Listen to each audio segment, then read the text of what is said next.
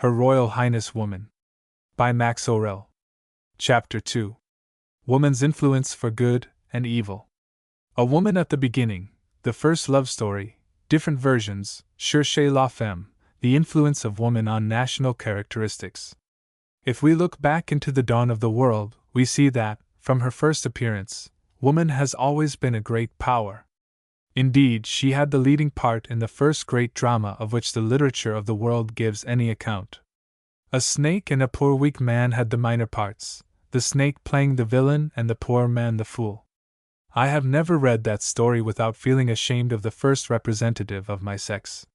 If I had been Adam, I would have stuck to Eve through thick and thin. To save, even only to shield, a woman, especially one I loved, or one who would have been as kind to me as Eve had been to Adam, I would tell lies by the yard and by the hour, and I admire that English judge who, being told so by a male correspondent in a divorce case, replied, "And so would I." How I prefer that story of our first parents, as related in the sacred books of the Buddhists.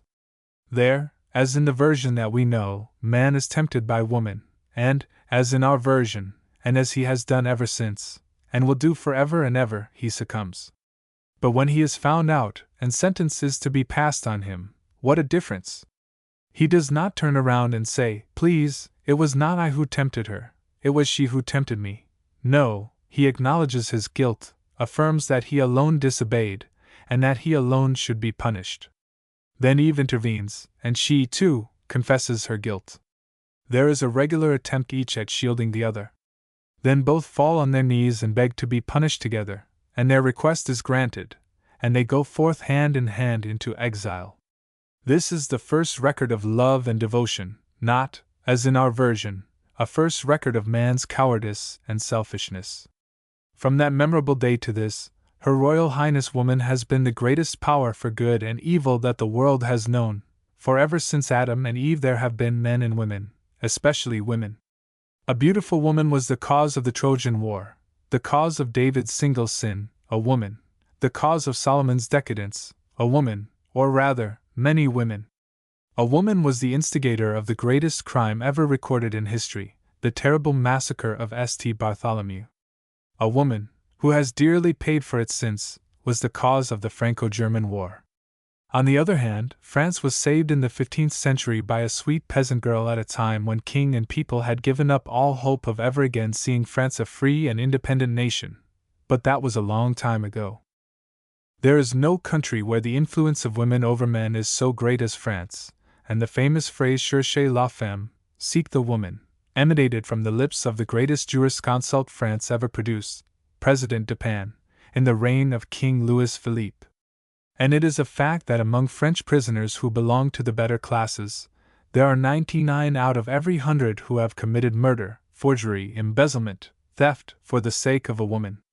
The English people, and the Americans too, I believe, say that drunkenness is responsible for the great majority of crimes committed in Great Britain and America. The expensive ways of French women are responsible for the majority of crimes and offenses committed by men in modern France, as these expensive ways of women are responsible for their own downfall 9 times out of 10. On the other hand, a man owes all his best qualities to the influence of the first woman he has known, his mother. A man will be what his mother has made him. A man does not learn how to be a gentleman at school, at college, or at the university. There he may improve his manner, but his mind is formed at home much earlier than that. It is woman, and woman alone, that makes society polite. Men together can talk or chat, but it is only when women join them that they can causer, an equivalent for which the English language does not possess. And why? Simply because Englishmen do not as a rule care for the restraint that results from the presence of women. Thanks to the tact, the brilliancy, and the high intellectual attainments of American women, one can causer in America, and the vocabulary of the language used in the United States ought to be richer by one word, a good equivalent for this French verb which both to talk and to chat most imperfectly translate, for causer means to chat with wit, humor, brilliancy, and great refinement. Chapter 3. Maxims for the Man in Love. How to deal with your girl, avoid catching colds in your head, how women with humor can be saved. Never go down on your knees to declare your love. You will spoil your trousers and feel very uncomfortable. Rather give the lady an opportunity of denying that you were on your knees before her, for the simple reason that she was sitting on them.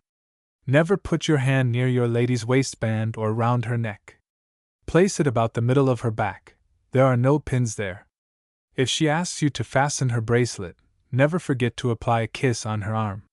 99 times out of 100, that is what she wants, and why she does not secure her bracelet with a little chain. Never call on your lady love while you have a cold in your head. If you begin your declaration, you will never be able to resume it after a fit of sneezing. A cold in the head inspires pity neither in the heart of man nor in that of woman, and sneezing is fatal if the lady possesses the slightest particle of humor. Remember that, with a cold in your head, you will have to say to her, "I love you, be darling." Oh, I have such a cold idb dose. No romantic love, my dear fellow, could survive that. I knew a man who once eloped with a married woman. They were deeply in love with each other. When they arrived at their destination, they went to the hotel where they had engaged rooms. It was a bitterly cold day, and they had forgotten to give orders for fires. The rooms were dull and chilly. They fell in each other's arms. "At last, my darling!" he exclaimed. "At last, my own beloved one!" He could say no more. He was seized with a violent fit of sneezing. The misled lady came at once to her senses. In no time the trunks were sent back to the station, and that same evening she had returned safe and sound to the conjugal roof. The saving grace of humor has done still more for women than for men who owe so much to it. The woman who has a keen sense of humor is a terrible one to make love to. The romantic one will find charms in all your shortcomings, but the other is inexorable. She is constantly on the lookout for something to laugh at. Nothing will escape her. And you know that, if you laugh, love-making is out of the question. I know a woman who was radically cured of her ardent love for a man because he had, near the tip of his nose, a tiny little wart which turned alternately white and red while he got passionately engaged telling her the sincerity and intensity of his love. If you are bald, never make love to a woman taller than you. Looked at from below, you are all right. Never let your lady love see you without a collar, no, not even the very wife of your bosom. A man's head without a collar is like a bouquet without a holder. Never let her see you asleep. Maybe you sleep with your mouth open. If you are married, let your wife sleep first. When you are quite sure she is off, let yourself go, and be careful to wake up first in the morning. Never tell your lady love that you are very steady in your affections, and that every time that you love a woman it is forever. If you think she will enjoy the joke, you overrate her sense of humor. If your wife or sweetheart be in love with you to such a degree that she tells you she could never survive you if you happen to die, reassure her and tell her that there is a way out of the difficulty, her setting out first. Don't let your wife see you shave. Your idiotic, cowed look, your gaping mouth and grimaces are as many infallible remedies for love. Never indulge in any little objectionable trick before the woman you love. Great affections should never be trifled with. Madame Bovary, in Gustave Flaubert's famous novel, took a dislike to her husband and went helplessly wrong, because the latter, after eating, used to clean his teeth by promenading his tongue inside his mouth. I sympathize with the poor woman and feel rather inclined to forgive her. Chapter 4. Advice to the man who wants to marry. What should attract him in matrimony? At what age should people get married? Be superior to your wife in everything. When you are dead, once said a cynic, it's for a long time, but when you are married, it's forever. Therefore, before entering into the holy estate of matrimony, a man could not be too careful in the choice of his partner. Now, what should influence him most in that choice? Money? Never, oh never, unless it be out of philanthropy, and on reflecting that, after all, it would be very hard on rich girls to feel that they cannot marry because they have money, and I do think that they want to marry as well as others. Beauty then? No, beauty passes away. Ugliness? Certainly not, ugliness remains. What then? An altogether of physical, moral, and intellectual charms which fit in exactly with all the ideals of that man, and above all, a similarity of tastes. After all, what is beauty? considered as an incentive to love. A man has in himself 100 beings, to every one of which a different kind of beauty can appeal. If he be an artist, the women of Raphael will inspire him with the purest sensations of love, those of Titian with the loftiest sentiments of admiration and respect. Those of Watteau will make him believe that he could live on candies and choux à la crème. Those of Teniers would reconcile him to the idea of a quiet life over a pipe and a tankard of beer. Some heroic beauty will inspire him with the most chivalrous sentiments, some melancholy one with dreams of a refined poetic life. Some sedate beauty, with her hair dressed à la Vierge, will suggest to him a regular humdrum life, midday dinners, retiring and rising early, and will inculcate in him an immoderate desire to be the father of a large family. That same man, however, might become a criminal under the influence of some poisonous beauty. Some Bostonian girl educated beyond her intellect might induce that very man to spend the rest of his life studying Browning. Now, my dear man, if beauty should influence you in the choice of a wife, never decide on a woman before you are absolutely sure that, whatever happens, you will be happy with her as your wife knitting by your side, while, under a veranda covered with jasmine and honeysuckle, you play with the babe on your knees. If a woman does not possess that kind of beauty, she is not fit for matrimony, and don't marry her. Now, a woman should marry young, very young even, so that her husband should enjoy all the different phases of her beauty, from the beauty of girlhood to that second youth, or matronly beauty, which to my mind is perhaps the best of all. The Watteau of 18 will become a Rubens at 40. It is, perhaps, at 40 that a woman is most strikingly beautiful, and she is almost invariably so when she has taken care of herself, and has been loved and petted by husband and children alike. It is then that she knows how to make the best of herself, that she best understands how to exercise her gifts and charms in the most effective manner. It is at 40 that she enjoys the grace of perfect self-possession.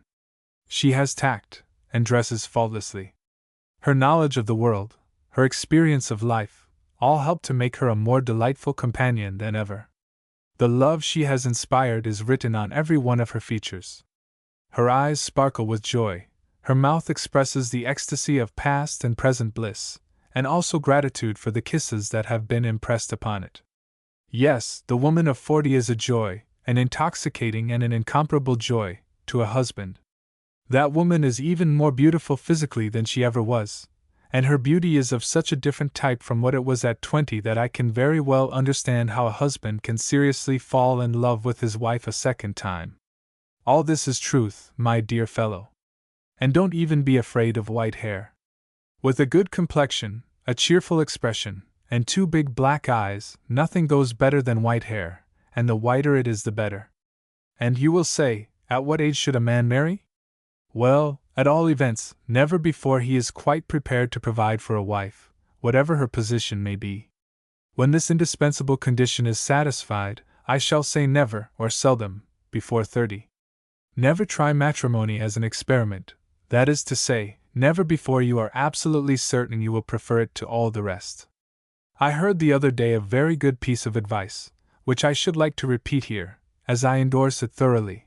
A man should marry a woman half his age, +7. Try it at whatever age you like, and you will find it works very well, taking for granted all the while that, after all, a man as well as a woman is the age that he looks and feels. Never marry a woman richer than you, or one taller than you, or one older than you. Be always gently superior to your wife in fortune, in size, and in age, so that in every possible way she may appeal to you for help or protection, either through your purse, your strength, or your experience of life. Marry her at an age that will always enable you to play with her all the different characteristic parts of a husband, a chum, a lover, an adviser, a protector, and just a tiny suspicion of a father. Chapter 5. On the Selection of Life Partners. Be as careful in choosing your partners as you would in choosing your ancestors. Count your change before entering, as mistakes cannot be recognized afterwards. In choosing their partners for life, people should be as careful as in choosing their ancestors. To give advice in the matter, however, is a very delicate task to undertake. You see, there is no probation allowed by the laws and customs of civilized nations, and we have to put aside at once the best piece of advice that could be given on the subject, which is, go and have a try, and if you don't like it, why, give it up and try something else. What a progress it will be, what a guarantee for the improved happiness of the human race, when couples will be allowed to associate on trial, say, for a few months. Yes, but how many will remain married? And then, what will become of the human race? This not being legal now, or, if you prefer, not accepted by the rules of proper society, let us examine the case a bit. Should couples study each other's characters during a long period of engagement? Alas! How could they be hopeful of success when, after 10 years of married life, they often discover they were not made for each other? I have known English couples who had been engaged 10 years trying to find out if they were fit for each other. Poor couples! They might have been engaged 50 years without any more chance of success. Life during an engagement means the daily repetition of an old story, sentimental walks. The sky is serene, the sea is smooth. As I say elsewhere, they will never know they are good sailors until they have been together on board the same boat in a good big storm. No, not until misfortunes have come to try them, not until they have been confronted with bills for meat and coal and the price of butter. Besides, long engagements should be avoided, because if they do not end in matrimony, the prospects of a woman may be ruined. Make your inquiries about your possible future partners, about their antecedents, their family, their social and financial position. If your partner is healthy, make sure of that, make up your mind quickly. Marriage is a lottery, go in for it at once and take your chance. A woman should avoid accepting a man who has been particularly successful with women. At the same time, she should look for one to whom woman is not an enigma, and who is a man of the world and of strong character, so that she may feel sure that when he chose her, he said to himself, I know my mind. Happiness for me lies there. On that man she will be able to depend and lean safely. As peace and security are the guarantees of happiness in matrimony, a man should not choose a lovely rose who will attract the attention of all the men, but look for a modest violet in some retired, shady spot. The violet is the emblem of peaceful and lasting love. A woman should avoid marrying a man who at home is the favorite of many sisters who constantly dance attendance on him. That man is spoiled for matrimony. He will require his wife to bestow on him all the attentions he received from his sisters, besides those which he has a right to expect from a wife. I should advise woman to shun a dragon of virtue like fire, she should prefer a dragoon rather. A man may be good, but he must not overdo it. He that has no wickedness is too good for this world, not even a nun could endure him. Fancy, my dear lady, a man being shocked by you. The male prig is the abomination of the earth, and should be the pet aversion of women. Let a man avoid marrying a woman who has won the applause of the public. The life of a successful woman unfits her for matrimony and its peaceful joys. Of course there are, and I have known, many exceptions. If you marry a well-known singer, you will soon discover yourself in the act of carrying her roll of music. If you are a great singer yourself, well and good. But then, take care that if you both appear at the same concert, one does not get more encores than the other, or peace will be destroyed. Don't marry women who have big bouquets of roses and orchids sent to them, or your daily little bunch of violets or lilies of the valley will soon run the risk of being despised. Chapter 6. Maxims for the Married Man. Keep your wife in order. How to deal with her confidential. If at the beginning of his married life a man cannot have enough control over himself to see that his wife does not get her own way in everything, and that he does not make himself her abject slave, he will never be able to recover his liberty, and he is done for, condemned to subjection for the rest of his natural life. The beginning of wisdom is to keep your wife in order. No government has ever been known to successfully suppress, or even reduce, any liberty or privilege previously granted to the people. If a man capitulates on the threshold of matrimony, he will never be able to recover 1 inch of the ground he has surrendered. In fact, a man has to be as careful to avoid spoiling a wife as he would a child, and that for her sake as well as for his own. To be happy, for instance, a woman does not require the constant presence of her husband. On the contrary, she will enjoy his company very much more if he and she are not always thrown together.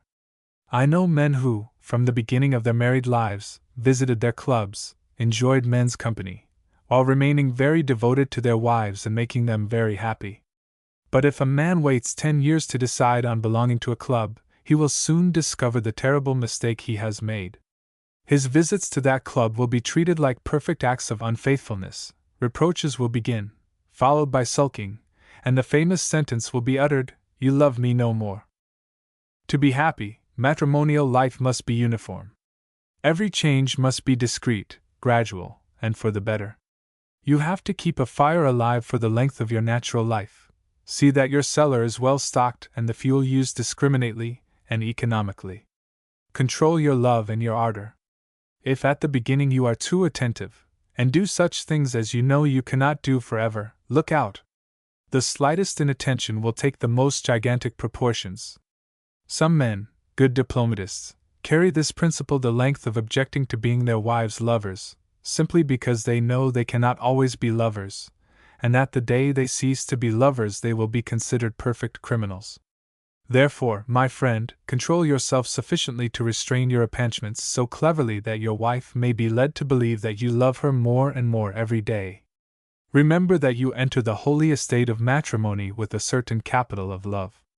The whole happiness of your married life will depend on the way you use that capital. Live on the interest. If you touch the capital, you are bound to become bankrupt sooner or later. Married life is a comedy, sometimes, alas, a tragedy in several acts. Like in a play, avoid putting into the first act of your married life all your strongest situations and all your smartest dialogue, for fear lest the interest should go on flagging steadily to the end. The clever dramatist is invariably satisfied with writing a quiet and sober first act. No situations of any strength are required. He makes his audience thoroughly acquainted with his characters. Then the action begins, and the climax is never reached before the end of the last act but one. A genius sometimes gives it in the last act. The intelligent husband should bear this in mind and do the same.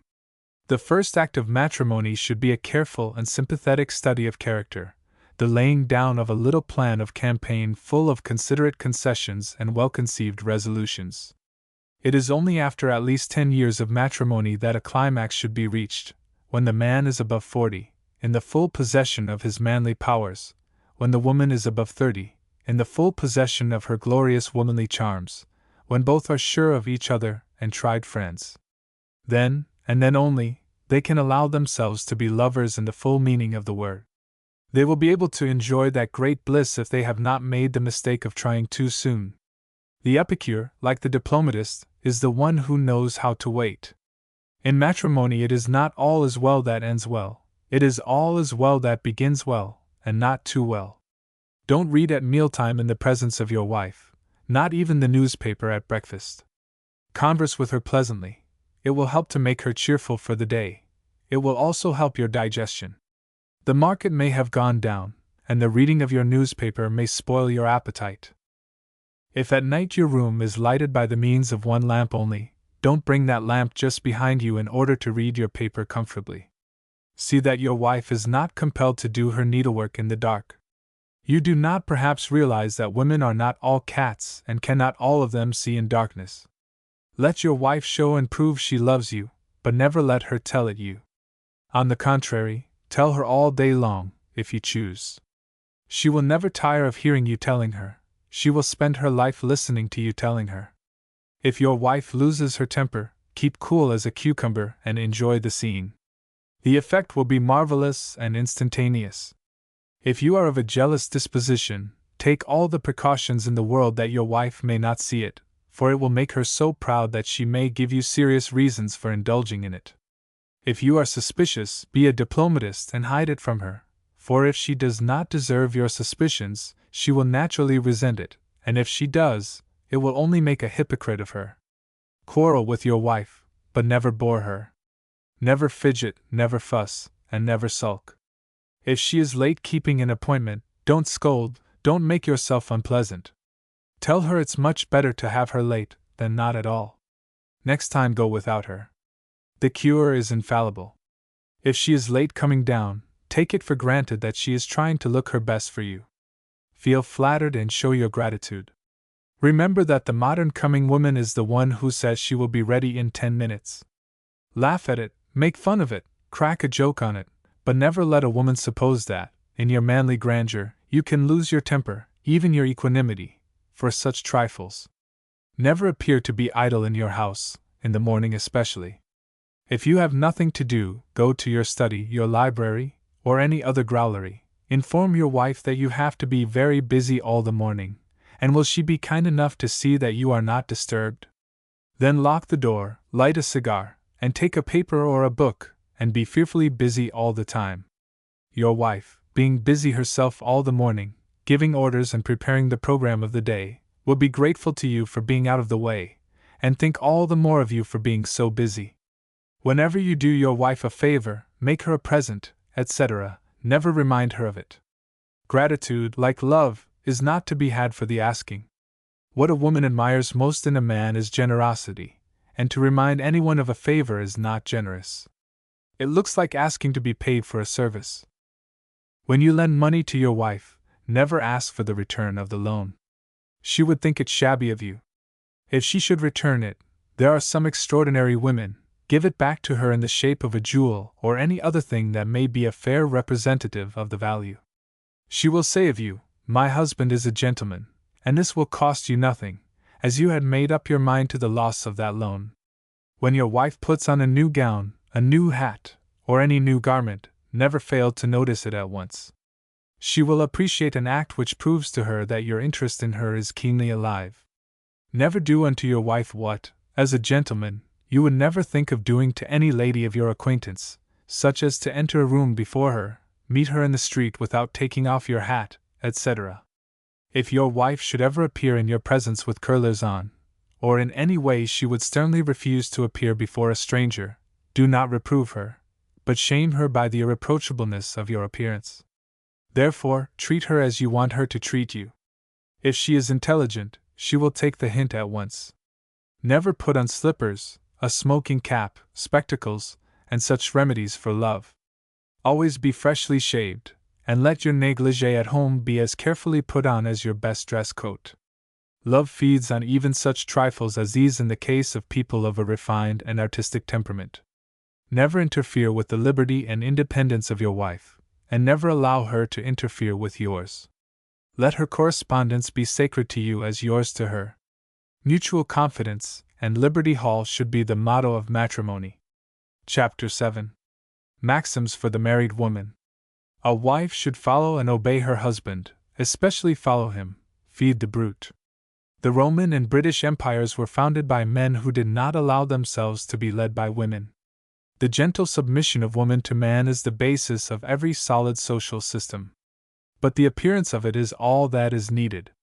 Never tell your husband that you give him this or that for dinner, and not what he asks for, because you know what is best for him. A man will willingly yield to the woman he loves, he will make any sacrifice she may require, but he will generally draw the line at being told what is good for him. Of this he will beg to remain the best judge and tell you so frankly and firmly. If you suggest to your husband that he should go for a walk, and tell him that he must take to the right and go up the hill, because the air is much purer that way and will make his walk much more profitable, take it for granted that, if he is a man really worthy of the name, he will take to the left and go the other way, not at all to annoy you, but simply to assert his liberty and make himself believe that, although he is married, he is still a free man, able to go where he likes. The whole being of a man craves for liberty. If he is not in real possession of it, give him sometimes a chance of fancying he is. He will be grateful to you for this delicate act of consideration, and boast in his club that he is one of the lucky married men absolutely free to do as they choose. Never complain of your husband because he now and then criticizes your dress or your new hat. On the contrary, return grateful thanks that he takes notice of what you wear. There are husbands who allow their wives perfect freedom in this respect, for the simple reason that they care absolutely nothing whether they have a garden of flowers or an old saucepan on their heads. Be grateful that your husband is none of those. If you want to be quite sure that he will like at least one dress of yours, take him with you when you choose it, and let him believe that you entirely submit to his taste. He will always be sure to admire that dress, especially if he has had the privilege of paying for it. Never allow your husband to frequent your dressing room and poke his nose into all your little jars and bottles, for fear he should discover the secret of your beauty and of your lovely complexion.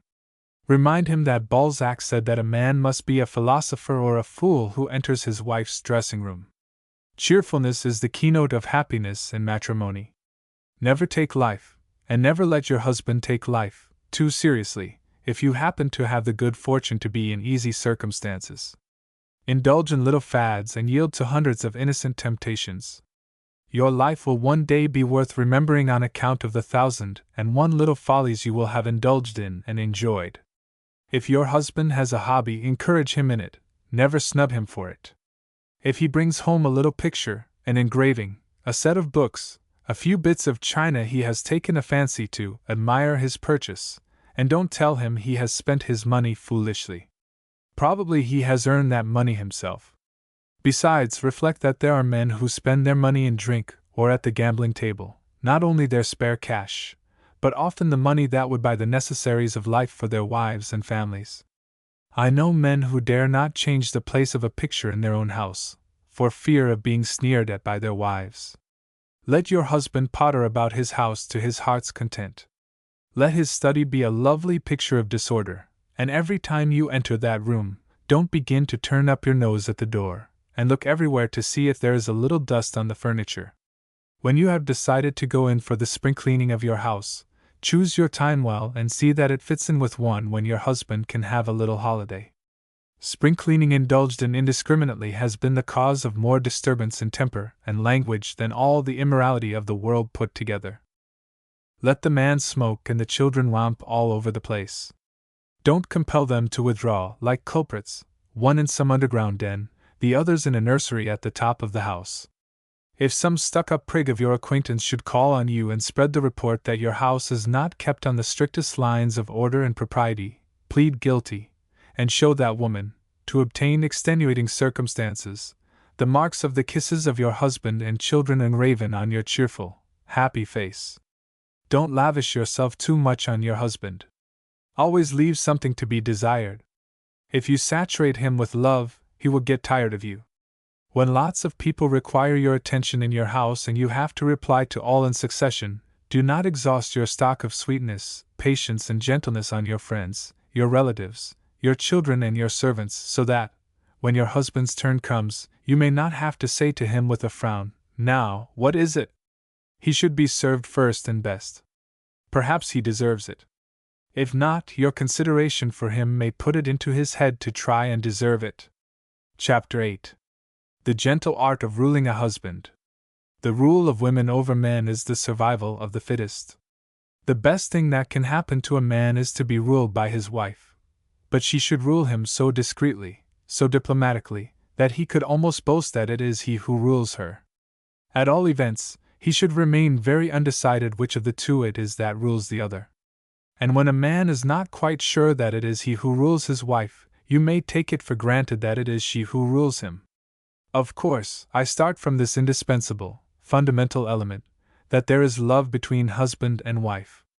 Without love existing in matrimonial life, no rule can be laid down, no advice can be given on the subject. How is the art of ruling a husband to be learned? The American and the French girls are at a good school. They have only to study how Mama does it. I have traveled all over the world, and so far I have discovered 2 countries only in which the men are in leading strings and the women are the leaders, my own beloved one and the United States of America. In these 2 privileged nations the women lead the men by the nose, but in America the women boast of it, and I do not think they should. In France the women do not boast of it, but they do it, and with a vengeance. Yet before the people a Frenchwoman will always say, "Oh, I do so and so because it pleases my husband, dear little humbug." Does she, though? Butter would not melt in her mouth when she says that. Now, the rule of the women over the men, both in France and in America, is simply the survival of the fittest, the power of the most keen and intelligent. But for all that, and perfectly as he may realize it, a man objects to his submission being obvious to everybody. In public he will let his wife pass first. In the elevator with her he will take off his hat, In the streetcar he will give her a seat and remain standing. All this is not submission, it is merely politeness. He behaves not like a henpecked husband, but only as a gentleman, and a man should always be as polite to his wife as he would to any lady he comes in contact with.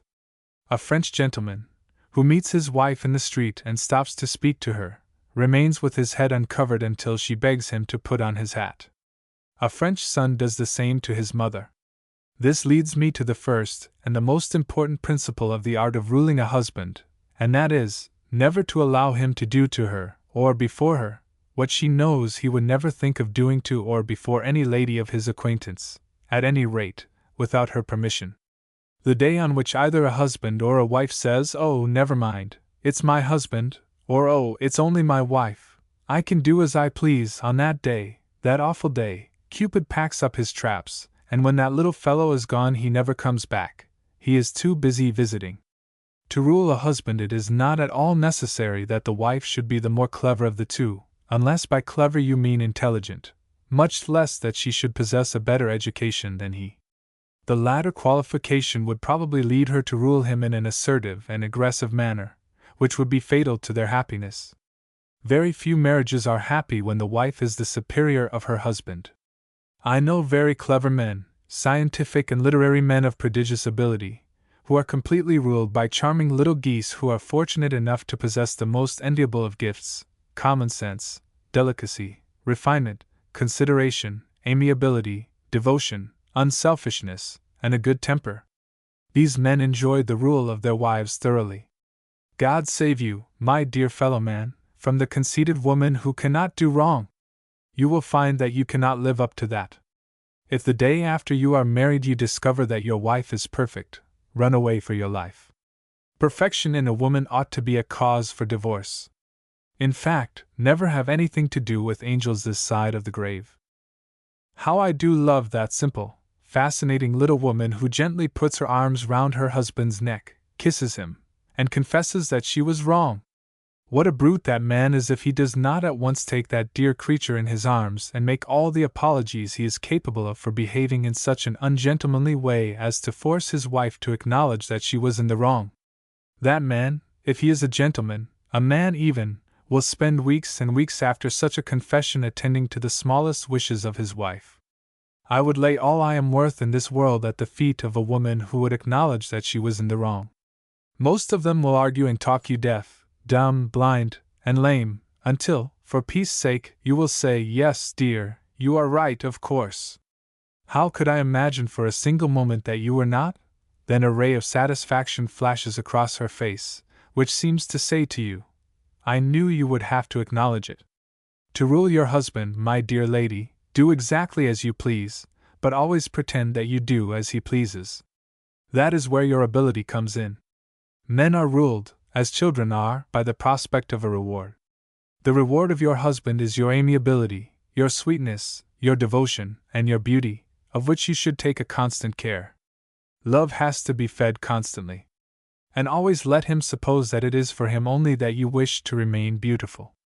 The woman who believes that she is asserting her independence every time she puts on a hat particularly displeasing to her husband is as intelligent and clever as the Irishman who buys a return ticket at a railway office, and on entering his compartment, says to his fellow passengers, "I have played a good joke on the company, I have bought a return ticket, but I don't mean to return."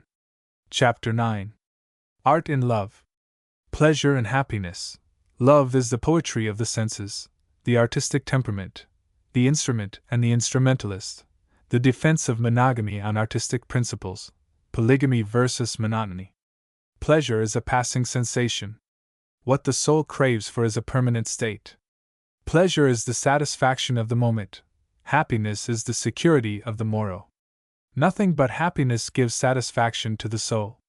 Thomas Carlyle spent his life in scolding the human race for trying to be happy. His diatribes should have been aimed only at those who are foolish enough to try to find happiness and pleasure.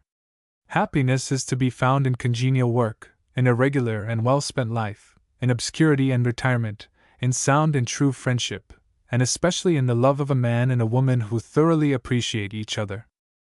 For instance, Carlyle abused money-making, that chief occupation of modern life which most people pursue in order to attain the great end, happiness. But men may find pleasure in money grubbing, not happiness. Carlyle mistook pleasure for happiness. His dyspeptic state prevented him from enjoying any pleasure, and his sour disposition any happiness. And just as a man who cannot eat a dinner loves to lecture another who enjoys a good digestion, he scolded and snarled. Now, mankind has never been improved by scolding, and that is why his writings have passed over the heads of the human race and done no good. Man has ever been, is, and ever will be, in search of the solution of the great problem of life, happiness, and what they want is thinkers, writers who will help them to find it. Carlyle treated the human race very much as he treated his wife. He wrote beautiful love letters to her, but never said a kind or sweet word to her which might have helped to make her happy. There is always something very unsatisfactory and inconclusive about a blind man discoursing on color, or a dyspeptic one on pleasure and happiness. No doubt the greatest source of happiness in this world is to be found in the love and devotion of a man and a woman. You may find it in every sphere of life, but more particularly in that little cottage covered with ivy, jasmine, and honeysuckle which seldom attracts the attention of the passer-by. Happy the one whose nest is hidden far from the crowd. Now, what will especially help a man and woman to find happiness in love? Many things will help, but most especially the artistic temperament, that temperament which can be cultivated and developed, and which will cause the man and the woman to always look for the beautiful, for the enjoyment of the soul and the heart at the same time as that of the body.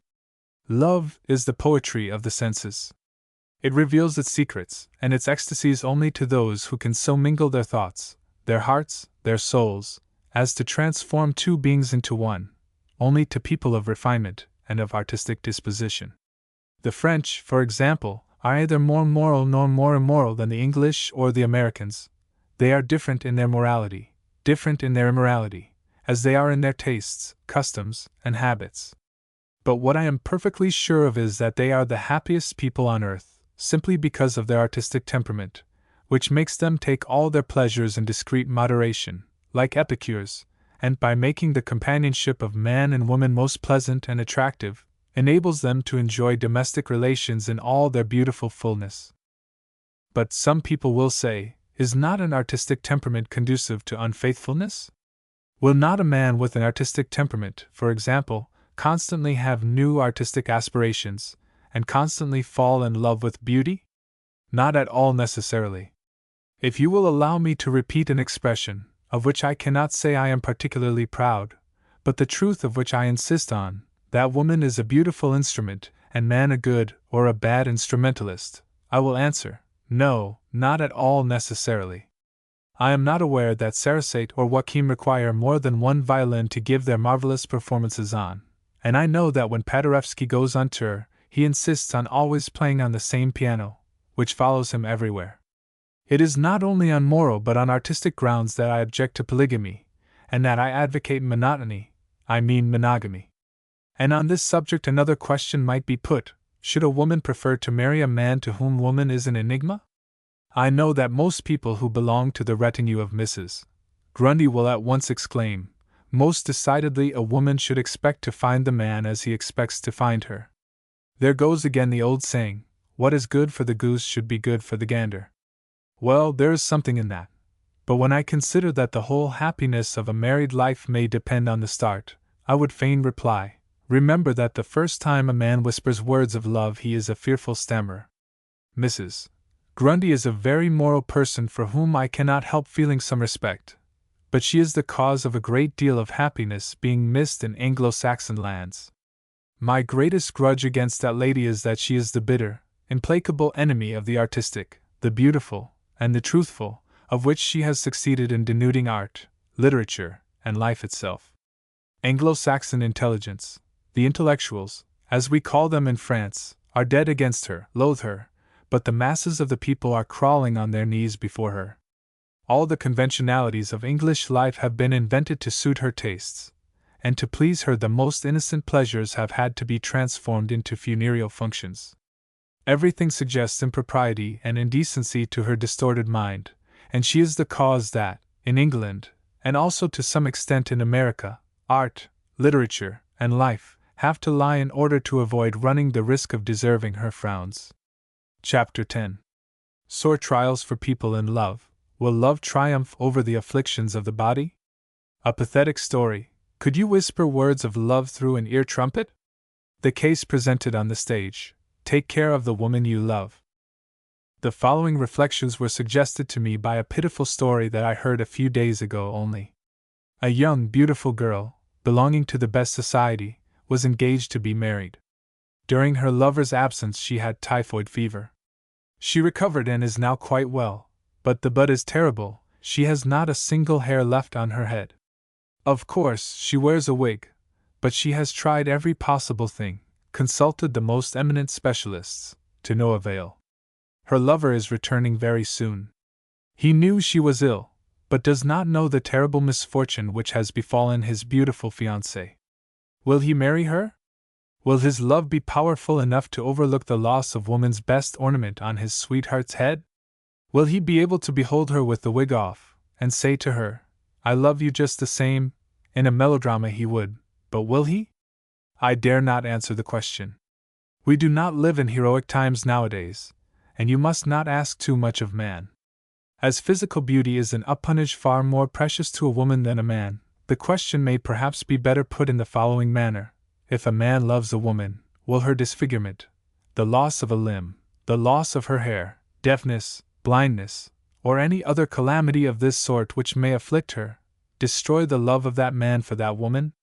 It is all very well to say that love is the yearning of the soul, but it must be admitted that the man himself is closely associated with it, and that the face is the means of expressing what the soul feels.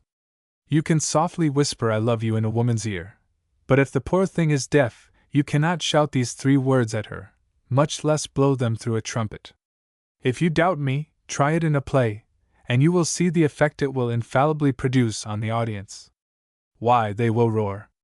Deafness is terrible, so dull, so prosaic, so suggestive of old age.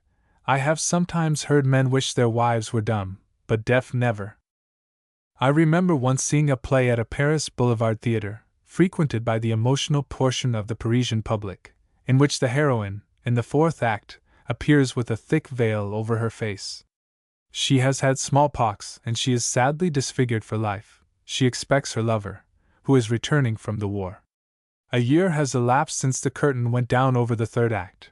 She has just received a letter announcing his arrival safe and sound. She is happy, radiant. Then she looks at herself in a glass and weeps bitterly. She has told him of her illness, but not of her misfortune. He knows nothing about it. Will he love her still when he sees her, or will he go away from her? The suspense is awful, and the situation dramatic. At last he appears on the threshold of the door, and stretches out his arms to her. She remains speechless, motionless, and the audience breathless. He rushes up to her to take her in his arms. With a dramatic gesture of the hand she bids him stand back. Then she tells him what has happened, but he is one of those worthy, undaunted heroes of the boulevard melodramas whose love can triumph over all obstacles. He swears that it will make no difference to his sentiments. She lifts up her veil. Then he falls at her feet and exclaims from the depths of his heart, "I love you just the same, my darling." Tableau, cheers, and applause. Of course he does not say to her that he finds her more beautiful than ever, and that the marks suit her style of beauty and all that sort of thing, but he swears again that his love has not altered, and the audience applaud this lofty sentiment, and the women say, "That's a man." Is it though? A friend who was with me on that occasion, and who is a bit of a cynic, said to me, there was only one possible denouement for that play to give satisfaction to an audience that must go home perfectly persuaded that the hero and the heroine will be happy and in love with each other forever and ever. The author missed a fine dramatic curtain. As the smallpox marks cannot be taken away, that man should have carried his love for that girl further than he did. He should have torn his eyes out in her presence. The sacrifice would have gone straight to her heart, and would have made the continuation of his love possible. Well, I said, yes, I see what you mean, but how do you know that the girl would have cared to marry a blind man? Maybe her love would not triumph over the difficulty. I may tell you that I knew a loving married couple who ceased to love each other, he because her hair turned white, and she because his turned outwards. This is a psychological subject that may well puzzle the best sociologist. I have not tried to answer the question, but merely intended to offer it for discussion. However, this I will say to my fellowmen: I know how truly and deeply you love your wives and sweethearts, but let me advise you, don't try the experiment, don't put your love to so severe a test. Take the greatest care of the said wives and sweethearts, and see that no accident happens to them, that no disease disfigures them or permanently injures their health. This is wisdom. Chapter 11. Man versus Woman in Love. How many times can a man and a woman love? They love differently, a delicate question, lucky dog. The inexorability of the virtuous woman. Man is capable of love as earnestly as woman is, but love is not the whole business of his life, whereas it is a woman's. When a child, she loves her doll; when a girl, her mother; when a woman, a man. She can feed on love and die of it. When a mother, she loves her children; when she dies, surrounded by beloved grandchildren, she may say that her life has been well filled. I believe that a woman can love more than once. I have known widows remarry, and love their second husbands with the same devotion as their first. A man really loves once only. I knew a man under 50 who was married 3 times. He was a good and devoted husband to his 3 wives, but he never really loved but the second. If he dies suddenly without having time to take all his precautions, the portrait of his second wife will be found on his heart. The reason of this is that men and women love in different ways. A man loves because his whole being, heart, soul, and body, craves for a woman. A woman often gives herself to a man because it pleases her to be loved by him. For a man, love is the pleasure he feels in the company of a woman; for a woman, it is the enjoyment of the pleasure she gives to a man. A woman is proud to call herself a reward, and that is why all heroes appeal to her so much. Mirabeau was the plainest of men, with his face covered with smallpox marks, yet no man ever made so many conquests among women. Successful generals, explorers, great orators, authors, artists, singers, all appeal to women. They may not love them personally, but it affords them great pleasure to be loved by them. There is in every woman a craving for a man superior to herself, and that is why women who try to dominate men are such dismal failures. To a woman love is sacred, her food, her life. Never have a sneer at a woman or at a child. Whenever you feel sarcastic, exercise your talents on something else. Never profane the words "I love you," they may seal the fate of a woman. But when you have uttered these 3 words in great earnestness, and the woman has answered with that great religious, almost sad, smile that Victor Hugo called the smile of angels, when, in a word, she is yours, place her on a pedestal, on an altar, and worship her. The world has nothing better to offer you. A man can cure a woman of a man. Nothing can cure a man of a woman, unless it be that woman herself. While on the subject of love and tender relations, let me ask a question of my lady readers. Which would you rather know, that the man you love had broken his allegiance to you, but kept his heart faithful, or that he had lost his heart with another woman, but kept his monastic vows? A clever woman once answered me in the following manner: if that man was my husband, I would much rather know that his heart had gone from me for a time. If I was not married to him, I would prefer to know that his heart had remained faithful. Only I must warn you that if a man put this question to his wife, she would probably say to him at once, "Jack, which of the 2 are you guilty of?" In 90 cases out of 100, says Paul Bourget, for a woman to play her heart in the game of love is to play at cards with a sharper, and gold against counterfeit pieces. How true! For when the game is over, society, which ought to be ashamed of itself in its treatment of men and women, says of the man, "Lucky dog," but mocks at the woman who has given way, puts her outside the pale when she forgets herself for the moment, and turns away from her when she gives way to despair. Poor woman! She cannot rebel, for if man is the cause of her downfall, it is woman who becomes her bitterest enemy. There is no pity in the breast of a woman for the woman who has fallen, unless she herself has had the same sad experience. The virtuous woman is inexorable, although her virtue is very often like a fortress which never had to capitulate for the reason that it never was attacked. If I were a woman, oh, how I should hate women! Madame de Staël said that what consoled her to know that she was a woman was that she would never have to marry a woman. Chapter 12. Courting in France and England. Kneeling and sitting, the piquancy of French courting, the use of the second person singular, the sealing kiss. The art of courtship as practiced in France and England leaves the amorous Gaul sometimes at a decided disadvantage, and sometimes at a marked advantage, by comparison with the Briton. On the whole, I think honors are easy. Take the declaration of love. In France the foolish animal has to go on his knees at the feet of the adored one, who through her modestly drooping eyelashes can make an inventory of the suitor's least defects, of the bald spot on his crown, his languishing eyes, with their white turned up in the ardor of passion, maybe of the little wart which will obtrude itself for observation, especially at such a moment. The poor Frenchman is obliged to run the risk of making himself very ridiculous. But now turn to England. There, if you would a wooing go, you sit down comfortably, very much at your ease, with the beloved object of your dreams at your side, or sitting on a cushion at your feet. Thus situated, you can murmur your soft whispers of love into her ears without any risk of dislocating your spinal column. The ladies will possibly think that the business is more nicely arranged in France, but they will hardly get the other sex to agree with them. In America I never was able to make any observations on the subject. Those provoking Yankees invariably waited until I had left their houses to proceed to business. What adds, however, to the charm of the French system of making love is that French girls do not enjoy the same freedom as English ones, and that the declarations of love are made in the sweet moments stolen from the watchfulness of their parents. What, for instance, would an English girl, or for that matter an American one, think of the young lady in M. Victorien Sardou's comedy of Old Bachelors, who, finding herself alone with her lover, a lover to whom she is engaged to be married, reproaches him with having ventured into her presence when he knew that there was no one with her? N'est-ce pas que c'est bon d'être ensemble? Pleads the young man. Je n'ai pas dit que ce n'est pas bon, replies the young lady in good epigrammatic style. Je dis que ce n'était pas bien.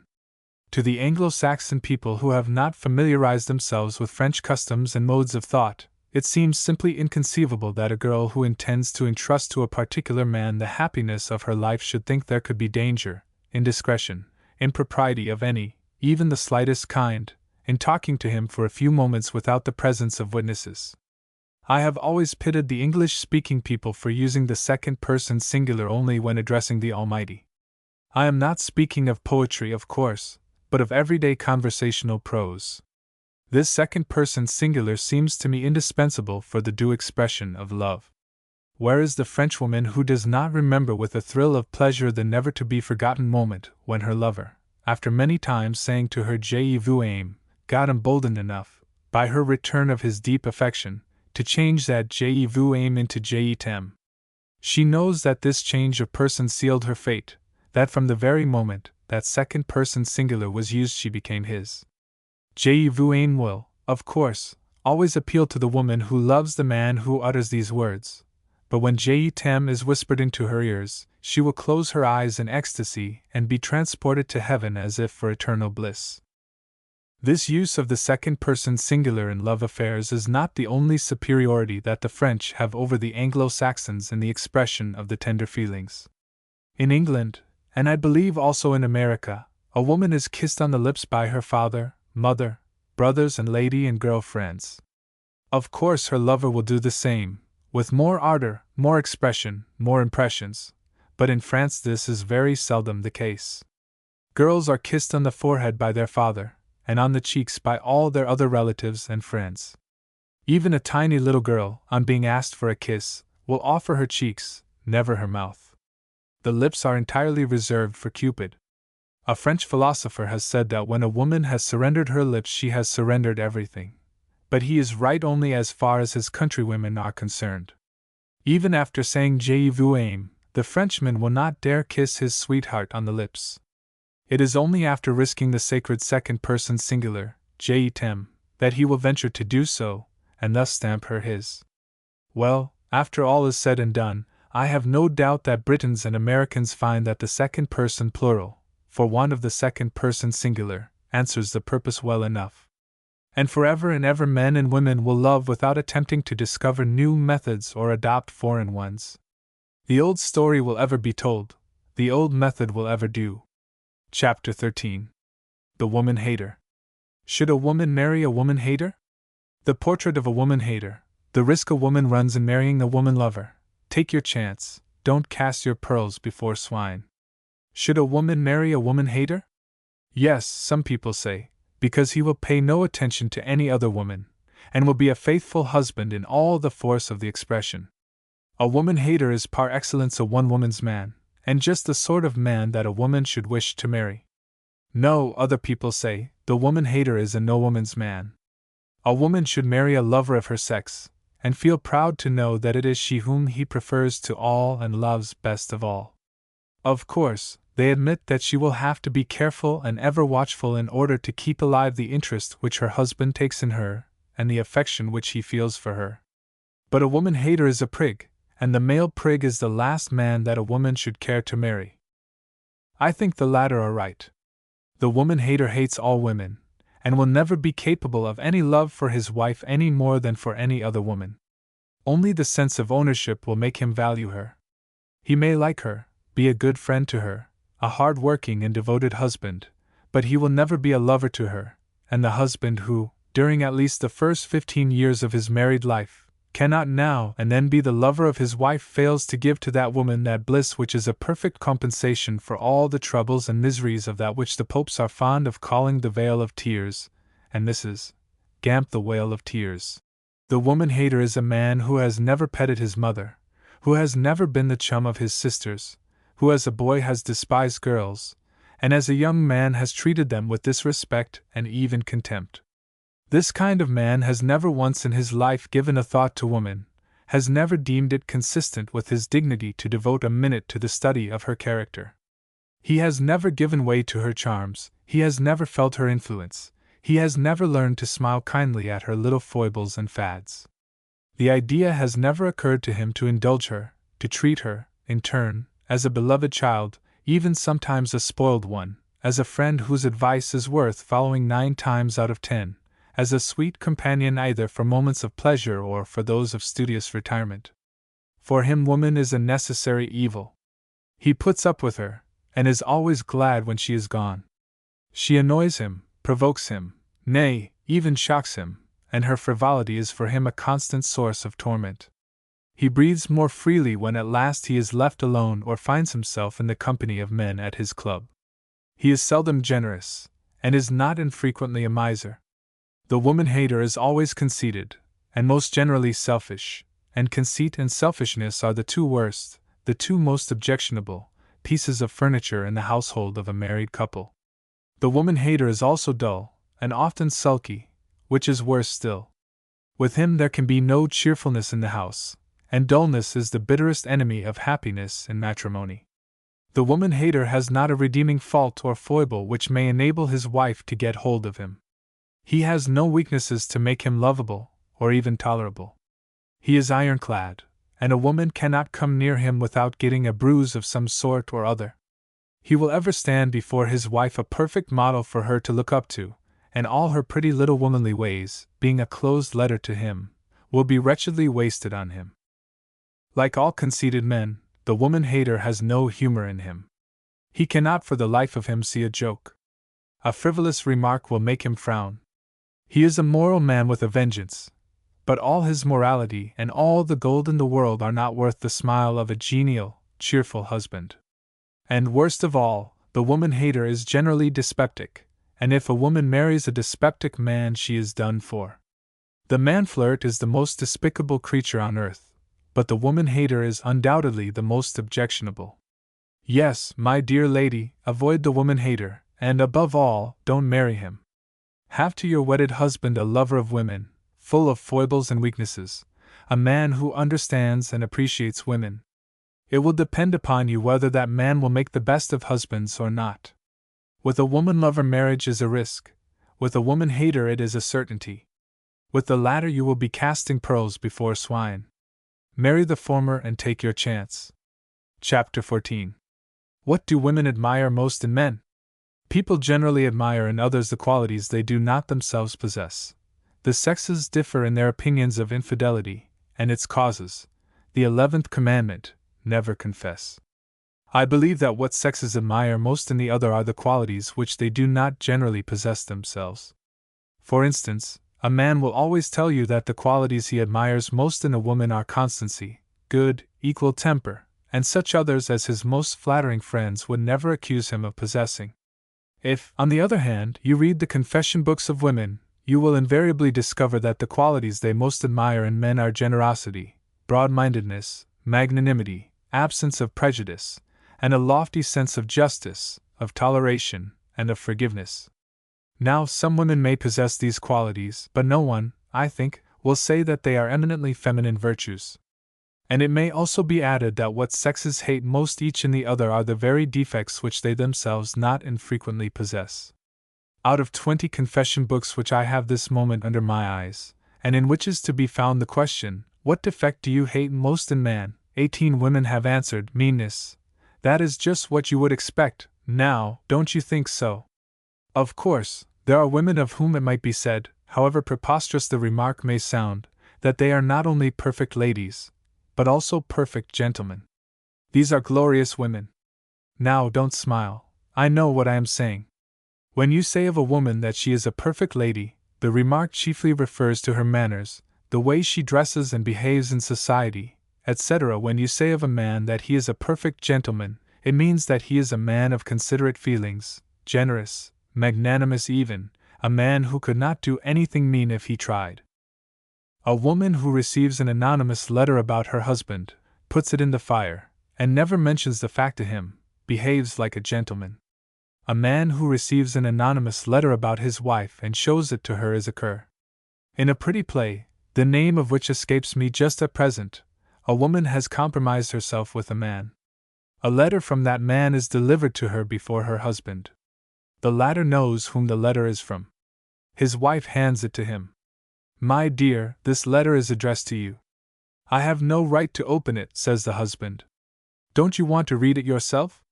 The wife answers that she does not. "Very well," he says, "then there is only one thing to do." And before her he throws it into the fire. All the women in the audience applaud. So they should. But how many of them would behave in the same manner if such a letter from a woman came to their husband? Meanness in a man is revolting to woman. But although many women cannot be accused of the defect, it must be admitted that it is often found in them. Many a man who is sure that his wife was in earnest love with another man would be found ready to sacrifice himself, and give his wife to that man. A celebrated English writer did it. Under similar circumstances, a woman would rather give her husband or lover to the tiger of Mr. Frank R. Stockton. A man will admit the possibility of his wife loving another man and being loved by him. He may grieve over it, but he will not despise her for it, or necessarily impute any low or degrading motive to her. But a woman will never admit that her husband can have fallen in love with another woman. She will only accuse him of being too amorous, and in her eyes that other woman can only be a low creature. She will not stop a moment and reflect that by lowering that creature she lowers herself, since her husband, for a time at any rate, may prefer that woman to her. It will not enter her head that, maybe, her husband goes down on his knees and prays that he may forget that woman, but is conquered in the struggle, and cannot resist the fascination. No, for her the woman is an abandoned creature, and her husband a blackguard. Every day in the novels she reads, she will give her sympathies to a man who has met with the misfortune which has befallen her husband and herself. She will forget that if there was no passion in this life, no human weaknesses, no pits and falls in the path of man and woman, there would be no drama, no great poetry, in fact, no literature, no art. She will admit that no heart, man's or woman's, is free from the danger of being lost. She will admit that this may happen to any man, but not to her husband. You may give her to read and study all the works of Balzac, of Alexander Dumas the Younger, and of all the greatest dissectors of the human heart. She will learn nothing. The mind of a woman is a mixture of obstinacy and prejudice. When she reads the accounts of the proceedings of the divorce court, she exclaims of the respondent, if she be a woman, poor thing. Romantic, I suppose. When the respondent is a man, she dismisses the whole thing with, man's a beast. She sometimes sympathizes with a correspondent. What women admire particularly in men is indulgence, the spirit of forgiveness, magnanimity. Their hero is the man of the play who, when his wife, falling at his feet, shrieks, I am not guilty, takes her gently by the hand, embraces her, and whispers softly in her ears, like Dr. Primrose to his misguided daughter, and if thou wert, child, am I not here to protect thee, to comfort thee? And true enough, the situation is pathetic, thoroughly human, and that husband's role is sublime. But in real life not one woman out of 1,000 would play that part. For, even when woman forgives, it is out of consideration for her children, for her own sake, as it were, in order to avoid a scandal, an open avowal of the situation. She may forgive, but she will not forget. It is true that in Mr. Arthur Pinero's beautiful play, The Profligate, the wife forgives, and tells her husband she will help him bear it. But the offense was committed before the marriage. She has not been personally wronged or deceived, except in her estimation of the man she has married. Therefore she may forgive, although I do not envy that man's future in matrimonial life. Conclusion: if a man should be unfortunate enough to deviate from the path of virtue after entering the holy estate of matrimony, let him follow the advice given by a great French jurisconsult to all prisoners about to appear before their judges: never confess. Only a very lofty woman will take him by the hand and, putting in the scales all he has done for her in life, will say, it leans on the right side. A rara avis this woman. Chapter 15. Can gratitude engender love? Expecting gratitude is asking for the price of a service. Love keeps out of it. Has love anything to do with gratitude? In other words, does gratitude engender love? No. To kill a woman's love for him, a man has only to keep on reminding her of what he has done to earn her gratitude, and by the same means a woman will obtain the same result with a man. A woman will often hate a man who lavishes money upon her, and will love the first man who comes along to whom she will owe no gratitude, simply because the former degrades her by paying for her favors, whereas the latter enables her to regain her independence and to raise herself in her own estimation. A man who marries below his rank in society may be loved by his wife, not because, but although, he has raised her to his rank. And a man will seldom love a wife whom he has married for money, because by so doing he has to a certain extent sold himself, and love never goes abreast with either feelings of self-degradation or absence of respect for the other party. This is why mésalliances, as a rule, turn out to be very unhappy marriages. The best guarantee of happiness in matrimonial life is the equal footing on which a husband and wife will go through the years of their association. Neither of them must have a feeling of owing anything to the other. It must be a partnership into which each party has brought the same amount of capital. Gratitude will engender affection, devotion, great friendship, but not love. Nay, I will go further and risk the following statement: not only gratitude does not engender love, but it will stand in its way. A woman does not love a man because she feels it is her duty to love him. Love has nothing to do with duty. You cannot help falling in love any more than you can help becoming gray or bald, and you may fall in love against all the interests of your life. The more you argue against love, the more you love. Love has nothing to do with arguing and reasoning, any more than it has with duty and gratitude. You cannot command love to come or go, and many a woman has been on her knees praying that she might love a man to whom she owed a debt of gratitude, but the prayer has seldom been heard. A woman will remain faithful to a man out of duty or out of gratitude, but all that will not make her love him. No, and I will also say that for a man to feel that he has to be grateful to a woman is injurious to his love for that woman. He so hates himself for being unable to do for her all he would like to do, that he curses himself and fails to love her more for all her patience, for all the devotion she shows to him through the hardships of life. A man loves a woman all the more for all he can do for her, and so does a woman a man. This is the natural consequence of the fact that we often love people, not necessarily of the opposite sex, not for what they actually do for us, but for what they allow us to do for them. Parishan, in Le Voyage de M. Parishan, by Labiche, a play worthy of Molière, had a daughter whose hand was sought by two suitors. One saved his life, the other, more cunning, pretended to have his life saved by him. Parishan prefers the latter, simply because the first reminds him that he cannot ride, and made a fool of him, while the second one made a hero of him by enabling him to boast that he had saved a man's life. Now, this does not by any means show the better side of human nature. But we are not writing a panegyric of man or woman, we are philosophizing a bit, and seeking to speak the truth in our mind. Of course it is possible, and I hope it is a fact, that a lofty, exalted nature may love through gratitude, but lofty, exalted natures are the exception. A man may win the love of a woman by risking his own life to save hers, but in this case it is not only gratitude that engenders love, it is an act of heroism, and an act of heroism will always appeal to a woman.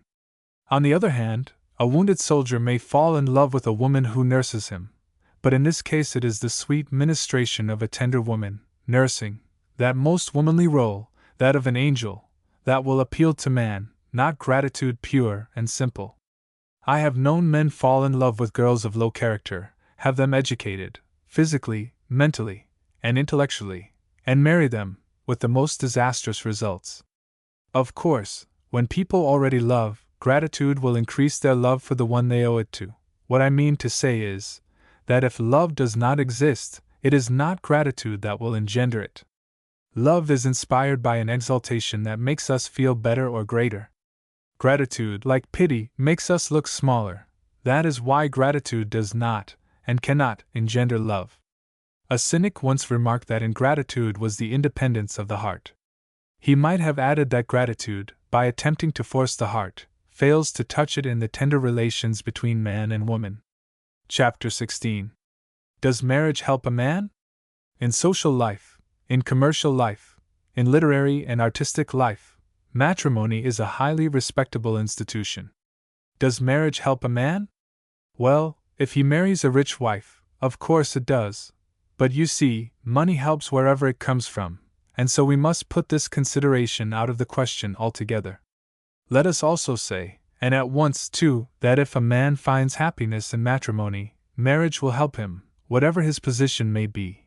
But happiness helps wherever it comes from, and so we must put this consideration out of the question also.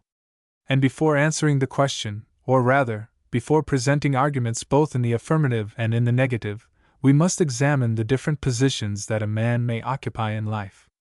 In commercial pursuits, marriage will help a man. If money-making is the chief concern of his life, an attentive, interested, saving wife will enable a man to devote all his mind to business, and by careful management of her house, will also enable him to amass wealth. If a man holds a post of responsibility, a government one, for example, in the diplomatic service, in the civil service, in the church, in the university professions, a wife, possessed of attractive charms, amiable and tactful, will help him. For let us remember that in England, as well as in all countries where it is sought to always appoint the right man in the right place, before deciding on a candidate for any important vacant post, the first question that is asked is, what kind of a wife has he got? The kind of wife that will help such a man is the one that will help him socially and diplomatically, by wire pulling, if you like. Now, if interviewers set any value on their comfort, nay, on their lives, I advise them to avoid this topic, for the question is not only a very big one, but a very uncomfortable one indeed, considering that the very men who are called upon to answer it must naturally be married men. To prove this, I will, in a few words, put down a little conversation I quite recently had on the subject over a cup of tea with a charming English lady. But, she said, you do not answer my question, does marriage help a man? Sometimes yes, sometimes no. It depends a great deal on the profession, or the calling, of the man. Well, a doctor, for instance? Yes, I said, marriage helps a doctor. It stamps him respectable. And many women will not consult a doctor unless they know that he is a married man. But white hair will help him quite as much. That is not very promising, said the lady. Well, I replied, let us try again. Surely women can do much to inspire, to encourage a man, whatever his work may be? Yes, a sympathetic woman can do a great deal, but it is very difficult to quite determine what effect her help may have upon her husband's work during the various critical periods of his career. There may have been days when, without her encouragement, he would have lost faith in himself, but such cases are rare. Then you speak of artists, of people who live by praise, feed on it. I have known painters who looked for and found such encouragement from their wives. On the other hand, I have known others who sought solitude when at work, men who could not have expressed their message unless alone with their art. I have known authors who looked for inspiration from their wives, or thought they did, and I have known others who could not do a stroke of work unless they were absolutely left alone with their thoughts. But if a wife makes a man happy, that alone surely helps him? Of course it does, but the married man has far greater responsibilities than the single one, and he may be obliged to produce for the sake of filling many little hungry mouths. And another thing you must remember, that the single man can command the interest of a great number of women who would not care to be interested in his wife, and very few wives will realize that they may not be as interesting as their husbands. This will cause trouble, unpleasantness, at least, and stand in the way of a man's success. Then, said the lady, let us change the question. Does marriage hamper a man? Undoubtedly there are professions which seem to necessitate bachelorhood, where marriage is not only no help, but a handicap. A soldier, for instance, should not marry, for a married soldier, good fighting man though he may be, never can forget the wife, and perhaps the little ones, at home. I take it, said my lady interlocutor, that you do not advocate marriage for the rising poet, painter, dramatist, or novelist? I do not advocate marriage for any man that is too susceptible, or who has the artistic temperament too strongly developed. The man who is strong enough to achieve great things is strong enough to achieve them alone, that is, unless he is fortunate enough to meet the exceptional woman. Lord Byron said that nothing can inflict greater torture upon a woman than the mere fact of loving a poet. This is not due to the heartless or deliberate cruelty of the poet. He himself is to be pitied for being a martyr, the slave of art. It is the natural depth of a poet's emotions to fall in love with every lovely woman. The higher we rise in the intellectual scale, says a modern writer, the more varied, complex, and deep are the emotional groups which delight and torment the soul. Mental work does not extinguish passions, it feeds the flames, on the contrary, and unfits the brain owner for matrimony. Only people who have uneventful, almost humdrum, lives are good subjects for matrimony and perfectly happy in marriage. Then you do not admit the existence of the man who needs the quiet sympathy of a good domestic wife before his art becomes fully articulate? No, because the artist constantly wants stimulants, and a domestic life is not stimulating. Now, do not misunderstand me. Marriage can make a man very happy, including the man with the strong artistic temperament, but I don't think that it helps him. I have come across hundreds of cases where artistic and literary efforts have been checked, and sometimes killed outright, by the petty cares and worries of domestic life. The brain worker is very easily irked and tormented by the most trivial things. He is irritable and most sensitive. I have known literary men put right off their work for days simply because devoted wives came into their studies, and, after giving them an encouraging kiss, carried off their pens to make out their washing list. I have known painters whose faculties were positively benumbed by the presence of their wives. I have known dramatists who could never set to work in earnest before they had sent their families into the country or had themselves left home far behind them. And mind you, these men were all fond of their wives. You are not encouraging. Will you have a cup of tea? Thank you, with pleasure, but does marriage? Do you take sugar? If you please, but are there not cases? And cream? Please. Now tell me what I think of the Paris Exposition. Before I go, can't you say something nice about matrimony? Yes, madam, matrimony is highly respectable. Chapter 17. The Goose and the Gander. The case for man, the defendant, Freemasonry between women. Which is right? Influence of plumage, the female bird. Man is not invariably wrong. What is good for the goose is good for the gander. But there is a difference between the goose and the gander. Women, who seldom miss an opportunity of picking one another to pieces, invariably stand shoulder to shoulder, as much as the shape of their sleeves will allow them to do, when the question to decide is whether it is a man or a woman who is in the wrong. The Freemasonry between women goes as far as that and no further. The Queen of Romania, well known to literary fame as Carmen Sylva, declares that the reason for a wife's infidelity is to be laid at her husband's door, and the assertion is laid down as a rule by the royal authoress.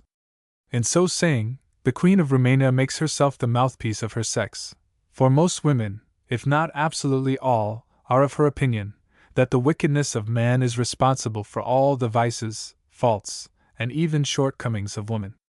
On the other hand, I have always heard men say that a man will stay at home if his wife makes his house attractive and cheerful, and herself pleasant in it. It is the same story, the eternally same story. The man stays at his club and returns home at 1 o'clock a.m. because Madame is dull and sulky. The woman is dull and sulky because Monsieur stays at his club and does not return home before 1 o'clock. Now, which is right? Or rather, which of the two began? A prejudiced person of the male gender will say, it is the women's fault. A prejudiced person of the female persuasion will answer, no, the men's, of course. Women in their arguments always add, of course. A fair-minded person of either sex will probably say, out of that equal number of men and women, half the women are right, and half the men are not wrong. All this leads us to a very serious question, of man or woman, which is the more responsible of the two for the continuance, and eventually the long duration of happiness in matrimony? And as women are ever airing their grievances on the subject, let us try to plead a little the cause of that poor, often too much abused creature that Madame Sarah Grand delights in calling mere man, and let us do so in a friendly spirit, in an unconventional, intimate sort of way. If women have their grievances against nature, men have theirs too. Nature has, indeed, treated men in a far less generous manner than the other male members of the animal kingdom. The female bird, for instance, is plain. She has no voice and no glorious feathers. All the fascinating power of beautiful song, gorgeous plumage, and graceful demeanor was given to the male. It is he who has to win, and nature, knowing this, has endowed him with the means of conquest. Not so with us. Man is about the ugliest creature of all that breathes on the face of the earth, and woman was intended to attract and charm him, and in order to enable her to do so, nature has given her a beautiful face, a divine figure, and a taste for attractive plumage. During the 17th and 18th centuries, men paid attention to their dress, which, in many respects, was as attractive and fascinating as that of women. But now, man is a guy, a cure, a remedy for love sickness, and I sometimes wonder how it is that women think his conquest worth making. To make himself lovable, man has to turn himself inside out, for only his moral and intellectual qualities can help him to get at a woman's heart. Soldiers are supposed to be more successful with women than any other men because their profession appeals to the minds of women, but I can't help thinking that their uniform has a great deal to do with it. Now, if nature has endowed woman with the powers of charming man by her amiability and winning grace, who is to blame if she does not avail herself of all these advantages, and does not use them carefully, discreetly, skillfully, to prevent love from flagging and cooling in matrimony? Of course, intelligent women feel, after the wedding ceremony is over, that a man's love is not secured by a few sacramental words pronounced by a priest in solemn tones, and in the presence of many witnesses. She soon discovers that man is not like woman. She understands, as the male bird does, that plumage has a great deal to do in order to excite happiness and keep it alive in matrimony, and that her cheerfulness and tactful ways will obtain what remonstrances and sulks will invariably fail to secure. There is no doubt that many women spoiled by loving husbands, by lover husbands especially, become dull and irritable when the husbands do not exactly detach themselves from their wives, but through circumstances too numerous to enumerate, pass from the stage of lovers to that of friends. Women are, as a rule, the embodiment of prejudice, and they will not understand. There is seldom any philosophy in them, and when they do understand, they will not resign themselves cheerfully to the inevitable, and either make a careful study of the position and see the only possible way to revive what appears to be dying, or make the best of what, after all, is still worth having, the friendship and the protection of a devoted husband who has worked for them and made their life secure. No, they will sulk and make things wretched and hopeless. Man is not invariably wrong, and he is not to be blamed for his coldness any more than he is to be blamed or scolded for his want of appetite. Perhaps if the dinner had been prepared with more care, he would have eaten it with avidity. A great French poet says that happy nights make happy days in matrimony. I do not think that he is right. I rather believe in the reverse. Cheerful days, spent in delightful companionship, will make later meetings perfectly delicious. But it is on the woman, much more than on the man, that this happy result depends. There is no conceit on the part of a man in saying so. This line of conduct is dictated by the difference which exists between a man and a woman. I am ready to admit that women have grievances in this respect, but they are not of man's making, they are of nature's, and no blame can be attached to man for it. How many couples, wretched and miserable, could be happy if women could, or would, realize the truth of this statement? But, as a rule, they will not. Their motto is, "What is good for the goose is good for the gander." But it isn't. Non, madam, the gander, unfortunately for your sex, is not constituted like the goose, and it is for him an impossibility to eat the dish you offer him if his appetite is not tempted. You can, but he cannot. The whole problem of happiness and matrimony lies in this nutshell. Chapter 18. Does jealousy come from true love? The different kinds of girls that men seek in matrimony, jealousy is intensified, not created, by love. Why should not a married man continue to admire women? I want to knock down a newly married woman's husband, who would polig with him.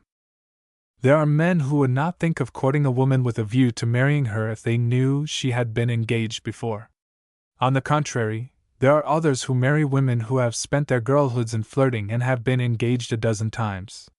These women seem to have a special sort of attraction for men who feel proud of winning a prize that has been so much sought after, and who are very much like those people who do not know the value of a picture until, at a sale, they hear men bid higher and higher for the purchase, and conclude that the picture must be a priceless treasure. So they bid higher still, and get it. As a rule, these men are remarkable neither for their intelligence nor for their appreciation of true womanhood.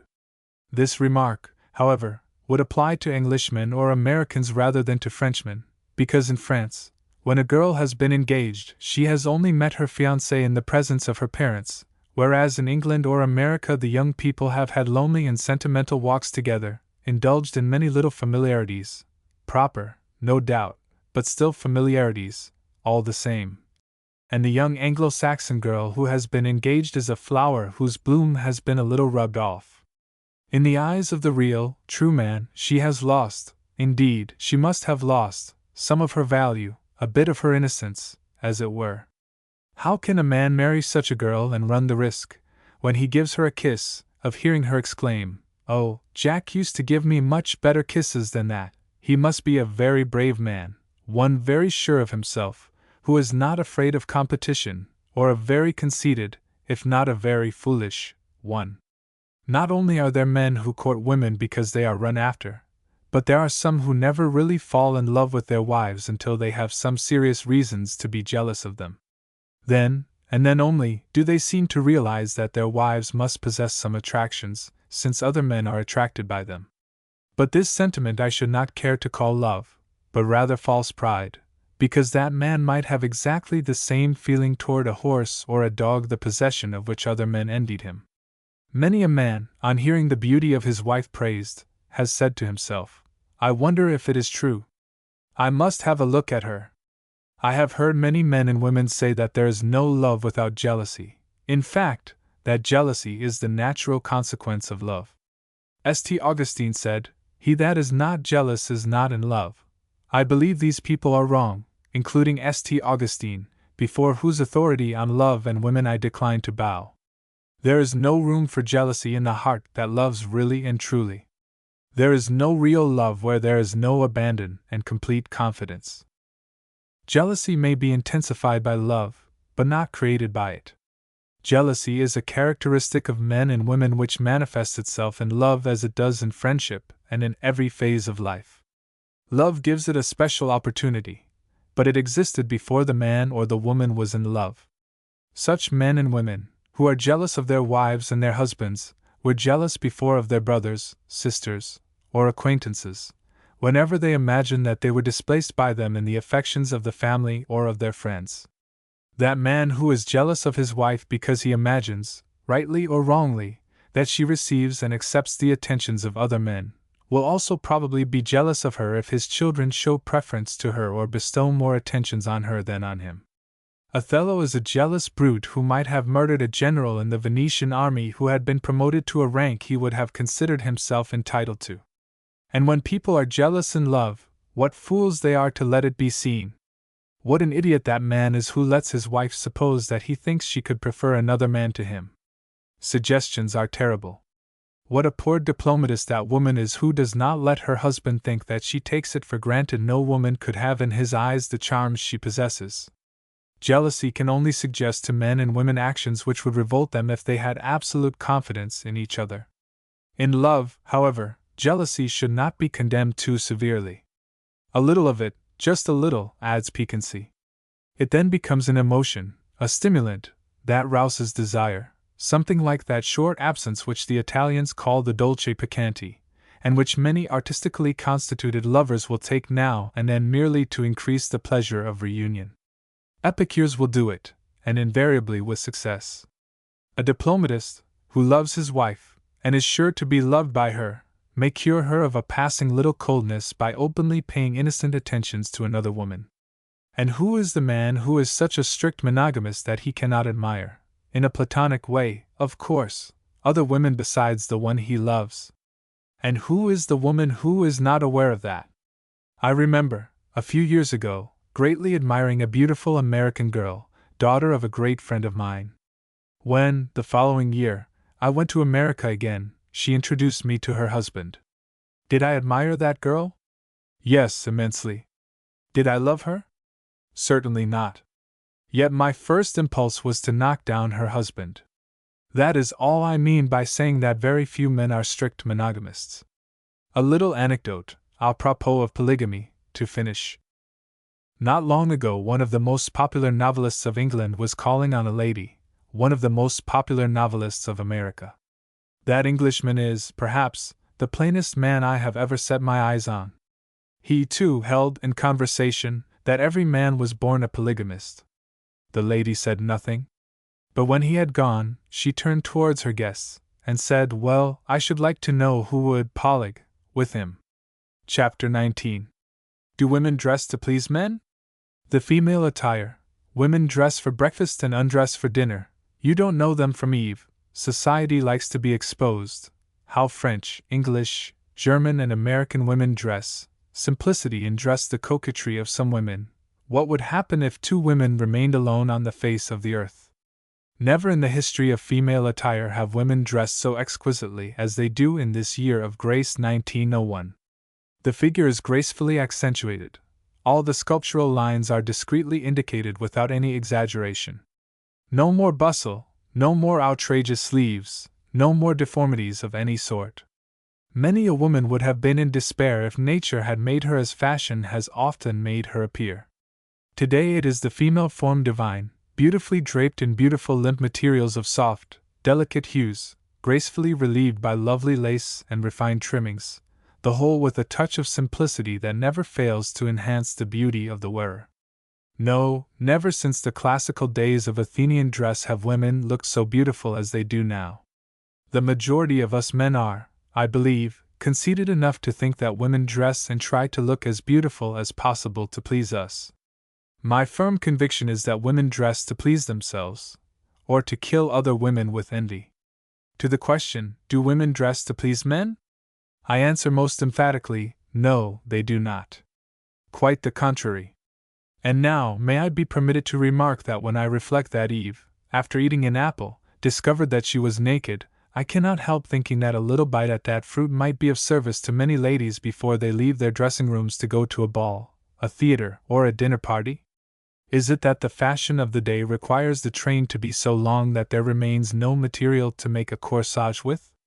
From the way in which women dress in the evening, you might almost mistake them for Eve. The fact is that it is practically impossible for you to say what it is that the women wear around a dinner table. Women dress for breakfast and undress for dinner.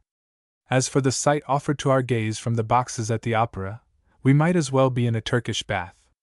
And the most amusing and edifying part of it is that this fashion is more flourishing in puritanical England than in any country I know, and that most of those beautiful daughters of Albion whom you see so much of are the very same ones who are presidents, vice-presidents, and secretaries of the societies for the suppression of the nude in the public parks, the museums and art galleries and other British institutions for the suggestion of indecency. Who says that the world is sad? Society ought to be exposed, I once remarked to a beautiful member of the English aristocracy, for giving that bad example. You are quite right, she said, but that will do no good, because I believe that there is nothing that English society enjoys more than being exposed. Evidently, I thought, as I looked at the glorious shoulders exposed to my gaze. I was quite right when I once exclaimed, provided an English woman does not show her feet, she is safe and feels comfortable.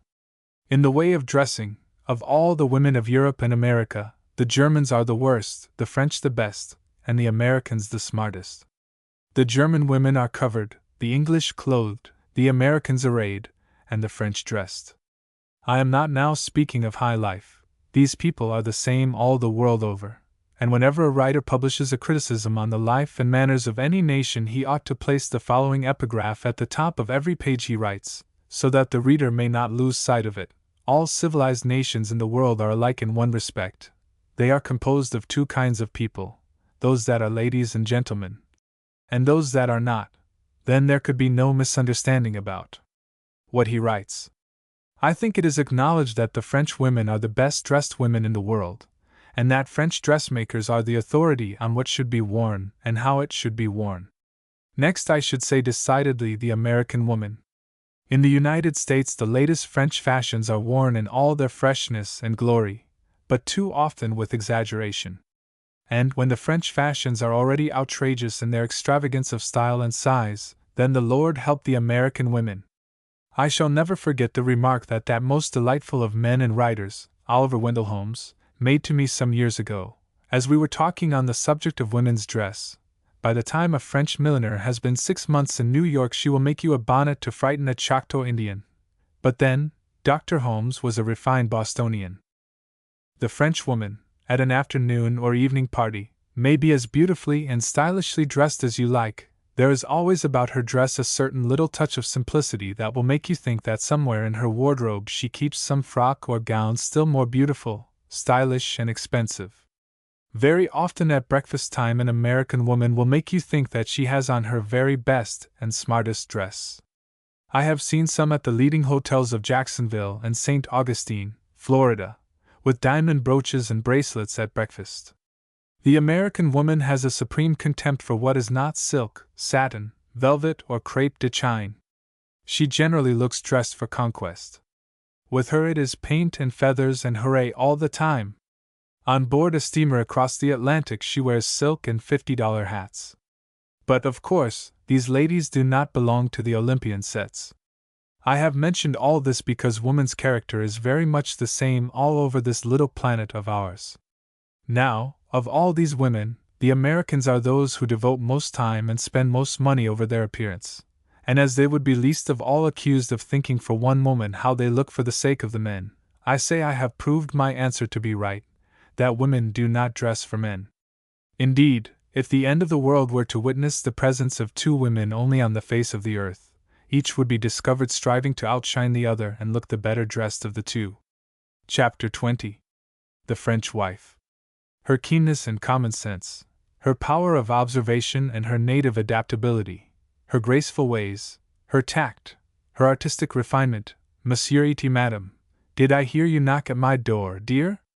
The wealthy classes of society in every civilized nation in the world are so much alike in their manners, habits, and customs, that they offer very little food to the observer of national characteristics.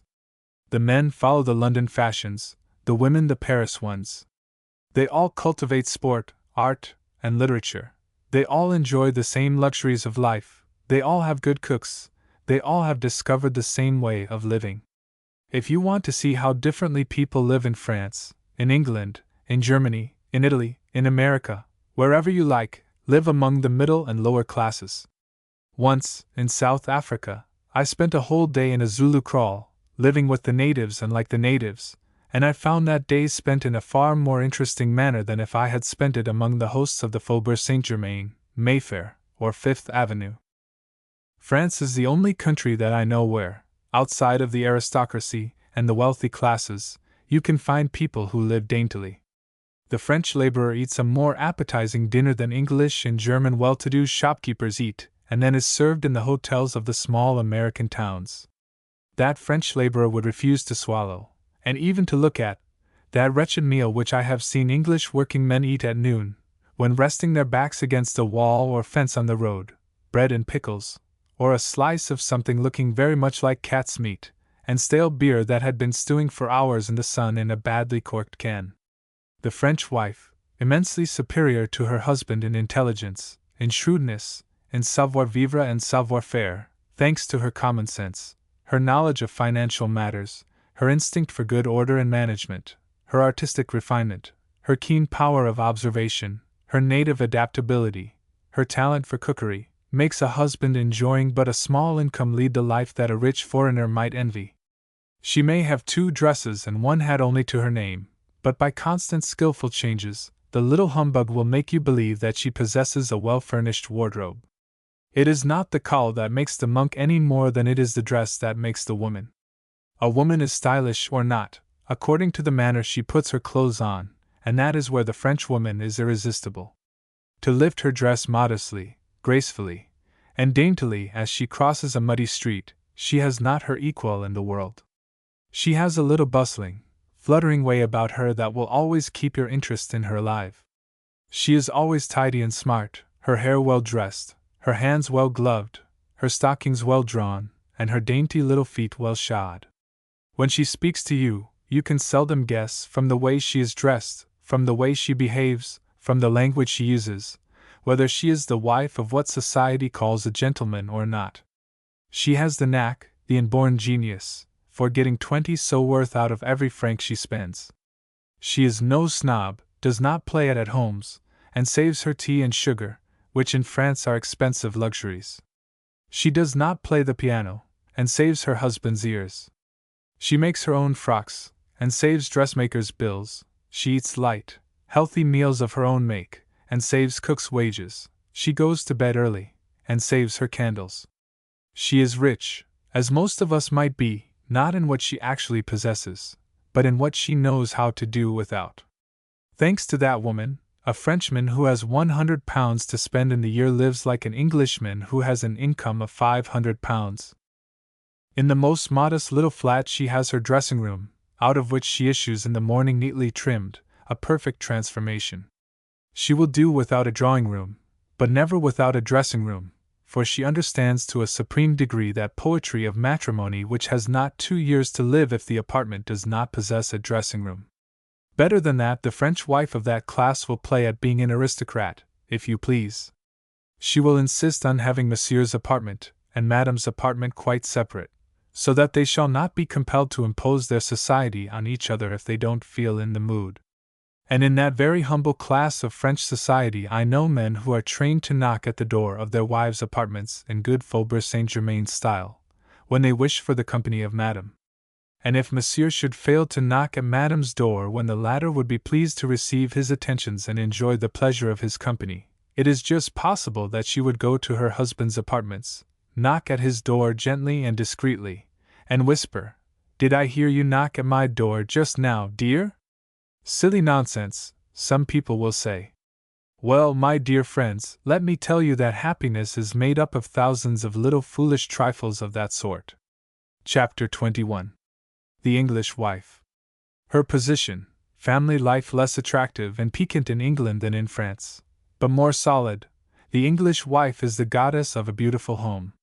The Englishman is no doubt cut out to make colonies, but less to make love, for the simple reason that he does not know how to forget himself, and spends the greater part of his life standing sentry at the door of his dignity. The Englishman loves in his own fashion, in a true and manly way, according to his peculiar organization, which enables him to bring to the choice of a wife the very same cool reflection, care, and discernment that he brings to all the other actions of his life. In a word, he seldom allows himself to be carried away. This is a great superiority he has over the Frenchman, because this cool and reflective way of loving has established the English family on a most solid basis. The Englishman does not seek beauty in a wife. After being married, he wants to enjoy a perfect peace of mind, and to do him justice, I will add that money will seldom make him take a wife who does not possess those moral and intellectual qualities that are the foundation stone of happiness in matrimonial life. A cheerful face will attract him much more than a beautiful one. It is a cheerful and useful companion he wants, not a legal mistress or a well-dressed doll. His honeymoon lasts a month.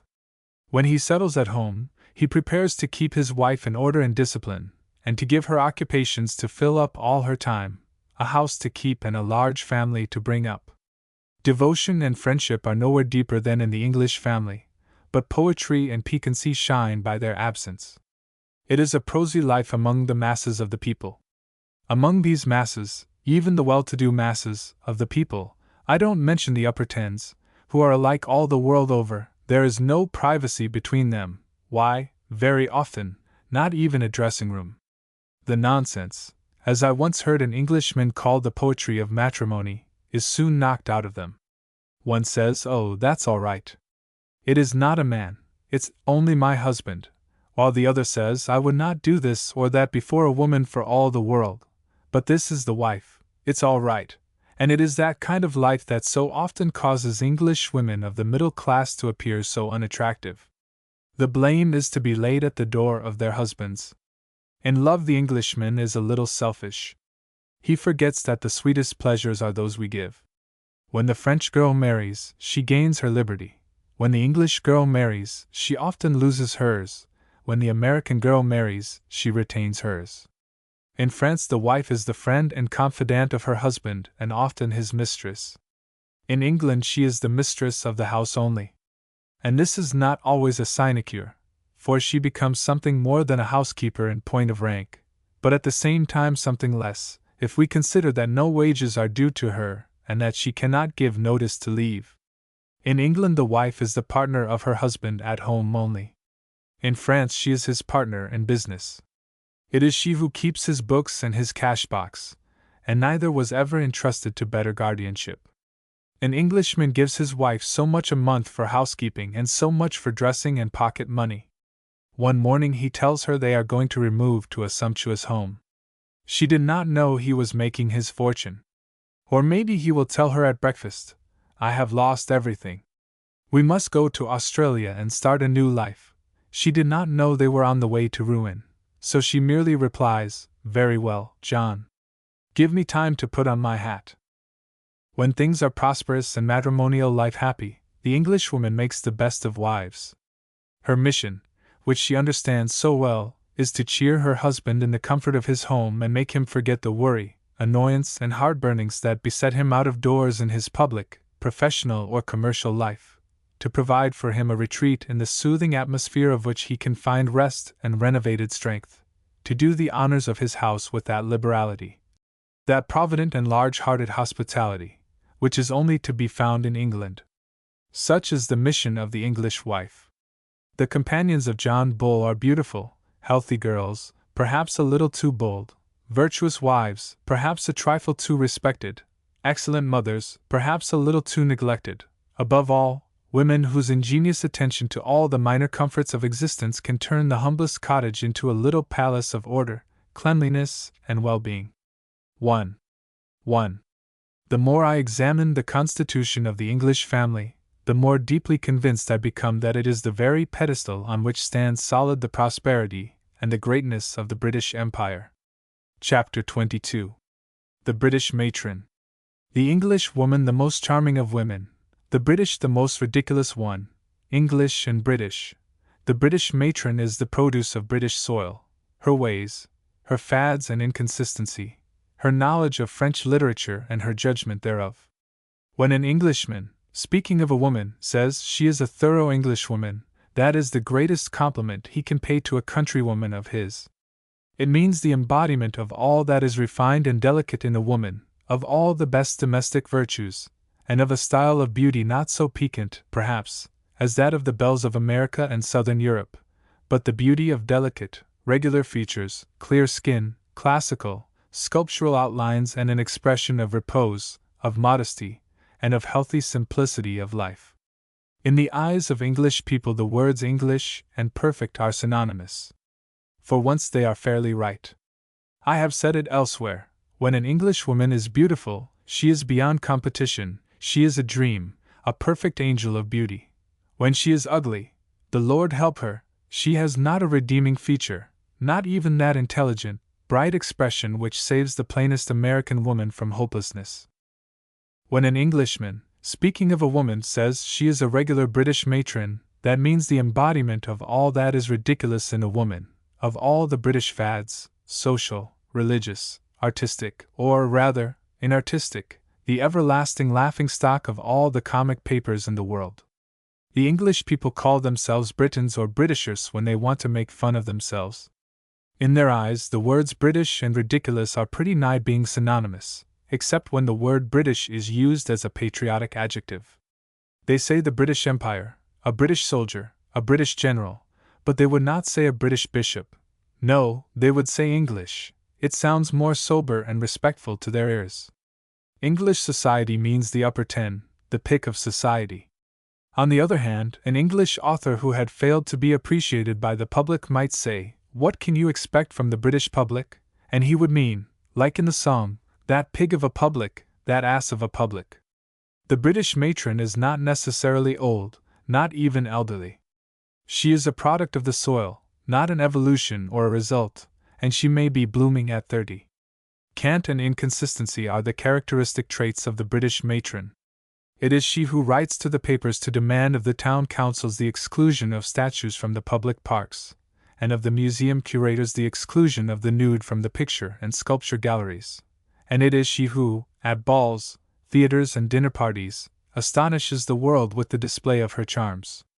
It is she who holds up her hands in holy indignation at the sight of men and women bathing in continental and American seaside resorts, forgetting to observe and mention that at those places both sexes are dressed exactly alike, in dark, thick serge costumes, which invariably have a skirt. And it is she whom you may see on English beaches bathed in light, clinging, salmon-pink calico tights. I hope that my readers of puritanical proclivities will feel obliged and grateful to me for not giving that attire the name that would describe it best, that of an article of underclothing which you may see on the ladies' washing list. The British matron is a keenly sensitive person. She may not take any notice of such pieces of news as cases of starvation in the midst of London, of cruelty to wives, of Turkish or Chinese atrocities, and all that sort of everyday intelligence which she may read in the daily press. But she will air her Homeric indignation if she hears that an operation has been performed on a rabbit without giving anesthetics to poor Bunny.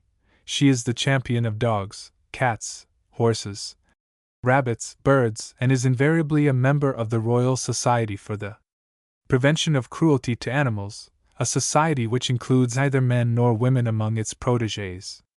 In spite of that, the British matron witnesses pigeon-shooting matches, eats pâté de foie gras, which is obtained by slowly killing a goose inside a hot oven, wears furs which can be obtained only by skinning animals alive, sealskins among them, and trims her hats with the dead bodies of the most beautiful birds. If you were to remark before the British matron that the trousers of Mr. So-and-so are always irreproachable, you would run the risk of creating a panic, and the lady might go into a fit. But you may see her watch men's races at athletic sports meetings. For all covering on their skin, the competitors have a thin flannel jersey, and drawers of the same material about the size of fig leaves. Saturated with perspiration, these elementary articles of clothing will cleave to the human form as if the wearers had come straight up out of the water. The British matron looks on, applauds, and does not turn a hair. Her ears are most easily shocked, but not her eyes. She objects to the word, not to the thing. In her way, she is a realist. The thing speaks for itself, it is the truth, whereas the word suggests to her fantastic imagination the most objectionable ideas. The French and the American women call on you, and, when they think they have stayed long enough, They shake hands and go. The British matron thinks or is afraid she must be about going. What you have achieved does not amount to much to make a gentleman of you in her eyes. If your father is a gentleman, you may be in it. If, besides, your grandfather was a gentleman, then you will be of it. The British matron generally belongs to Thackeray's family of snobs. Her knowledge of French literature is marvelous. She has read or heard of all the novels of M. Zola, and her verdict is that modern fiction in France is the abomination of desolation. Edmond about André Thuriot, Anatole France, George Sand, she does not know. Two young girls of my acquaintance, both aged about 16, were speaking of the books they had lately read. One mentioned that she had just finished Strathmore, by Ouida, and that her mother thought it was quite the sort of novel a young girl could read. "And what have you read?" she added. "Last week I read El Ami Fritz, by Erckmann Chatrian," replied the other girl. Now, this little idyll is about as proper and moral as the top lines of school copybooks. "Oh," said the first young girl, "does your mother allow you to read French novels?" "Mine never does." Truly a strange being, the British matron. Chapter 23. The American Woman. A new coat of arms for America. The American woman, her ways, the liberty she enjoys. Oh, please make me an American woman. If I were asked to suggest a new coat of arms for the United States of America, I would propose a beautiful, bright, intelligent-looking woman, under the protection of an eagle spreading its wings over her, with the motto, Place aux dames, honor to the ladies. Or, if you prefer a freer translation, make room for the women. The government of the American people is not a republic, it is not a monarchy, it is a gynarchy, a government by the women for the women, a sort of occult power behind the scenes that rules the country. It has often been said that a wife is what a husband makes her. I believe that the women of a nation are what the men of that nation make them. Therefore, honor to the men of the United States for having produced that modern national ideal, the American woman. I have been 6 times all over the United States.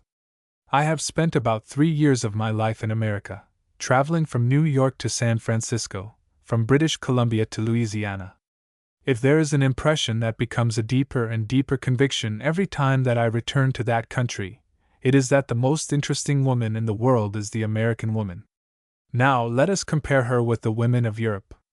The English woman, when beautiful, is an ideal symphony, an incomparable statue, but too often a statue.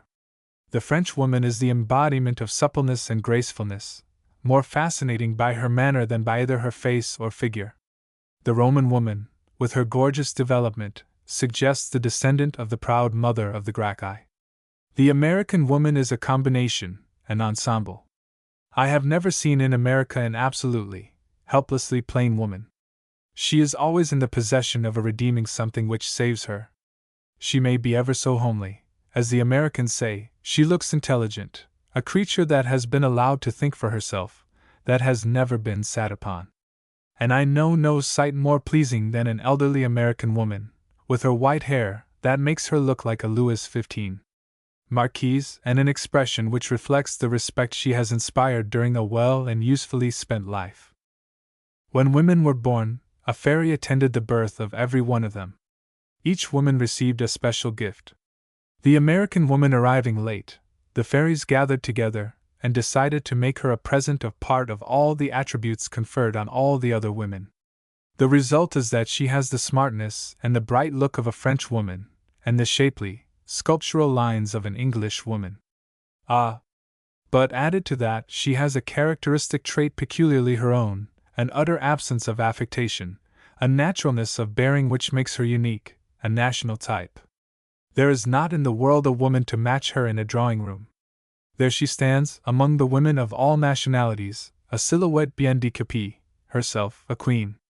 Allowed from the tenderest age almost every liberty, accustomed to take the others, she is free, easy, perfectly natural, with the consciousness of her influence, her power, able by her intelligence and education to enjoy all the intellectual pleasures of life, and by her keen powers of observation and her native adaptability to fit herself for all the conditions of life.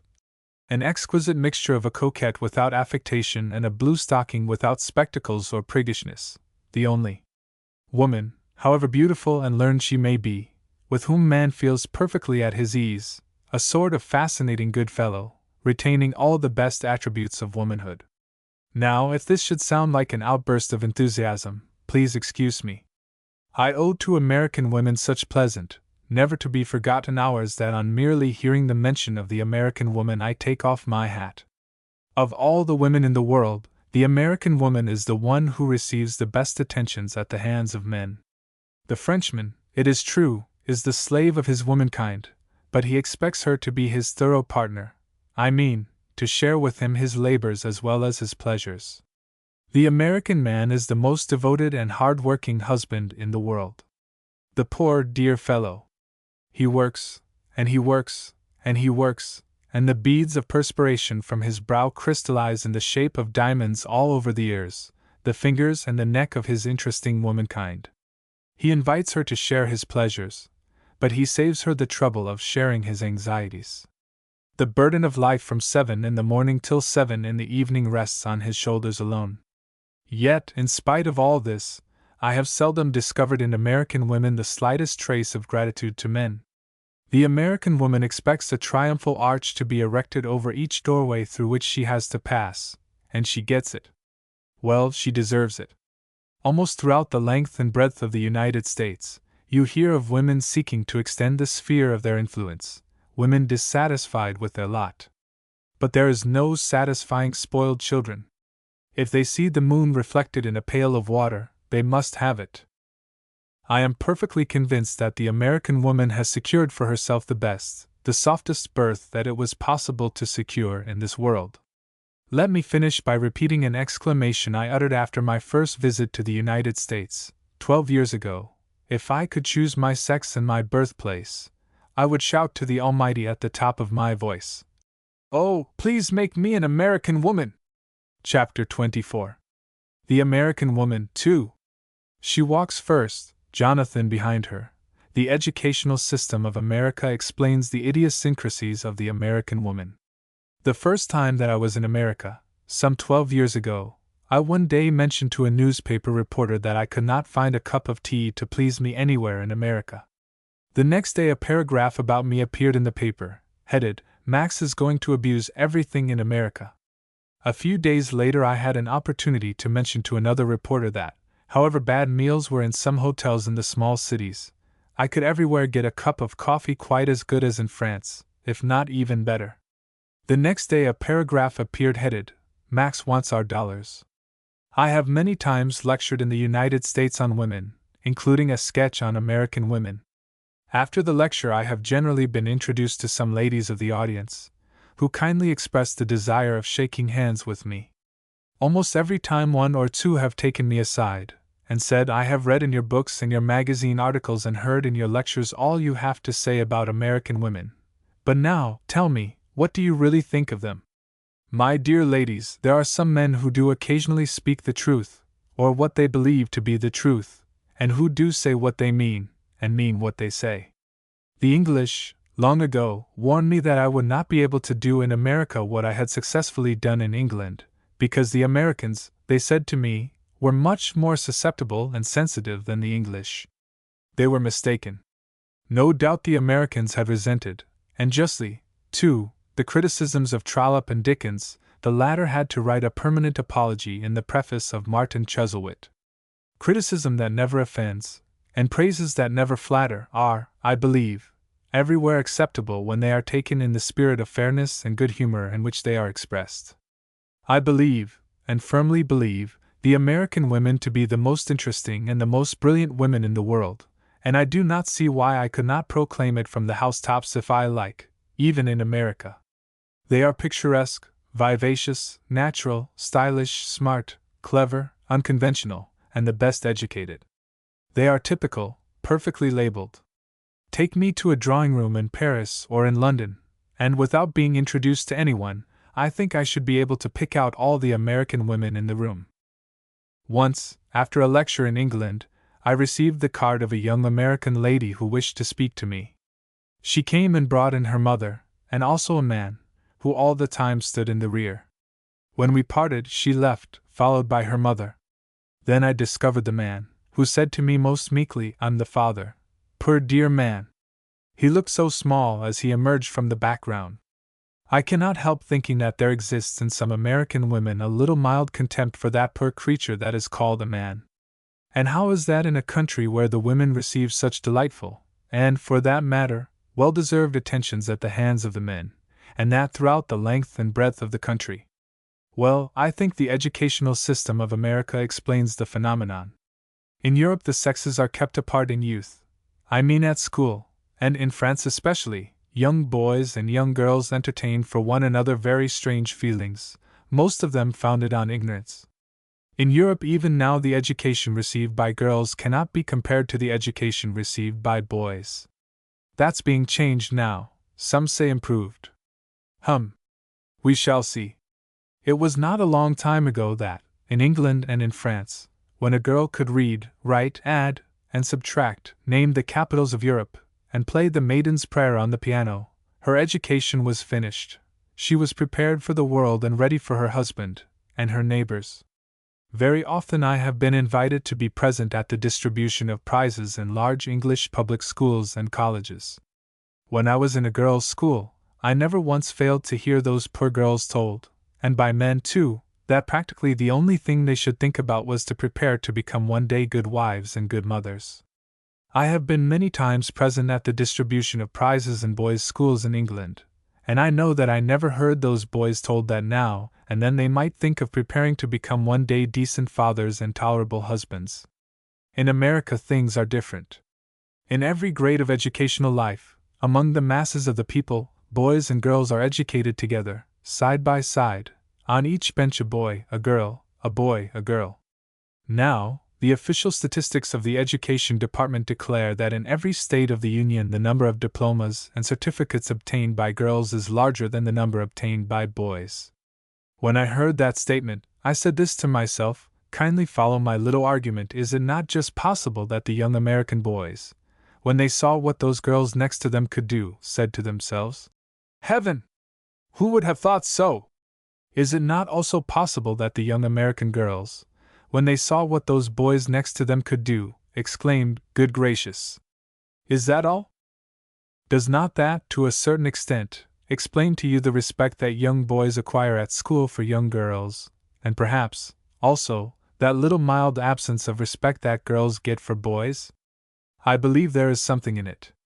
Ah, my dear European men, who clamor at the top of your voices for the higher education of women, be careful. You will be found out, and, like your fellow men of America, by and by you will have to take the back seat. Chapter 25. The American Woman 3. Opinions and Impressions, an Answer to Criticism. Whenever I read a testimonial given to a candidate for some vacant post, I invariably take it for granted that the candidate does not possess the virtues, attainments, or qualities which are not mentioned in that testimonial. This must have evidently been what that clever American writer, Mrs. Winifred Black, thought when she read an article of mine on American women which appeared in the editorial section of the New York Sunday Journal some time ago. My admiration for American women is, I think, pretty well known to the public, but more particularly to my most intimate friends. In that article I said, I firmly believe the American women to be the most fascinating, the most interesting, and the most brilliant women in the world, and I do not see why I could not proclaim it from the housetops, if I like, even in America. And after mentioning the respect which woman inspires in American men of all classes, the liberty she enjoys, the attentions that are lavished upon her, I concluded the article by exclaiming, if I could choose again my sex and my birthplace, I would shout to the Almighty at the top of my voice, "Oh, please make me an American woman!" Now, exclaims Mrs. Winifred Black, look between the words of that cleverly constructed sentence, and he who runs may read that Max Orell means to say in the still small voice of his innermost convictions, "Make me anything on earth except an American man!" And she goes on, our friend is covering himself with well-earned glory, telling us all about the American woman. She is beautiful, clever, adored, a queen. But he does not mention that she is good, honest, true, unselfish, loving. Not a syllable about her heart and her soul. Do you know why? Because Max Orell thinks that the American woman has neither heart nor soul. Oh, my dear lady, how quickly you set to work and jump at conclusions. Mrs. Winifred Black evidently believes that when I propose the toast, the American ladies, God bless them, I whisper under my breath all the time, the gentlemen, God help them. Now, madam, let me tell you that this is witty, smart, but not fair criticism. If I ever should have the honor of being introduced to you, I would say to you, when a foreigner attempts to describe the character of the people he visits, he either receives impressions, if he keeps his eyes fairly well open, or he forms opinions, if he resides in that country for a long time or happens to be a born conceited idiot. Impressions are not opinions. Impressions mean nothing more than this: how a nation strikes a foreigner who pays a short visit to it. You see a town for a day, you meet a person for 10 minutes. That town, that person, has left an impression on you, but you hold no opinion on either. I know a charming little book on Denmark, honestly entitled by its author, A Week in Denmark. Now, surely you would not expect to find in such a book a study of the institutions of Denmark or opinions on the idiosyncrasies of the Danish people. You would not expect the writer to tell you whether the Danish women have or have not a heart and a soul. No, you would expect to find an impression such as the following, which I find in that delightful, chatty, and unpretentious little volume. The Danish women wear the national colors of France: blue eyes, white complexion, and red lips. I have been 6 times in the United States. I have seen the whole continent from New York to San Francisco, from British Columbia to Louisiana, but all the time I have been on the move, seldom spending 2 days in the same town. How could I form opinions worth repeating? The qualities which, for instance, I may have discovered in American women are superficial ones.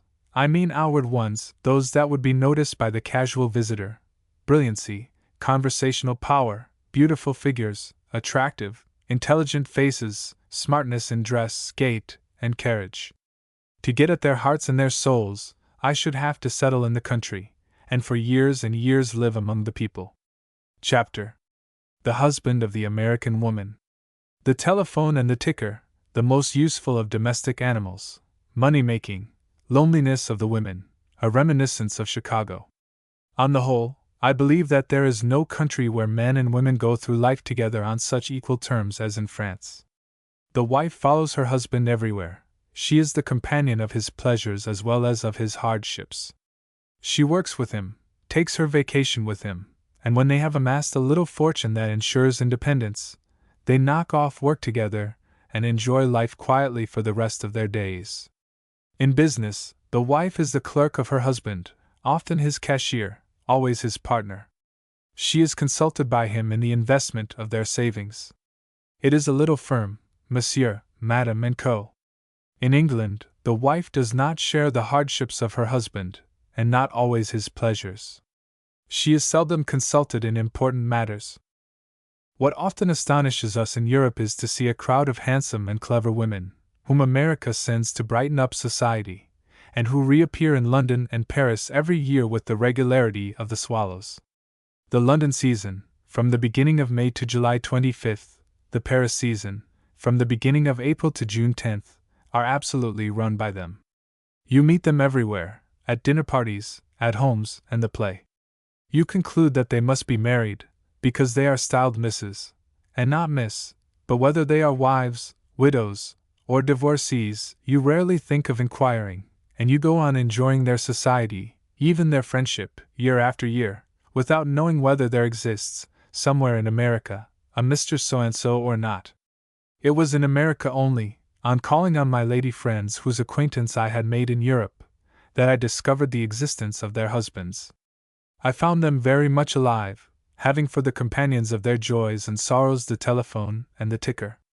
Now, an impression, not an opinion, much less a conviction, to be formed from all this is that the American woman, with all her physical beauty and intellectual attainments, is not always a woman whose characteristic traits are devotion, unselfishness, and self-sacrifice. But it is not her fault if this should be the case, and I have no reason to suppose that it is. In a community, woman is what man makes her. So long as men's first consideration is business and money-making, so long as they consider clubs the proper place to seek relief in from the pursuits and hardships of everyday life, so long as wives are practically left to themselves to make the best of the long leisures of the day, the women will study how best they can arrange for themselves a life of comfort, ease, and pleasure.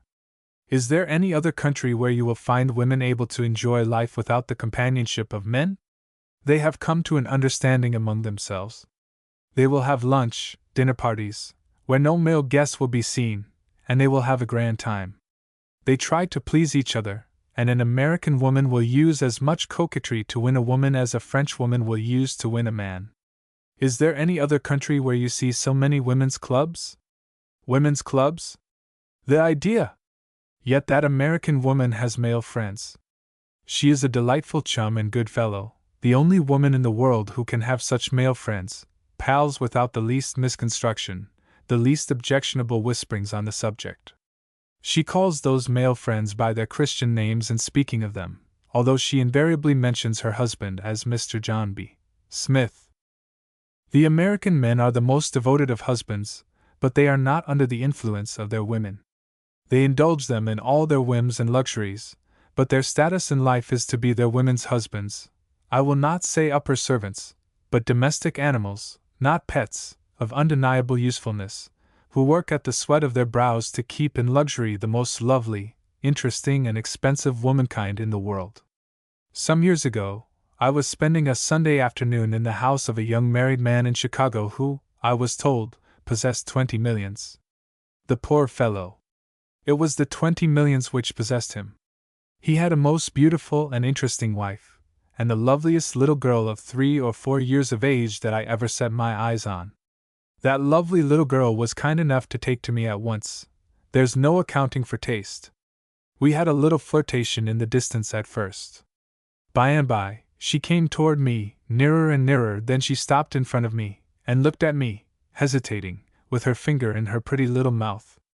I knew what she wanted, and I said to her, "That's all right, come on." She jumped on my knees, settled herself comfortably, and asked me to tell her stories. I started at once. Now you understand, I was not allowed to stop, but I took breath, and I said to her, "Does not your papa tell you long stories on Sundays?" That lovely little round face grew sad and quite long. "Oh no," she said, "Papa is too tired on Sundays." A few weeks after I left Chicago, that man was taken ill with a disease not uncommon in America, a disease that starts at the top of your head and takes 2 or 3 years to kill you in a lunatic asylum, among driveling idiots and imbeciles. A couple of years later, being in Chicago again, I made inquiries and learned that the poor fellow was expected to exist a few weeks, perhaps a few months longer. What a pity, I thought, that beautiful woman had not enough influence over that good man to stop him. Do not offer me 20 millions at that price. No 20 millions can cure the disease which afflicted that American. Put a little girl of 3 on my knees on Sundays, and I will tell her stories from sunrise and go until sunset, even if I thus run the risk of being prosecuted by the Lord's Day Observance Society. Chapter 27. Petticoat Government. Description of all the Anglo-Saxon fads. I loathe the domination of woman, but I ever crave for her influence, and I believe that any man of refinement and thinking, that any lover and admirer of woman, will echo this sentiment. I know of one country only where the government by woman was given a real trial, and that is New Zealand. The law was passed, and the experiment was made. The law, I believe, had to be repealed after 6 months. The government had taken such a tyrannical form that loveliest of spots on the earth was on the eve of a revolution, of a desperate struggle for liberty. Things were pretty badly managed in a small Ohio city when I was visiting it 4 years ago. The following year women put up their names as candidates for the city council in every ward, and were all returned. They did manage the city. The following year the experiment had been made, and not one woman was returned again. The American men are so busy, so long absent from home, that many of their womankind have to find out a way of using the leisure time left at their disposal, with results that are not always altogether satisfactory. Some devote that time to literature, to the improvement of their brilliant native intellect, some spend it in frivolities, some indulge in all the fads of Anglo-Saxon life. The women of good society in America are what they are everywhere else, satisfied with their lot, which consists in being the adored goddesses of refined households. But there exists in that country among the middle, perhaps, what I should call in European parlance, lower middle, classes, restless, bumptious, ever poking their noses everywhere women, who are slowly, but surely and safely, transforming that great land of liberty into a land of petty, fussy tyranny, and trying, often with complete success, to impose on the community fads of every shape and form. If there is one country in the world where the women appear, in the eyes of the foreign visitor, to enjoy all manner of privileges and to have the men in leading strings, that country is America. You would imagine, therefore, that America should be the last country where the new woman was to be found airing her grievances. Yet she is flourishing throughout the length and breadth of that huge continent. She is petted by her husband, the most devoted and hard-working of husbands in the world. She is literally covered with precious stones by him. She is allowed to wear hats that would fetch Paris in carnival time or start a panic at a Corpus Christi procession in Paris or a Lord Mayor's show in London. She is the superior of her husband in education and almost in every respect. She is surrounded by the most numerous and delicate attentions, yet she is not satisfied. The Anglo-Saxon new woman is the most ridiculous production of modern times, and destined to be the most ghastly failure of the century. She is par excellence the woman with a grievance, and self-labeled the greatest nuisance of modern society. The new woman wants to retain all the privileges of her sex, and secure besides all those of man. She wants to be a man and to remain a woman.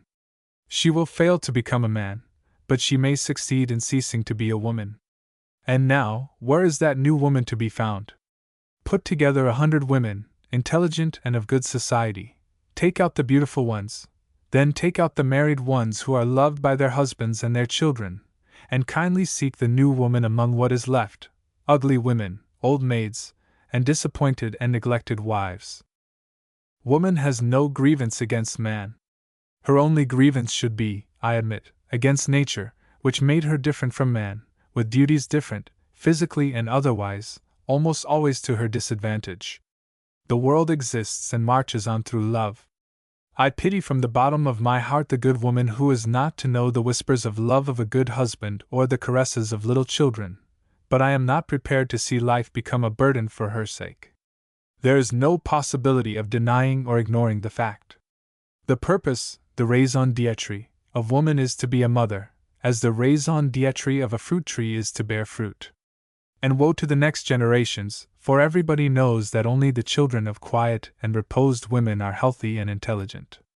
The woman question will only be solved by the partnership and life of man and wife, as it exists in France, where, thank God, the new woman is unknown, by the equality of the sexes, but each with different, well-defined duties to perform.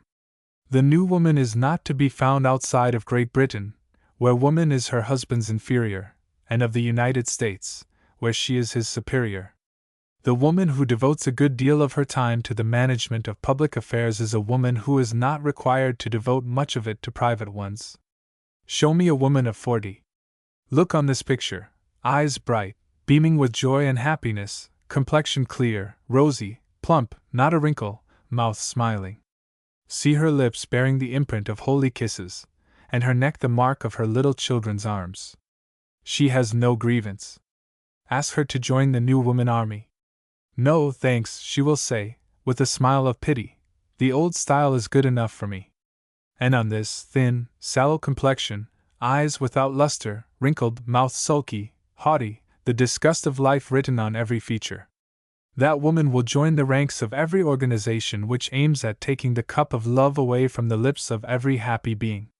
But all this might take the shape of a long digression.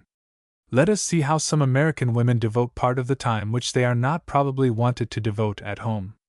I think that of all the grand fads indulged in by some women in America, the palm should be given to the compulsory water-drinking work. That is a colossal illustration of what women can do when left entirely to their own resources. Now I will lay down as a sort of principle that the temperance woman and the teetotaler are not to be found in refined society, and I don't think that in saying so I shall run the risk of being contradicted.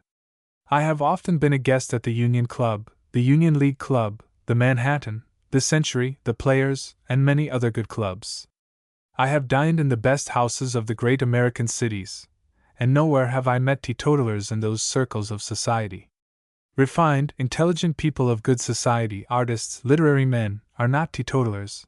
That will be granted by everybody.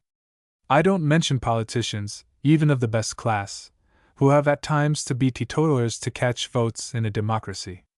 The smaller towns of America, and that is America proper, are ruled by fussy, interfering faddists, fanatics of all sorts, old women of both sexes, shrieking cockatoos, that will by and by make life well nigh intolerable to any man of self-respect, and make him wonder whether he lives in a free country or not.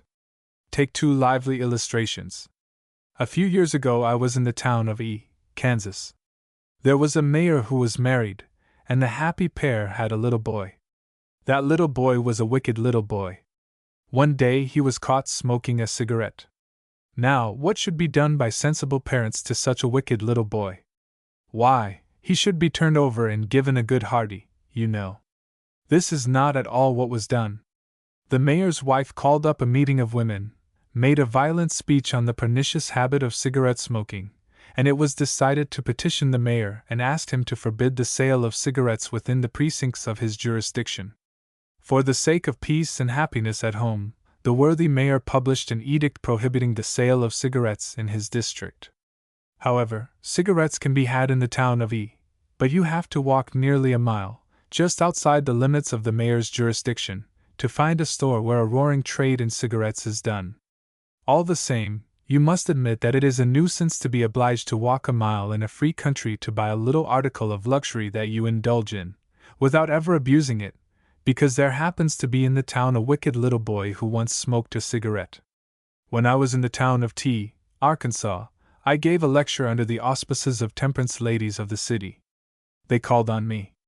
Being of a rather inquisitive turn of mind, I said to them, "Now, ladies, I understand I am in a prohibition state. How do you account for your existence? Do you wish now to advocate the suppression of tea, coffee, and ice water, which, I must say, would go a long way towards improving the complexion and the digestive apparatus of your compatriots?" "No," they said, "we find that, in spite of the law, there is liquor, wine, and beer still sold in this town, and we want to put a stop to it." I knew that such was the case, for I had, pro pewter, a bottle of lager beer in my pocket which I had bought for my dinner, but which, I am glad to say, was not discovered by the ladies under the auspices of whom I was to lecture in the evening. I can do with ice water, but in a prohibition state I cannot. The evil spirit prompts me. I must have beer or wine with my meals. I have never been drunk in my life, but if ever I get drunk it will be in a prohibition state. "Well," said the lady president of the Temperance Society of the town of could you believe that a few days ago a poor woman of the town and her children actually died of starvation, while every day her husband got drunk with the wages he received? But I mildly suggested, you should see that that man was punished, not the innocent population of this town. Don't suppress the wine, which is a gift of God. Punish, suppress even, if you like, the drunkard. It is not wine that makes a man drunk, it is vice. Don't suppress the wine, suppress the vice or the vicious. Imprison a drunkard, lynch him, hang, shoot him, quarter him, do what you like with him, but allow hundreds of good, wise, temperate people who would use wine in moderation to indulge in a habit that makes men moderate, cheerful, and happy. Don't suppress wine because a few idiots use it to get drunk. Every year there are men who use knives to stab fellow creatures, but there are millions who use their knives to eat their meals peacefully with. The law punishes the criminals, but would not think of forbidding the use of knives in orderly houses. Any law is bad that punishes, injures, or annoys thousands of good, innocent people in order to stop the mischief done by a few, a very few, after all, blackguards and scoundrels. The Anglo-Saxon should, by all means, preach temperance, which means moderation, not total abstinence. What they preach overreaches the mark, and does no good. When you say that a country enjoys a temperate climate, that does not mean that it has no climate at all, but enjoys a moderate one, neither too hot nor too cold. These same Anglo-Saxons should not despise, but admire and envy, those who can enjoy, like men of understanding, like gentlemen, the glorious gifts of God to man without ever making fools of themselves. For these the law should be made. If your husband or son, dear lady, would like to have a glass of wine or beer with his dinner, let him have it in your sweet and wholesome presence. Don't make a hypocrite of him. Don't compel him to go and hide himself in his club, or, worse, in a saloon, or, worse still, don't allow him to go and lose his manhood's dignity by crawling on all fours under the counter of a drugstore. There is no virtue in compulsion. There is virtue only in liberty. Ah! How I remember admiring in the hot days of blue ribbonism in England that free Briton I once met who had a yellow ribbon in his buttonhole. "What's that you have on?" I said to him. "That's a yellow ribbon," he replied. "I belong to the Yellow Ribbon Army." "Ah! And what is it the Yellow Ribbon Army do?" I inquired. "What do we do?" he said. "Why, we eat what we likes, we drink what we likes, and we don't care for nobody. There are well-meaning, most highly estimable, and talented ladies who go about the world preaching temperance, that is to say, total abstinence, not moderation. Now, as a rule, these ladies have special reasons for so doing. Very often they have led a life of sorrow and misery with wretched husbands, and they should be pitied.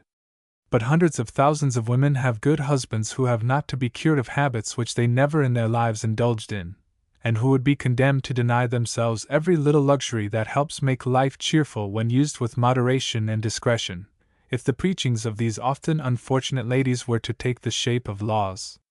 I have often had to listen to self-confessed reformed drunkards who preached to me, who never was once drunk in my life. The thing is ludicrous. There exist, among the Anglo-Saxons, people to whom the strains of Wagner and Beethoven's music say absolutely nothing, to whom the Venus of Milo is indecent.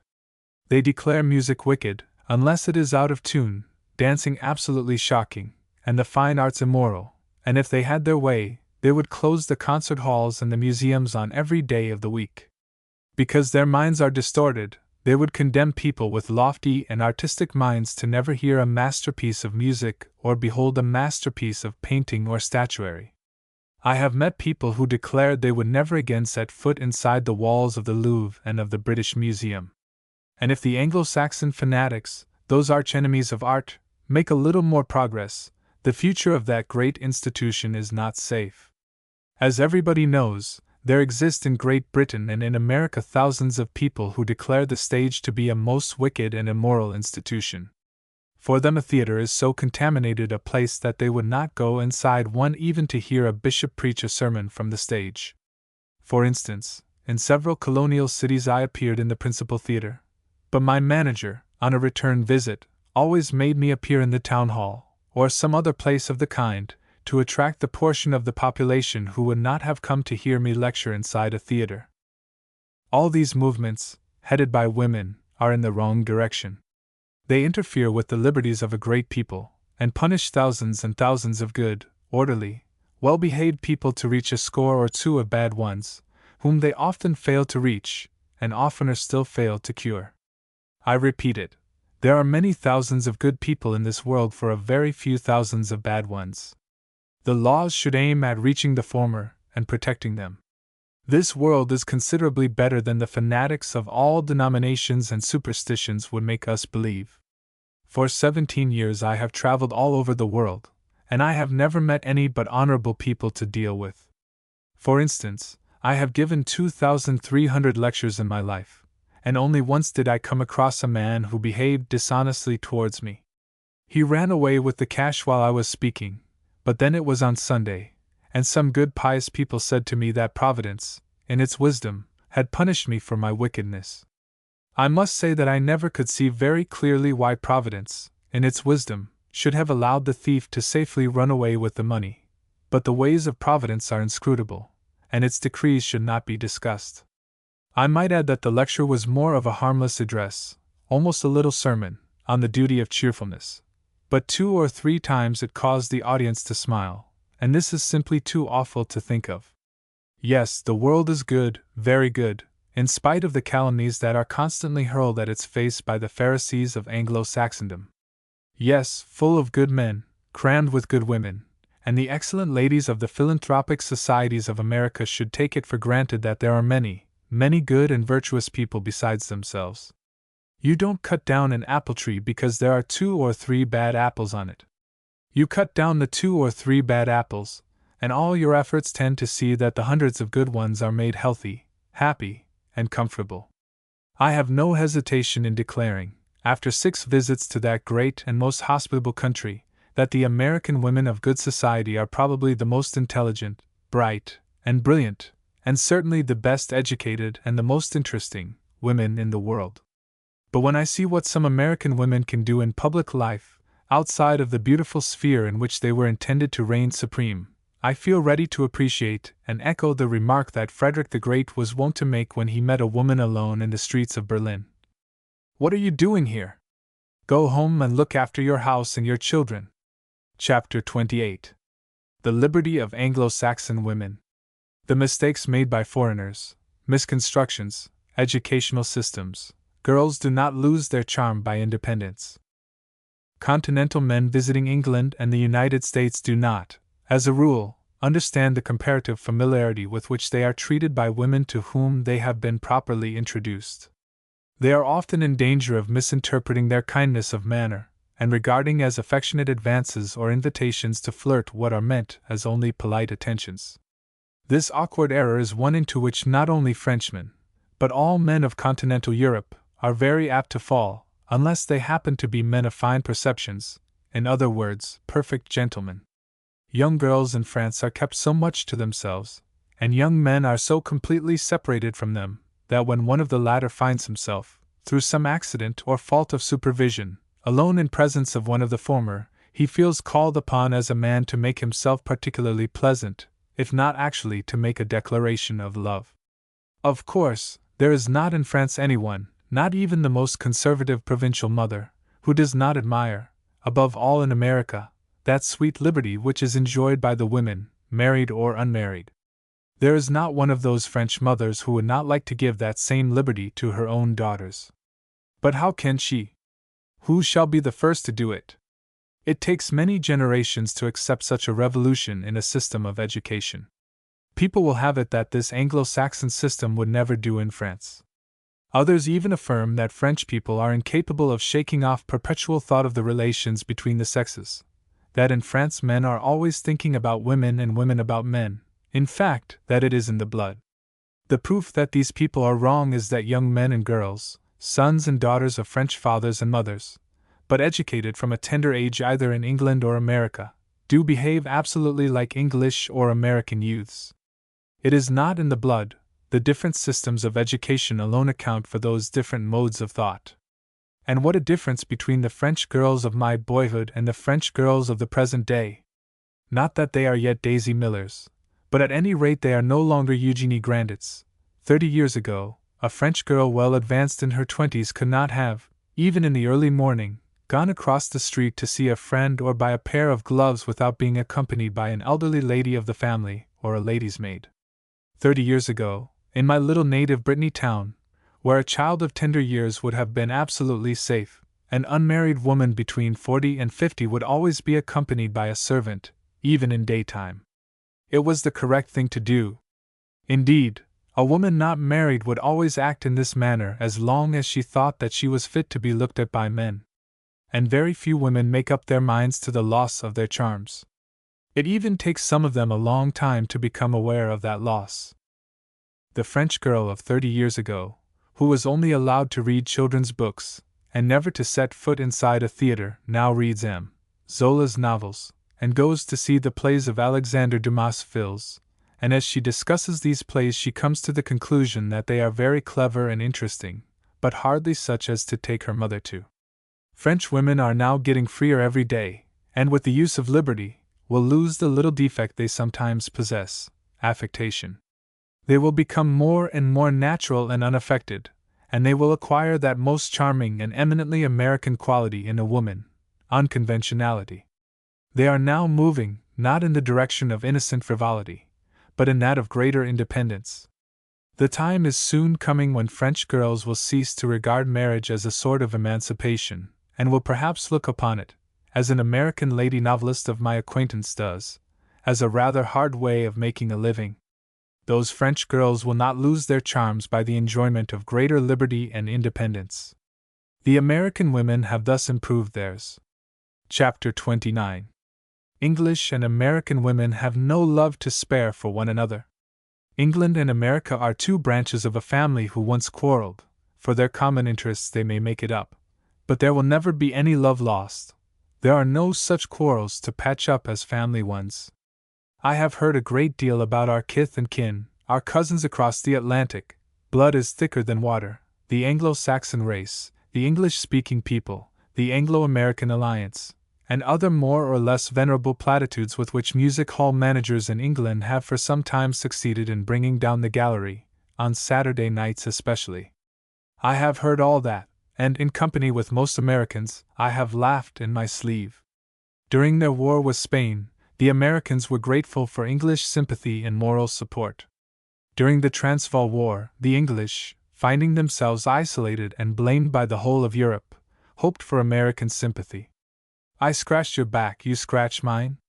This sympathy the English did not obtain, or, if they did, in a very small measure, and only among the inhabitants of Fifth Avenue and the 400 of a few large eastern cities. I was in America for 3 months at the beginning of last year, and everywhere, from New York to New Orleans, I found 99 Americans out of every 100 sympathizing with the Boers in their plucky and determined struggle for liberty and independence. Their skill and bravery appealed to a nation who, some 100 years ago, themselves fought successfully for their freedom. Yet, as I had many times the opportunity of telling American audiences, in the Anglo-Boer struggle, it is not the Boers, but the English who are fighting for what your ancestors fought for so successfully during the War of Independence, the liberty of the citizen and good and honest government. I have sympathy for the Boers on account of their ignorant patriotism and bravery. But, for the sake of humanity and civilization, I hope the English will win. It is true that I got applause for this statement. It is true that the presidents of many American universities thanked me for putting the truth and the facts of the question plainly before the students. But I am afraid I made very few converts to the pro-English cause, although I believe I was more successful on the platform in America than in France, where I got enthusiastically hissed and had several narrow escapes of being mobbed for expressing my rather pro-English sentiments. The more charitable of my compatriots said it was only fair for a Frenchman who had long enjoyed the hospitality of the English to speak well of them abroad. Some went so far as to suggest that I was probably in the pay of Mr. Joseph Chamberlain. However all this may be, my point is this: I don't care what a few American millionaires, who prefer England to America, who crawl on all fours before the English aristocracy, who would think it beneath their dignity to give their daughters to honest Americans, and prefer to get some English noblemen's coats of arms out of pawn with their daughters and their dollars. I say I don't care what these people may say to the contrary. My firm conviction, more and more absolute every time that I travel throughout the United States, is that there is very little love to spare in America for the English people. And this state of things will exist as long as the Americans build their patriotism on their successes of 1776 and 1812 against the English, and so long as schoolbooks published in America teach American children that the English are the hereditary foes of their country. Add also to this that not 1/3 of the population of the United States are of English extraction. The Germans and the Scandinavians are not kith and kin, and the Irish are tooth and nail. Now, if you don't believe me, let me wish you had been in America, as I was, during the Venezuelan squabble, some 5 years ago, and you will be convinced of the truth of my statement. But I must leave aside all these political considerations, and also the question whether American and English men love each other or not, for I was very near forgetting that the subject of this chapter is what American and English women think of each other. Here again, as in the case of the men, we must not speak of the aristocracy and the plutocracy of the two countries. Those people are cosmopolitan. Besides, they travel and they get rid of their international prejudices. But what about the good, worthy masses of the people, say, at least 9/10 of the populations of America and England? Well, I should like to tell what I think to be the truth frankly and plainly. I am not a rich man, far from it, but I now see my way to easily paying my butcher's bills for the rest of my life, and I can afford to say what I mean. If you don't like it, and want something else, please apply elsewhere for compliments, platitudes, and falsehoods. I am absolutely convinced that most American women despise English women, and that most English women cordially hate American women. And as it is much more flattering to be hated than to be despised, it is the American women who seem to me the better served of the two. In the eyes of the English women who have not traveled in America or had the good fortune of mixing in Europe with the best American women, and who, in good womanly fashion, stick fast to their prejudiced notions, the daughters of Brother Jonathan are bumptious, vulgar, overdressed, loud, assertive, indifferent mothers, selfish wives, bad housekeepers, or else unbearable prigs and bluestockings. And you will hear them deliver judgment in a way that seems to admit of no appeal. In the eyes of the American women who have not lived the home life of the English or mixed with the women of good English society, and who have been fed on ideas and opinions given in some American books or published in the newspapers of the smaller American cities, the English women are silly, sat upon, ignorant creatures, seedy and dowdy, badly shaped, badly dressed, and who can only talk of their babies and their servants.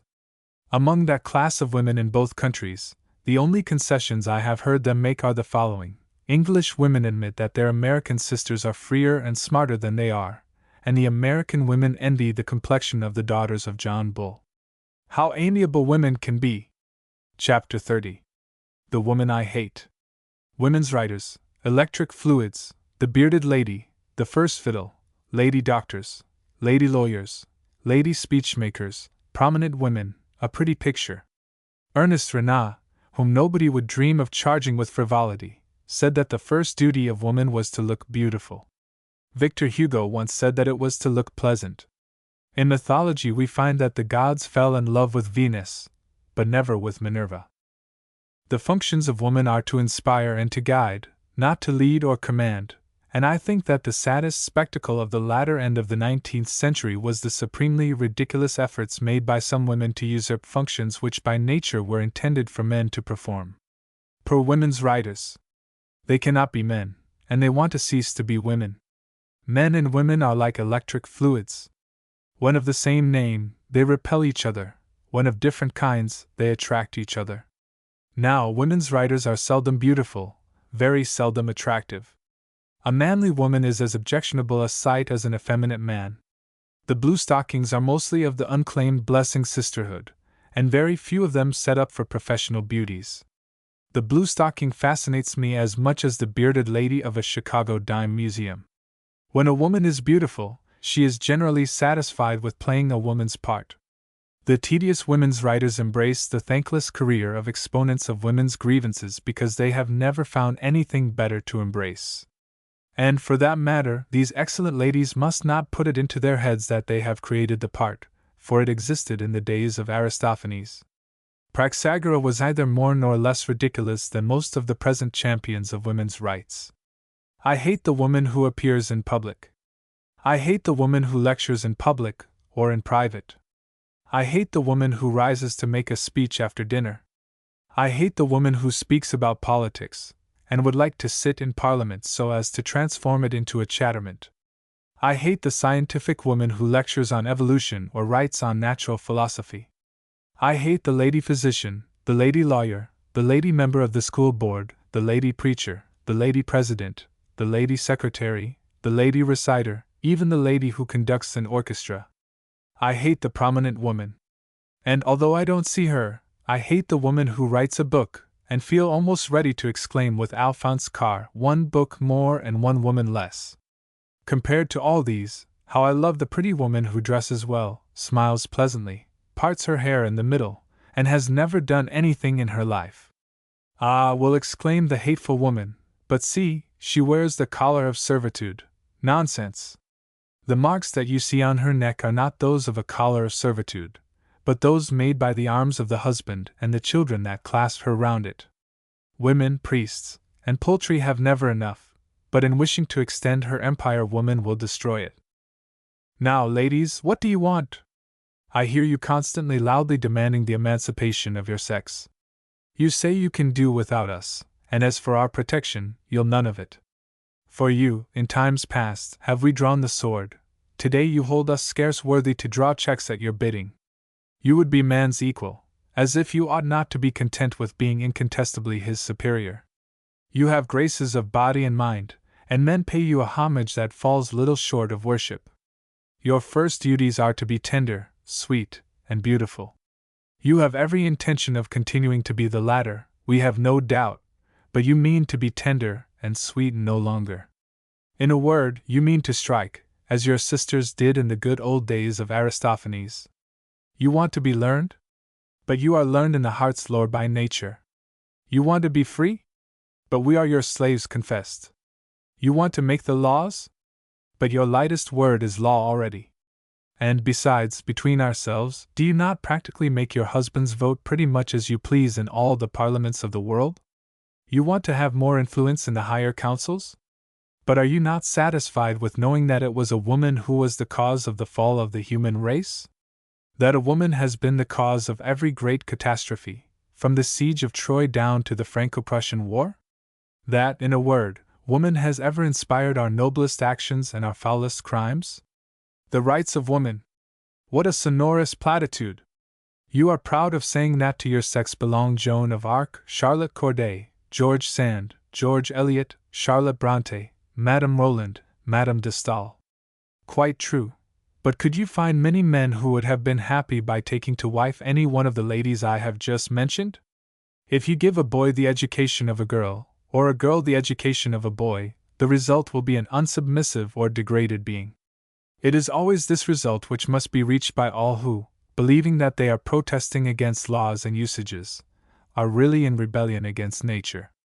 I dream of a society, said Jules Simon, where women would be the mistresses in their own household, and would figure in public affairs only through the intermediary of their fathers and their husbands. I would like to sacrifice myself for woman, but not to obey her. I repel her domination, but I crave for her influence. The name of woman will ever be glorious so long as it is synonymous with beauty, tenderness, sweetness, devotion, all the sacred troop of virtues. It will be glorious, thanks to the Lucretias, the Penelopes, the Cornelius, ancient and modern, the devoted daughters, the loving wives, the adorable mothers, to the thousands of obscure heroines, who remind us, in the words of the great poet of antiquity, that the best women have been those whom the world has heard least of. The loveliest picture in the world is that which represents a soldier lying on the battlefield with a woman kneeling by his side tending his wounds. Let the field be that of the everyday battle of life. Chapter 31. The kind of woman I love. Another answer to critics' distorted minds. The portrait of a womanly woman. I once wrote an article on the woman I hate, which brought me an avalanche of letters, not all very pleasing reading.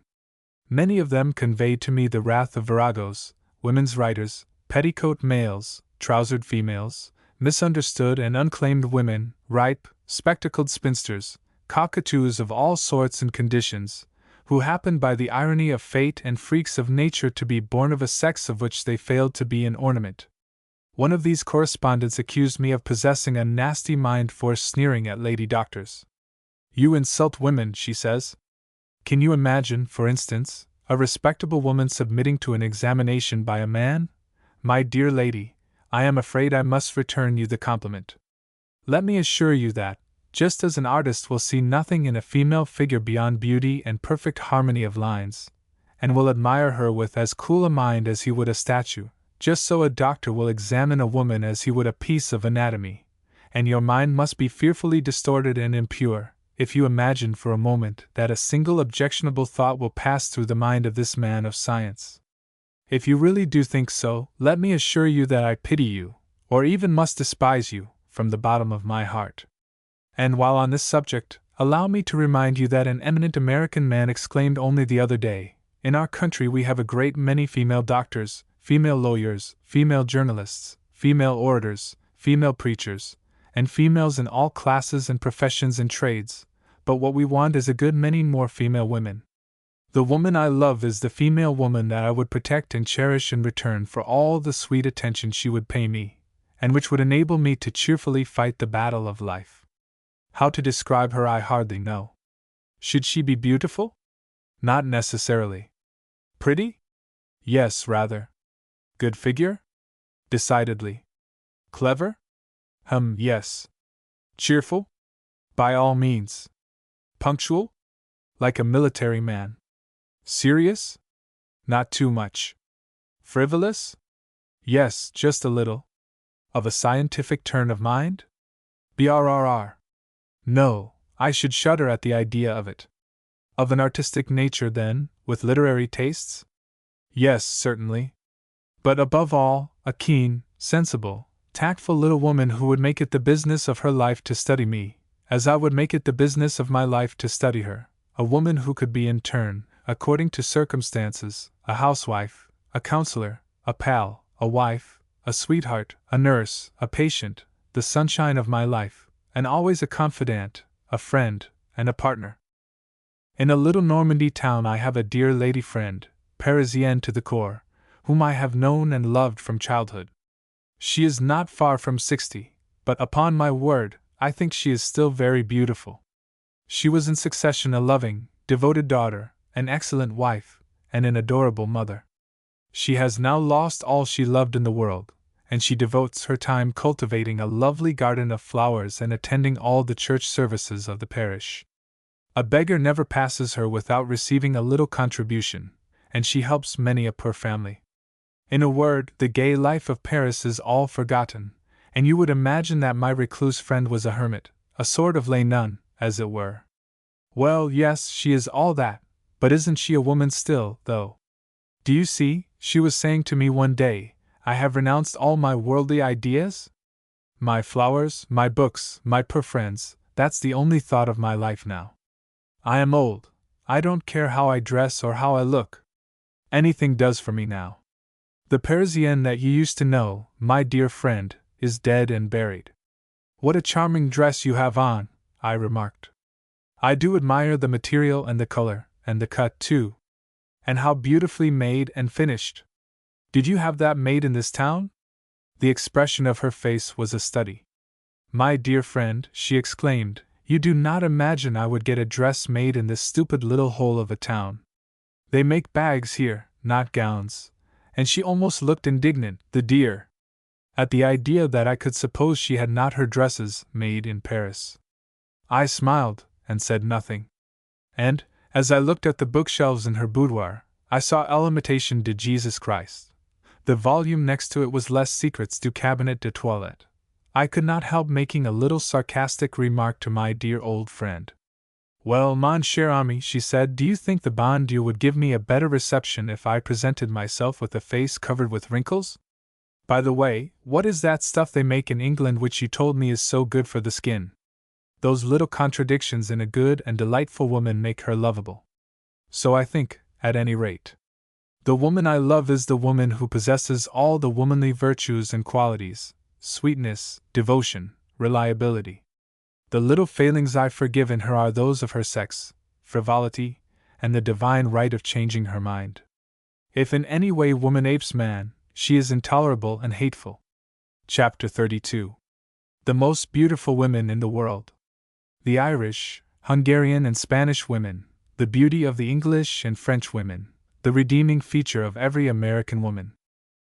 If I were asked to name the spots of the earth where my eyes had the privilege of beholding the most beautiful specimens of womanhood, I think I would name the streets of Budapest and the drawing rooms of Ireland.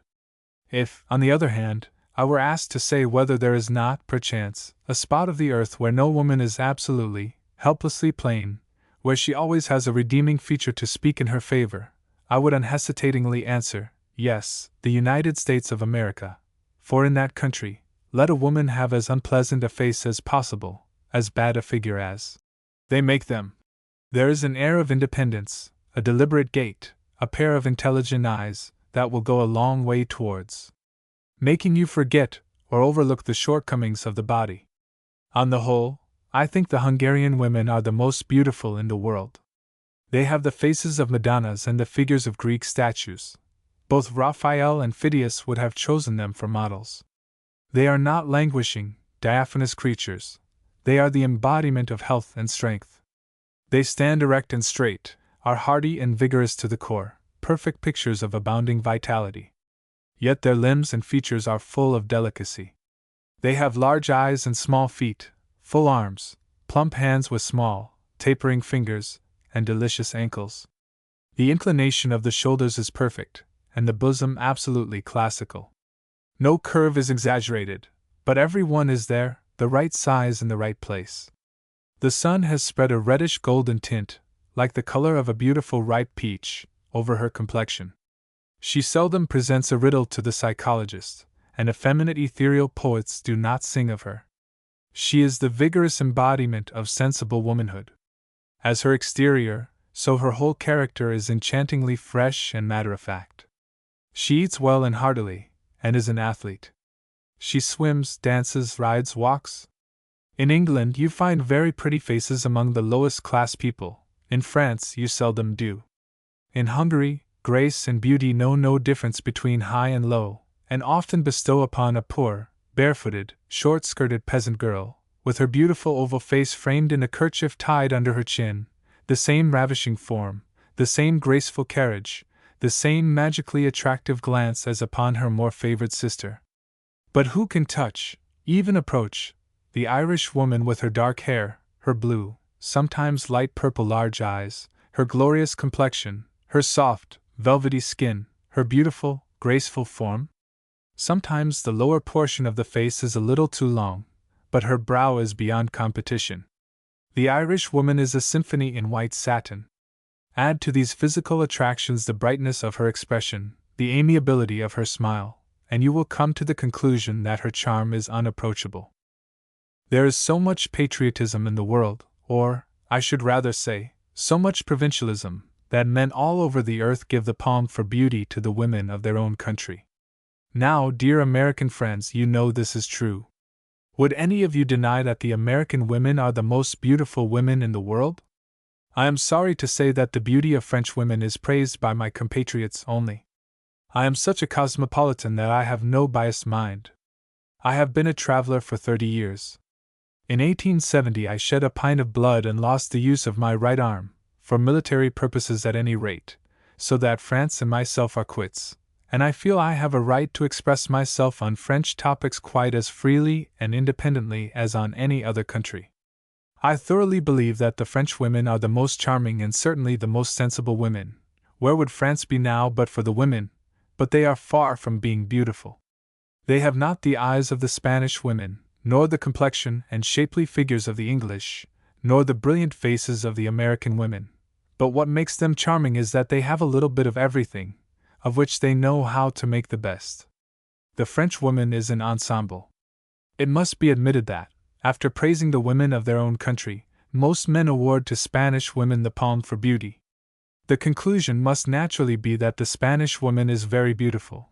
But to my mind, it is a kind of beauty that does not appeal to the heart or the soul as it does to the senses.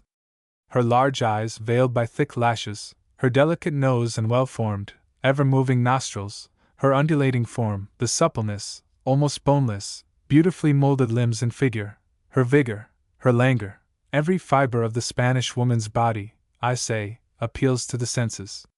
She does not make you dream of sentimental walks by moonlight, much less still of a quiet, happy life in some retired, secluded little cottage. In her company, you would never dream of being mayor of your city and father of a numerous family.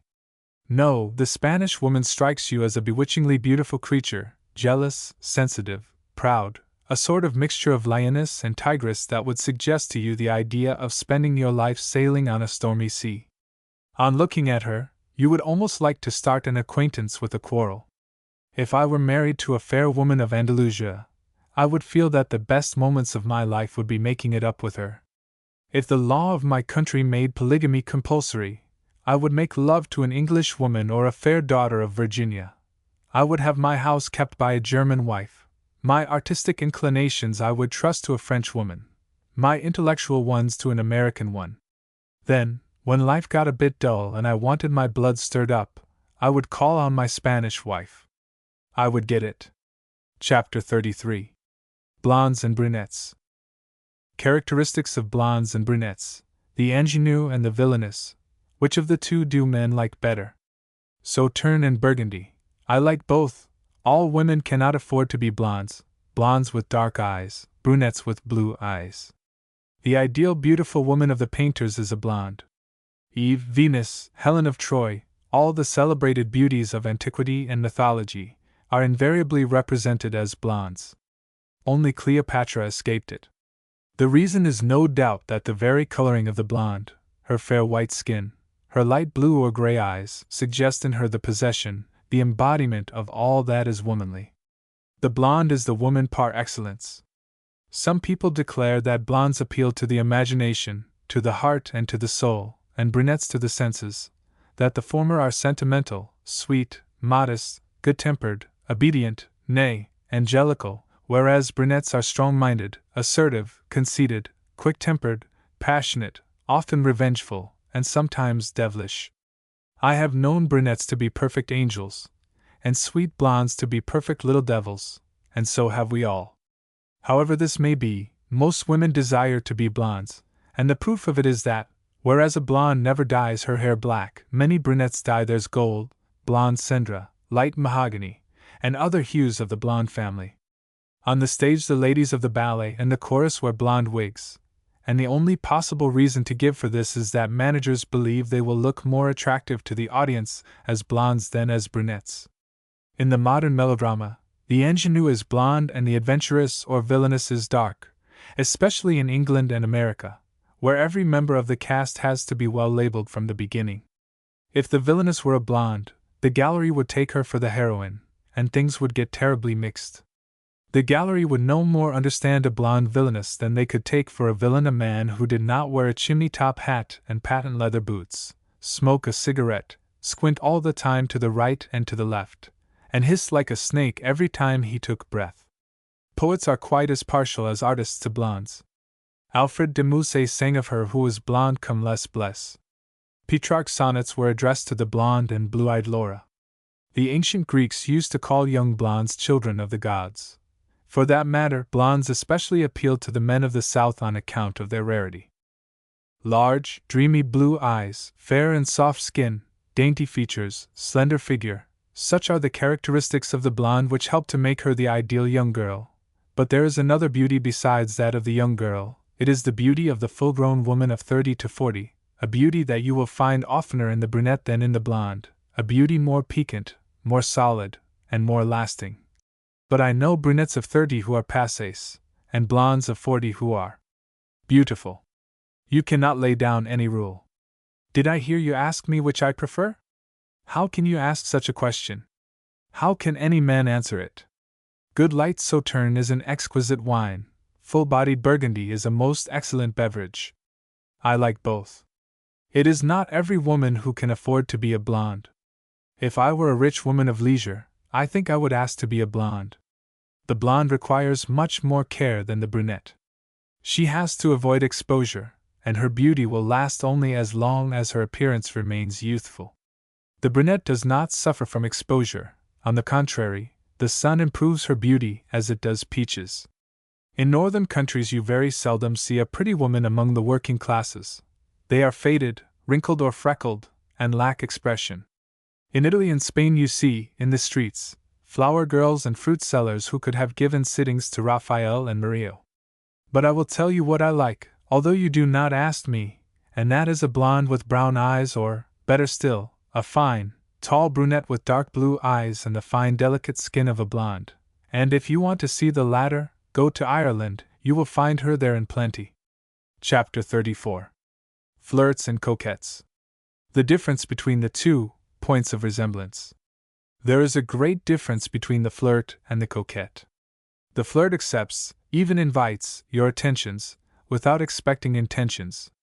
The coquette is a woman who gives you a promissory note with a firm intention of dishonoring her signature. Just as the prude often says no when she means yes, the coquette whispers yes all the time meaning no. The flirt promises nothing. She has nothing to refuse, because she does not allow you to ask for anything. She does not compromise herself in any way. She says either yes nor no. She encourages you to go on. You say to yourself, will it be yes or no? Who knows? Perhaps yes, perhaps no. The coquette is generally a cold-hearted, cold-blooded woman, as perfectly sure of herself as those famous Mexican horsemen who can ride at full speed toward a precipice and stop suddenly dead on the edge of it. The coquette has no capacity for love. She does not seek love, but admiration and homage only. Unlike the flirt, she lacks cheerfulness and humor. To obtain admiration and boast of a new conquest, she will risk even her reputation, compromise herself. Yet her virtue is in safe keeping, for she has neither heart nor passion. In the comedy of love, the coquette is the villain of the play. The coquette uses man as she does her dresses. She likes to be seen with a new one every day. She kills for the sake of killing. She hunts, but does not eat the game she brings down. She plays on man's vanity to satisfy hers. The moment she has received a man's homage, she will leave him to occupy herself with one who has refused it to her. She is dull and dreary. She may be as beautiful as you like, she is never lovable. She should be shunned like the card sharper, whom she resembles all the more that against your good money she has nothing but counterfeit coin. The flirt, on the contrary, is cheerful, jolly, often full of fun, and if you can make up your mind to accept her for what she is worth, she may help you pass a very pleasant time. She is not serious, and she does not want you to take her seriously. She is honest. She wants fun, innocent fun. The coquette tries to lead you as far as she wishes you to go. The flirt does not lead you any further than you wish to go. And it may be added that, while flirts have often been known to make very good wives, coquettes have invariably proved detestable ones. Winthrop was helplessly wrong when he said, "A woman without coquetry is as insipid as a rose without scent, champagne without sparkle, or corned beef without mustard," unless he meant, which he did not, to use the French adjective, and not the noun, and say that a coquette is a woman who, by the care she bestows on her dress and general appearance and many other ways, knows how to make herself attractive and show herself in the most advantageous light. The French language expresses the difference to a nicety. The word as an adjective is complimentary, but certainly not as a noun. Est coquette means she dresses very elegantly, and has very winning manners, whereas say and coquette means she is a coquette, that is to say, she tries to fascinate for the mere sake of fascinating. The coquette plays on man's vanity and makes a fool of him. The flirt displays her accomplishments and personal charms either to make you have a pleasant time with her, or, when more serious, to lead you on to an offer of marriage, which she will honestly accept, often with the best results for yourself. It is only when you say of a woman that she is a desperate flirt that you may come to the conclusion that she is a coquette. Of course, when the flirt is a married woman, she is a coquette, but when she is a young girl, I would call her a very harmless person. On the other hand, in opposition to that epithet of harmless, the adjective that is most commonly coupled with the word coquette is not harmless, but heartless. The word flirt comes from the French fleuretter, which means to go from flower to flower, to touch lightly. But although the word is of French origin, the thing itself is not French. Flirtation is a pastime which is most essentially English. We do not flirt in France. We are more serious than that in love affairs. After all, flirtation is trifling with love, and that game would be a dangerous one to play with a Frenchman. A woman who flirts would pass in France for giddy, if not worse. She knows her countryman well, and is aware what she would expose herself to if she flirted with him. The English girl in flirting does not play with fire. Englishmen are reserved, cold. The customs of the country grant liberty to the women, and they accept flirtation for what it is worth.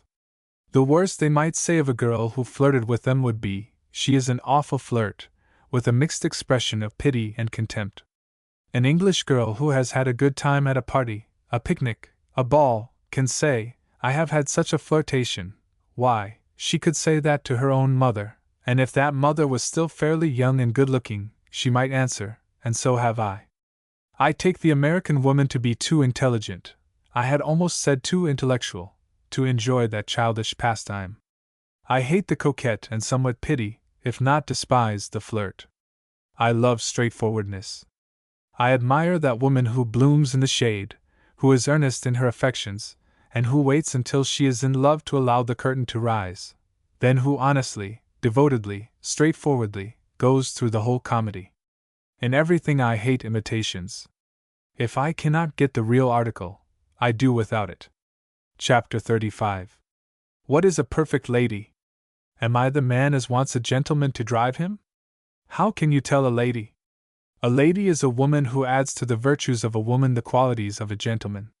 In a clever article, Lady Violet Greville recently asked, "What is a lady?"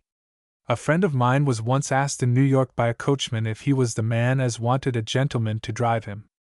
I was myself told once by a Negro hotel porter, whom I had asked a question about some baggage of mine, to apply to that gentleman over there, another Negro porter.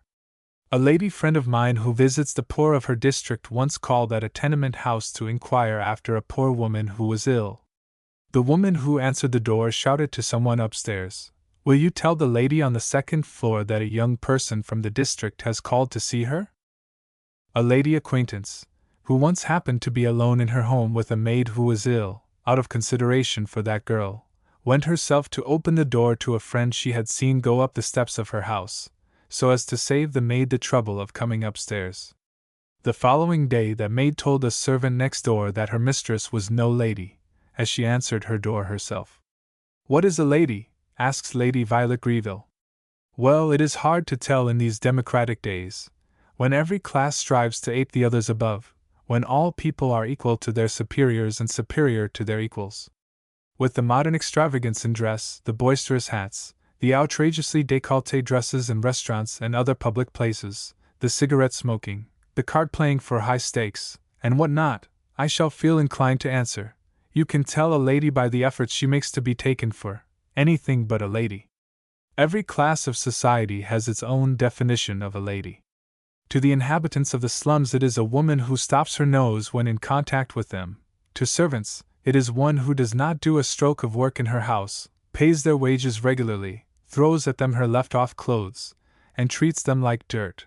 To tradespeople, it is one who pays cash for what she buys. For dressmakers and milliners, it is a woman who never bargains, and is known never to wear her gowns and hats more than half a dozen times. What is that new supreme desire to pass for a lady? It proceeds purely, said Lady Violet Greville, from a wish to imitate. It is vulgarity pure and simple. It is the aspiration after gentility, the longing to appear what we are not, the desire of the fly for the dinner lamp. It is the natural consequence of the religion of the Anglo-Saxon race, make-believe.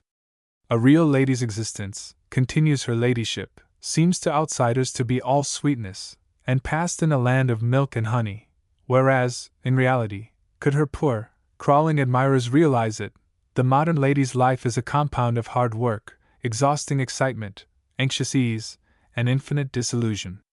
To begin with, she is often poorer than her prosperous neighbor, compelled to practice petty and galling economies, travel second class, wear clean gloves, and spend unpleasant moments in streetcars and omnibuses.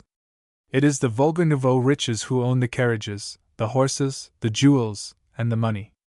Yet the vulgar rich may be as lavish as they please, may throw gold out of the windows, give a small fortune for their horses and carriages. They have not enough money to buy what that lady possesses, her delicacy and refinement. Even their servants know that, for they can take the measure of the mushroom nobility to A.T. In a few years more, no doubt, the word lady, entirely divested of the original meaning, far away buried in the mists of time, will merely be the equivalent of the feminine gender, the female of the male, and then the gentler bred and wiser of the sex will exult in bravely calling themselves women. And they will be right. A perfect woman sounds to my ears far more sweetly than a perfect lady. There is no misunderstanding about the former. I am not an angel, says an ingenue to her fiancé in some French play, the name of which now escapes me. Don't expect too much from me. I am only a woman, only a woman. Heavens! That is good enough for anybody. Lady Violet Greville concludes her clever article by a beautiful definition of a lady. The real lady settles her debts, does not forget her liabilities, would as soon cheat as commit murder, and actually considers an engagement a binding duty. She has a soft voice and a pleasant manner. She is the daughter of evolution and the survival of the fittest. If she has nerves, she does not show them. She has courage of the finest sort, the courage of her opinions and the moral courage to deny herself. I feel almost inclined to draw myself up, and say of the real lady, in short, she possesses all the qualities that make up a gentleman. Tell me, ladies, if this is not just like a man. Chapter 36. Mammies and Grannies. Cupboard love. Every kind of love is more or less selfish except maternal love. Maternal love overrated. If you never had a granny, do get one. Reminiscences of grannies. A sacrifice. Grannies are not at all prejudiced in favor of their grandchildren. Every kind of love is more or less cupboard love. I mean to say that love, whatever form it may assume, requires, or at any rate, expects, some equivalent for it in return in the shape of affection, happiness, or pleasure. I only make one exception in favor of maternal love. The most loving sweetheart, husband, wife, or child expects to be loved, almost demands it. The loving mother expects nothing, demands nothing. A mother will love her child, however bad that child may be, however unloving and ungrateful, whatever unhappiness and even sorrow he or she may cause to her. A mother will love and bless a child whom the whole world has condemned. A mother's love and forgiveness will follow a child to the scaffold. There is no limit to it. It is infinite. Maternal love, far above others, is the very sentiment that keeps us in touch with heaven. It is the only holy love. And that love is so inborn in woman that you see it already written on the face of the little girl who plays with her doll. It is so inborn in woman that I find something incongruous in such a remark as, "She was a good and loving mother." All mothers are good and loving. All rules have exceptions, but this one has none. Therefore it is no extraordinary testimonial for a woman to be fond of her children, because all mothers are fond of their children and good to them, even the fiercest and cruelest of animals. The feeling is given to them by nature. We all profit by it, we are all happier for it. For being able to dispense maternal love, woman is to be admired and blessed, but not congratulated. A child is part and parcel of a mother. In loving her child, a woman loves part of herself. It is not selfishness, but somehow a little self-love. In her love for her child, whether returned or not, she finds happiness. But for disinterestedness, never mind mammy, give me granny's love. God ought to spare grandmammas. They never ought to die, the dear, lovely grannies. Haven't you a grandma? Once asked a little boy of another. No? Well, you should get one. True, no child should be without one. Victor Hugo said he submitted to one tyranny only, that of children. The author of The Art of Being Grandfather was right. That tyranny ought not only to be submitted to, but proclaimed. And who better than a grandmother will submit to the tyranny of a child? The sacrifices they will be capable of are superhuman, epic. I know one who charms away the last days of her life by a dainty little supper of biscuit and cream cheese brought to her every day. She never now comes down in the evening, and that frugal repast is taken up to her when dinner is about over. Her little granddaughter once came up to her room crying bitterly. She was in disgrace, and had been sent away from table before the appearance of the pudding. "Granny," she said, "I am not to have any pudding. You ought not to have your cream cheese." "But darling," pleaded Grandmamma, throwing a loving glance at the little dish of her predilection, "I haven't been naughty." "Never mind. You ought not to have any when your little girl cannot have any pudding," and the little tyrant cried more bitterly than ever. Granny rang the bell, ordered the favorite cream cheese to be taken away, and drying the little girl's tears, supped that night off a bit of bread and butter. Antiquity has not recorded anything like it. People say that mothers are prejudiced in favor of their children.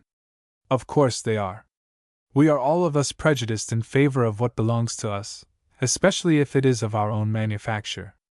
But for the opinion held of a child, give me grannies, that is sublime. Once a lady of my acquaintance, on a visit to her mother, was in the drawing-room with her own little girl on her knees.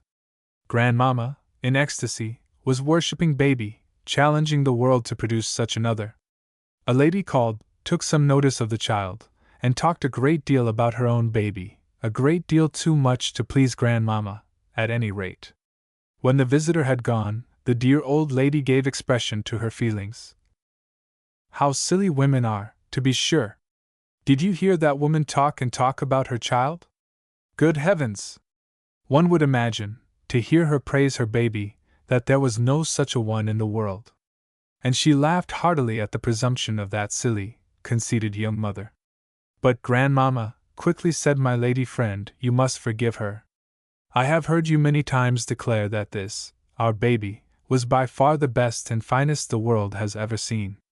Ah, my dear, replied Granny, not in the least disconcerted and in absolute earnestness, that's quite different. In our case it's the truth, and no one could deny it. Certainly not. Who would dare? The love of a grandmother, with its delightful weaknesses, with that complete collapse of all power of resistance to a child, is no sign of senility. It is only the love of a mother multiplied by 2. Chapter 37. On Mothers-in-Law. How to deal with them, difference between a misfortune and an accident, that will spoil the whole thing, shoot her. Adam, they say, must have been a happy man, he had no mother-in-law. I once heard a Frenchman give the following definition of the difference that exists between an accident and a misfortune. Suppose you walk along the bank of a river in the company of your mother-in-law. If she should fall into the water and be drowned, it is an accident. If she fall into the water and be pulled out alive, it is a misfortune. The mother-in-law is not dreaded in England. An English mother has no authority over her son. How could she dream of having any over a son-in-law? The mother-in-law is an object of terror in France, where the ascendancy of woman over man is a powerful factor in the social life of the country. The French woman leads her husband by the nose, and her sons are submissive to her as long as they remain unmarried, and even when they are married they remain more or less under her influence until she dies. That French mother is queen at home, and when she sees that her daughter has started an establishment of her own, she generally at once goes there to settle for a little while, sometimes for a long while, to put her daughter up to a few points about the management of man. That often causes difficulties and spoils the game, but as 9 times out of 10 the young wife will take her mother's part in any little unpleasantness that may arise, the husband submits. He knows that the mother-in-law is the drawback of matrimony. He has taken his wife for better and for worse, and worse includes mamma. The bargain is fair. He has signed, and he honors his signature. Besides, he has a consolation, that of knowing that his mother-in-law will give his wife plenty of good and useful advice on housekeeping, teach her economy, and be ever ready to come to her help in times of need. I know very little of private life in America, but I know, at all events, the supremacy of woman in social and family life, and therefore, I should feel inclined to suspect the American mother-in-law to be as unpopular as the French one. The most striking point of resemblance between America and France is the way in which women treat men and are treated by them. Was it not in America that I heard the following story? A man enjoyed the possession of a beautiful and loving wife and a very uncongenial mother-in-law. The latter fell ill, and her daughter went to nurse her. At last the husband one day received the following telegram: "Mother dead. Shall we have her embalmed, cremated, or buried?" The husband wired back, "Do the 3, take no chance." How like the following, which is French: "A man loses his wife. As the funeral is about to leave the house, he is ushered into the first mourning carriage. His mother-in-law is there. I will not go in that carriage," he exclaims. "My mother-in-law is in it." "But you must," he is told. "You are the husband of the corpse." "Must I?" he says. "Well, if I must I will, but it will spoil the whole thing. I have always wondered how it is that men so much complain of their mothers-in-law and that women so seldom do. Poor, dear little women! They do have mothers-in-law, too, mothers-in-law to find fault with their housekeeping, and to remind them that before they married their sons were attended at home by most devoted sisters. The mother-in-law of a man, no doubt, is often in the way. You sometimes wish she was not there, but with a little diplomacy you can manage her, and even get rid of her. I recommend the following plan. It proved a big success with a friend of mine.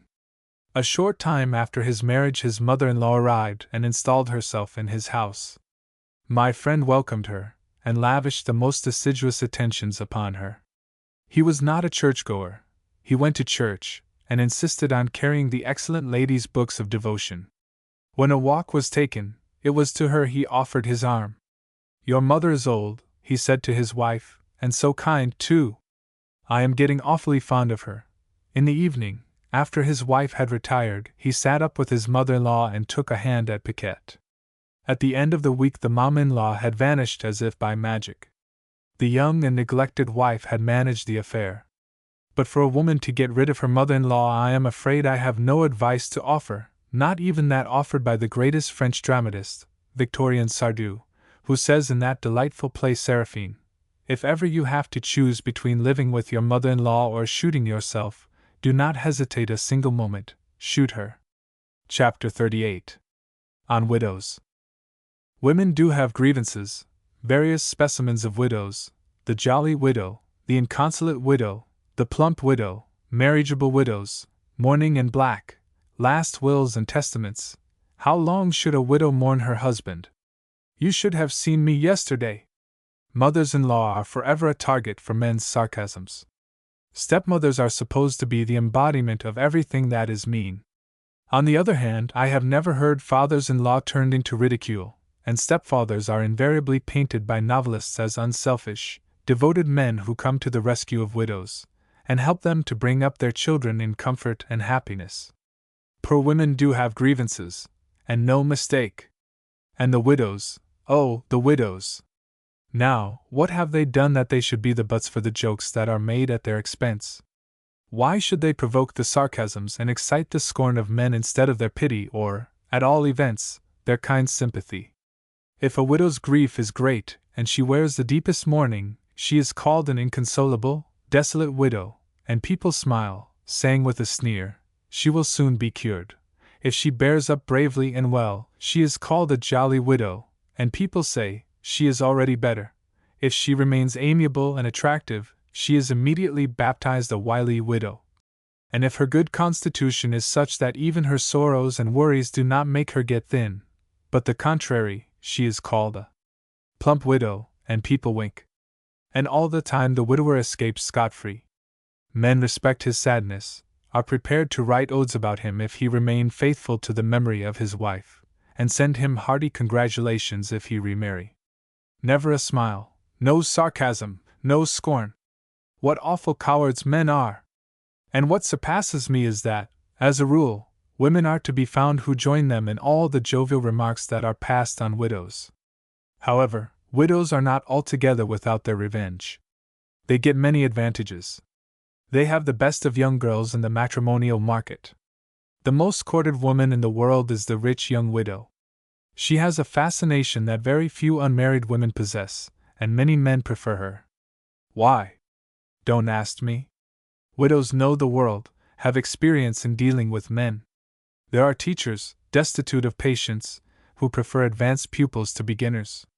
Mere laziness, my dear friends, nothing else.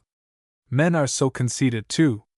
If they were not, how would they dare marry a widow and constantly run the risk of being found far less loving, pleasant, and attractive than number one was? It is true that if, after a quarrel, a man's wife should exclaim, "How I do regret my first husband," he would have a chance to cure her of that expression, by remarking quietly, "My dear, you will never regret him as much as I do." But all this does not suggest to the mind a happy condition of matrimonial affairs. Widows are less marriageable in England than in other countries, for this reason, that their husbands, in their wills, almost invariably stipulate that they leave so much to their wives on the condition that they will not remarry. If they do, they forfeit everything.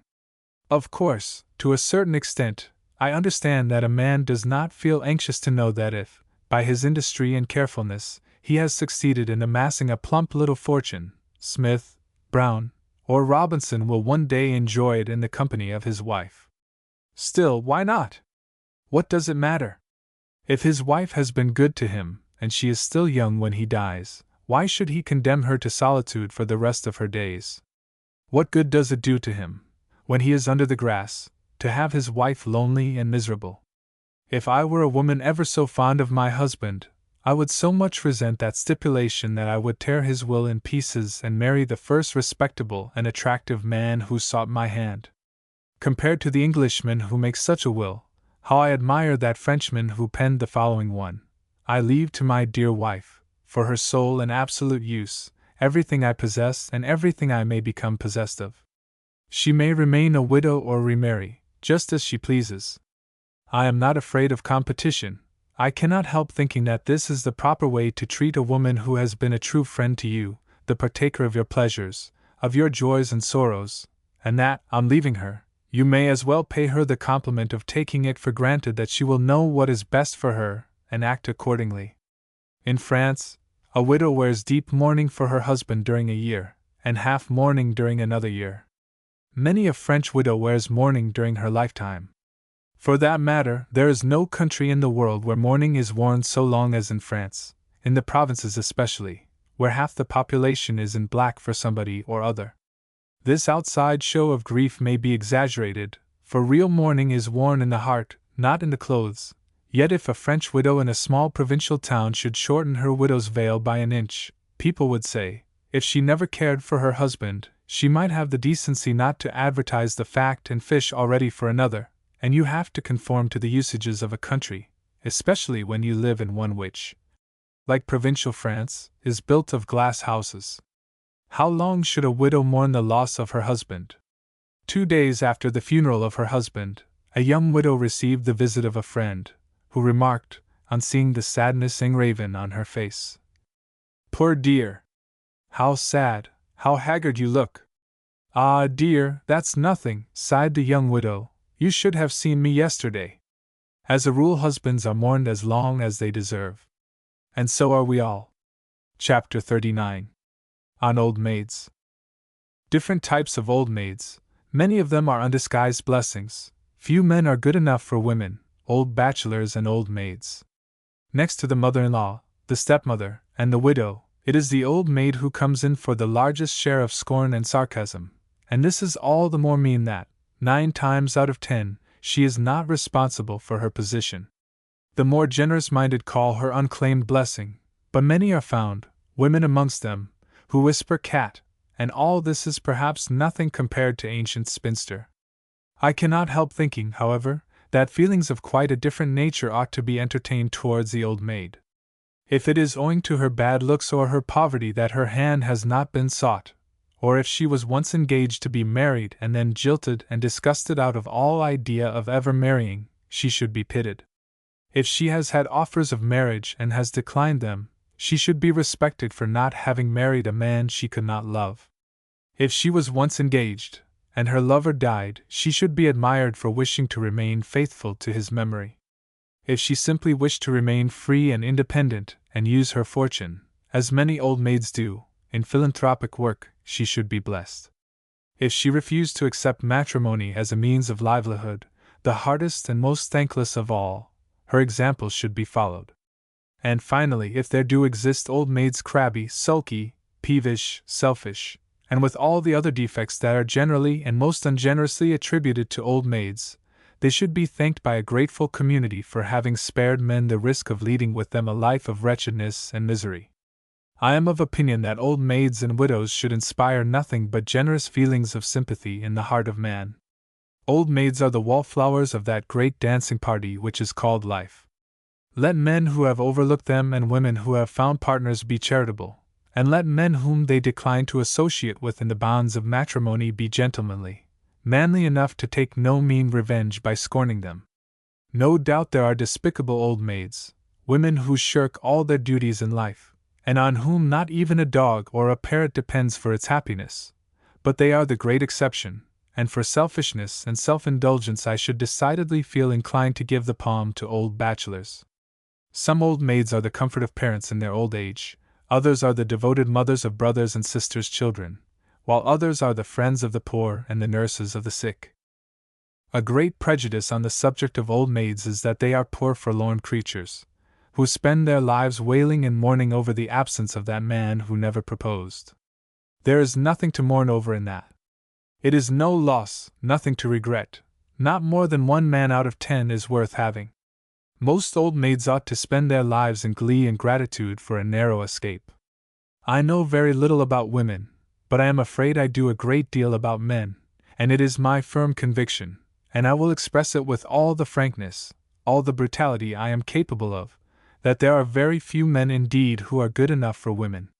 I know of nothing more pleasant than the company of a jolly, broad-minded, intelligent old maid, who knows that she can let herself go and be a good pal to you, without running the risk of hearing remarks passed of a more or less objectionable character. I know of nothing more enjoyable than the pleasure of such an old maid's company. I count old maids among my most cheerful and companionable friends. The old bachelor is a social failure, a sort of rebellious outcast, who ought to pay an income tax of 10 shillings in the pound. But the old maid who is bright, clever, cheerful, generous, charitable, hospitable, is an ornament to society and one of its most useful members. Chapter 40. Should people remarry? The excuse most people give for remarrying, St. Peter's opinion of men who have been married more than once, stepmothers. In some countries of the Far East the question has been settled, so far as women are concerned, they burn their widows. In many places much nearer home it is not unfrequent to hear the opinion expressed that widows should be disposed of as in Malabar. Our genial friend Mr. Sam Weller, Sr., entertained, on the subject, views which did not much differ from those of the sages of Malabar. In the case of widowers I should feel inclined to answer the question in the negative. If you have been happy in your first marriage, do not risk comparisons which might be odious. If you have been unhappy, do not ask for a second dose. In both cases, therefore, I come to the conclusion that the answer should be, don't. People who remarry, men or women, have invariably the same excuse.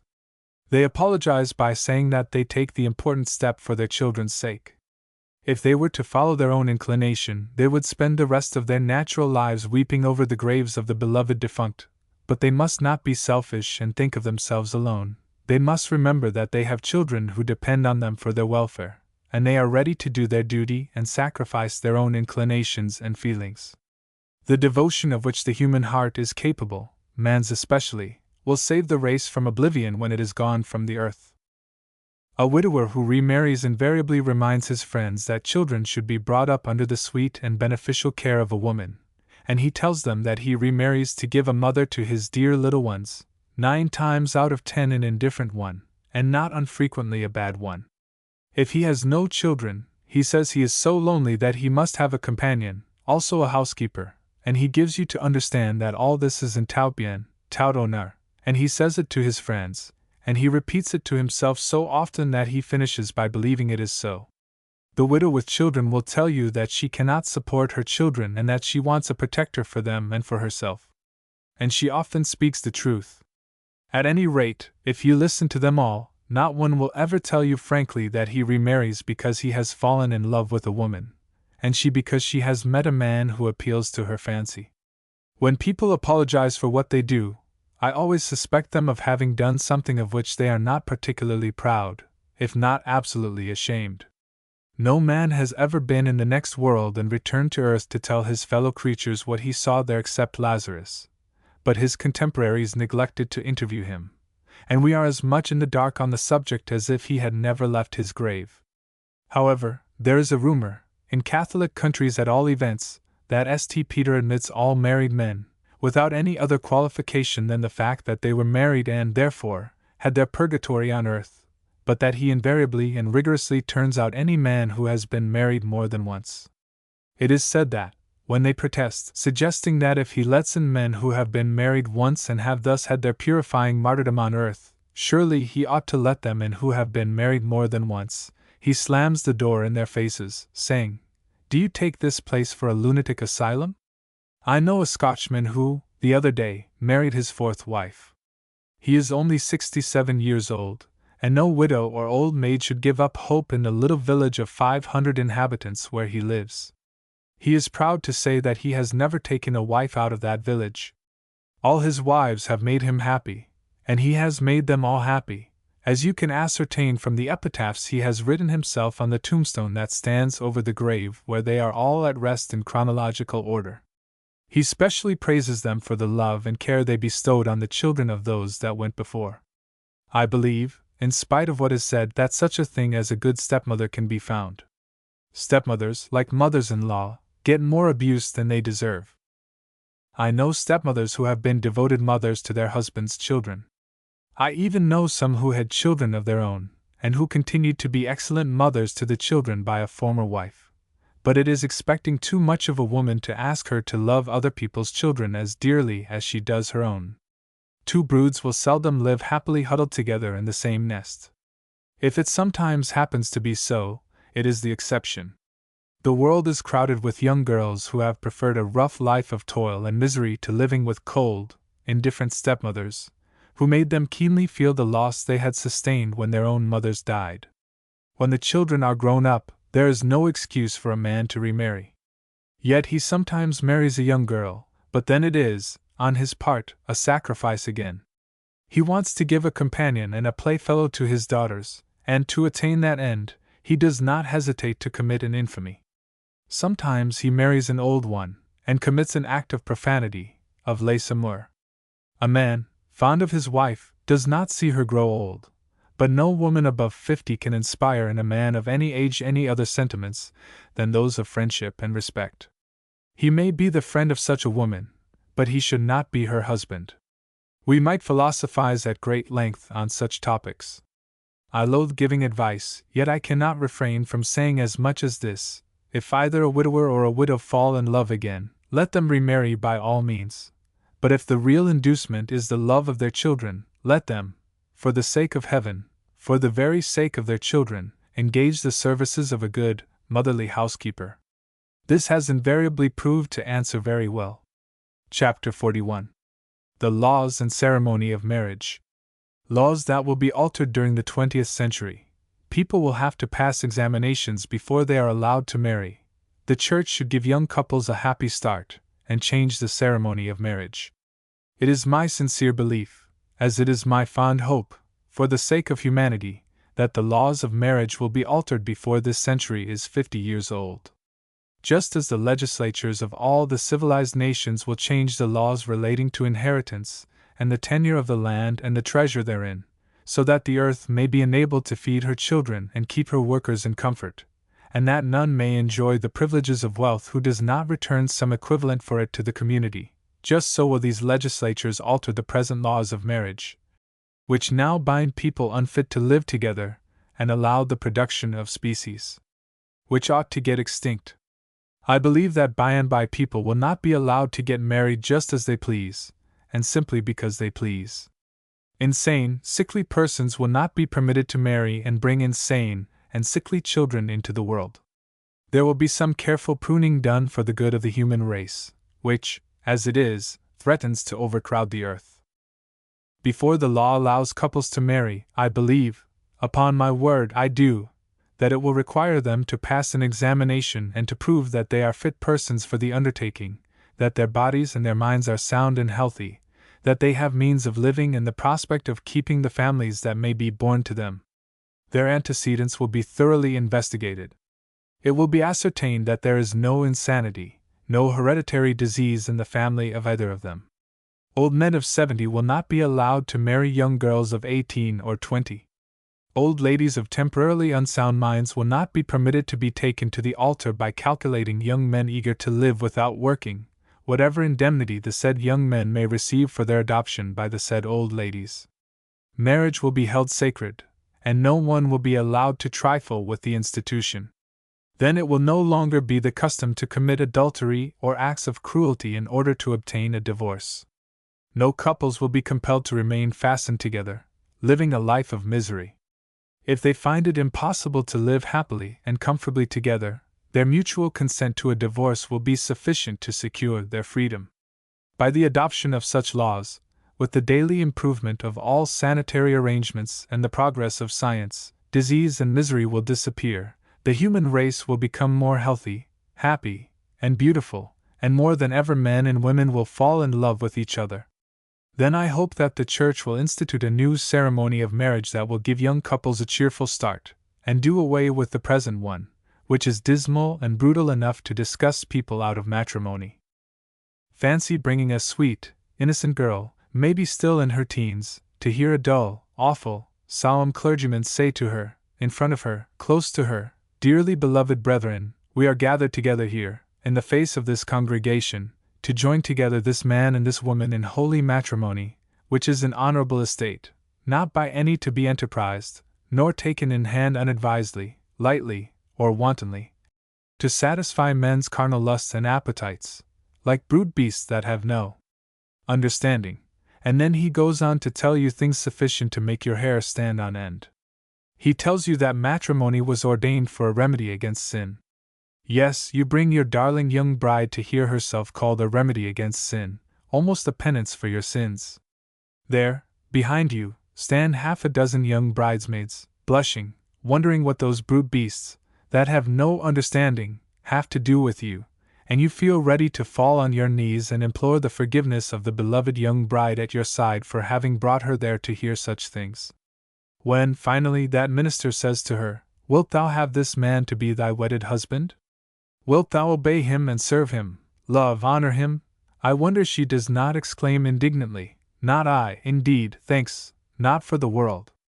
I do hope the Church will invent a ceremony that will make a wedding, instead of a fearful ordeal, a thing of beauty never to be forgotten by those who go through it. The Church made a bower of flowers, sweet music, a short address consisting of the most beautiful and pathetic verses from the Proverbs and the Song of Solomon, and a shower of flowers thrown on the path of the bride, when the ceremony is over. If I had my own way, I would read to them 2 or 3 chapters from the second part of that inimitable book which has filled so many French married lives with poetry, Monsieur, Madame etbb. Only in French. That book cannot possibly be translated into English. Chapter 42. On Nurses. Nurses look the happiest women in the world, their lives and their privileges. True story of a nurse. If I were a woman of robust health, rich or poor, and I had no fascination for men, and matrimony had no fascination for me, I would become a nurse. The only problem to solve in life, after all, is happiness, and the only possible way to be happy is to feel that you are wanted and you cause happiness in others. In a word, that somebody is glad and grateful that you are alive. I know I should find a great deal of happiness in nursing. I have had to deal with nurses in France during 9 months in a military hospital after the Commune, when a compatriot of mine, an insurgent, of whom I never had the pleasure of making the personal acquaintance, shot me in the arm, and also in Great Britain, during a severe illness which I contracted in the north of Scotland, far away from home. Nurses look all cheerful and happy, and the beauty of their faces, in England, is enhanced, I must say, by a pleasing, very becoming semi-nun-like attire, that gives them a peculiar charm which you find in no other women. There is engraven on their faces that joy of living which heaven seems to stamp upon the faces of women who devote themselves to the well-being and happiness of their fellow creatures, and to the assuaging of their pains and sufferings. Yes, nurses all look beautiful, and if I were a woman, theirs is the kind of beauty which I should like to possess. I remember seeing one by the deathbed of a little girl whom she had tenderly nursed, standing at the bedside, motionless, beautiful in her impassive grace, and looking like one of those angels that painters delight in representing at the bedside of children whose souls they have come to bear to the abode of the seraphim. Another thing that would induce me to embrace that profession, or vocation I ought rather to call it, is the absolute freedom that nurses enjoy. Their very dress inspires respect in all alike, high and low. They can go wherever they like with their uniform on, into a first-tier box at the opera or into the lowest slums of the city. Everybody will stand back to let them pass. All will throw at them a glance of sympathy and admiration. The upper tens treat the nurse like the lady that she is, the submerged ones like the angel that brings them a ray of sunshine. The nurse may be ever so beautiful, the worst ray in the street will not only never think of following her, much less annoying her by his loathsome assiduities, but he will allow her to pass unnoticed in perfect freedom and security, and will not unlikely leave the pavement to make room for her. I believe that the pickpocket in an omnibus would hesitate to help himself to her purse, even if that light companion of hers made itself conspicuous to him by its proximity and easiness of access. If he should yield to the temptation and be caught, he would run the risk of being lynched. I have heard it said that many women become nurses, hospital nurses especially, with a keen eye on matrimony. It is a fact that a good many nurses marry doctors they have come in contact with, hospital students they have worked with, and even sometimes patients they have nursed during a protracted and painful illness. The wounded officer and his nurse have been the hero and the heroine of many plays and novels, but very few women undertake to lead a life of seclusion and slavery, of abnegation and devotion, a life which entails work day and night, and even danger of contracting infectious disease, with a view to matrimony. On the other hand, I dare say that a fair number of women have become nurses after the sad ending of some love affair, in order to divert their thoughts from the death of a beloved sweetheart, or the unfaithfulness of a light-hearted lover. At all events, if the mother-in-law, the stepmother, the widow, the old maid, the strong-minded woman, the ruling wife, the woman's writer, the woman this and the woman that, have supplied themes for the entertainment and the gaiety of nations, the humorist has invariably left the nurse alone. I was just now mentioning the fact that many women became nurses in order to bestow on their suffering fellow creatures the love which the death of a dear lover prevented them from bestowing on a man. As an illustration, I will give a little story that I extract from my early reminiscences. We were fast getting the better of the communards in 1871, and my men were warming to the work in grand style, when a piece of burst shell hit me, and some of the fellows carried me off to the hospital. I remember being puzzled that there should be relatively no pain in a wound of that sort, but the pain came soon enough when the fever set in. The doctor of the Versailles hospital was a rough specimen, as army doctors often are, in France, at any rate, and you may fancy that the groans and moans of the other wounded were not soothing either. One day the doctor told me I should soon be able to be removed to a country hospital. That was after I had been under his treatment for 6 weeks. The sights, sounds, and smell of the place had grown so sickening to me that I think I could have kissed him when he talked of sending me to St. Malo. He came in one morning, and in his brusque way said, as he probed the wound for bits of shattered bone, "We shall be able to pack you off in a few days. You would like to get transferred to St. Malo, would you not? You come from that part of the country, don't you? The air will suit you." He was a brute, but he had awfully good cigars, and used to make me smoke one when he was going to have an extra go at my wound. I suppose he hoped the goodness might prove infectious. I used to call him strings of bad names while he was digging away at his work on my arm. Somehow it relieved me, and truth to tell, he took it all in good part. In a few days, then, I saw the last of him and he of me, and glad enough was I to find myself in the clean, quiet, nun-tended hospital in the dear old Breton town. There I had a room to myself, as each officer had, and to lie there in that sweet sunny room and hear no groans but my own was almost like being in heaven. The daily cleanings of the wound, still pretty painful, were recommenced under the hands of another surgeon, who proved to be a very good fellow. He and I struck up quite a friendship after a while. Well, life was, if not exactly rosy, at any rate once more worth living. The brightness and calm were very sweet after the horrors of the Versailles hospital, and a serenity filled the air, like an echo of organ tones brought in by the nuns from chapel. The nun who attended to me was an angel.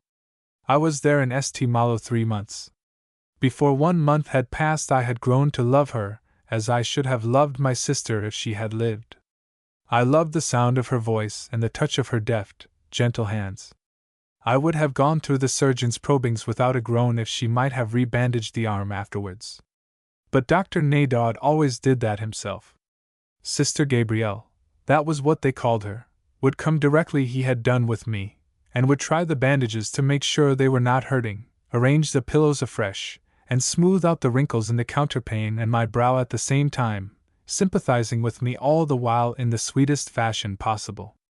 Her voice was a great part of her charm, very low, and yet the clearest voice in the world. She had a way of looking at one all the time, too, with a gaze that was almost like a mother's caress, and that wrapped one around with a delicious feeling of security and well-being. Sometimes she would sit and talk with me about the battles, and lead me into chats about my mother, who was ill herself at this time and not able to come to see me. How old was Sister Gabrielle? Oh, I suppose she must have been about 24 or 5 then, perhaps a little more.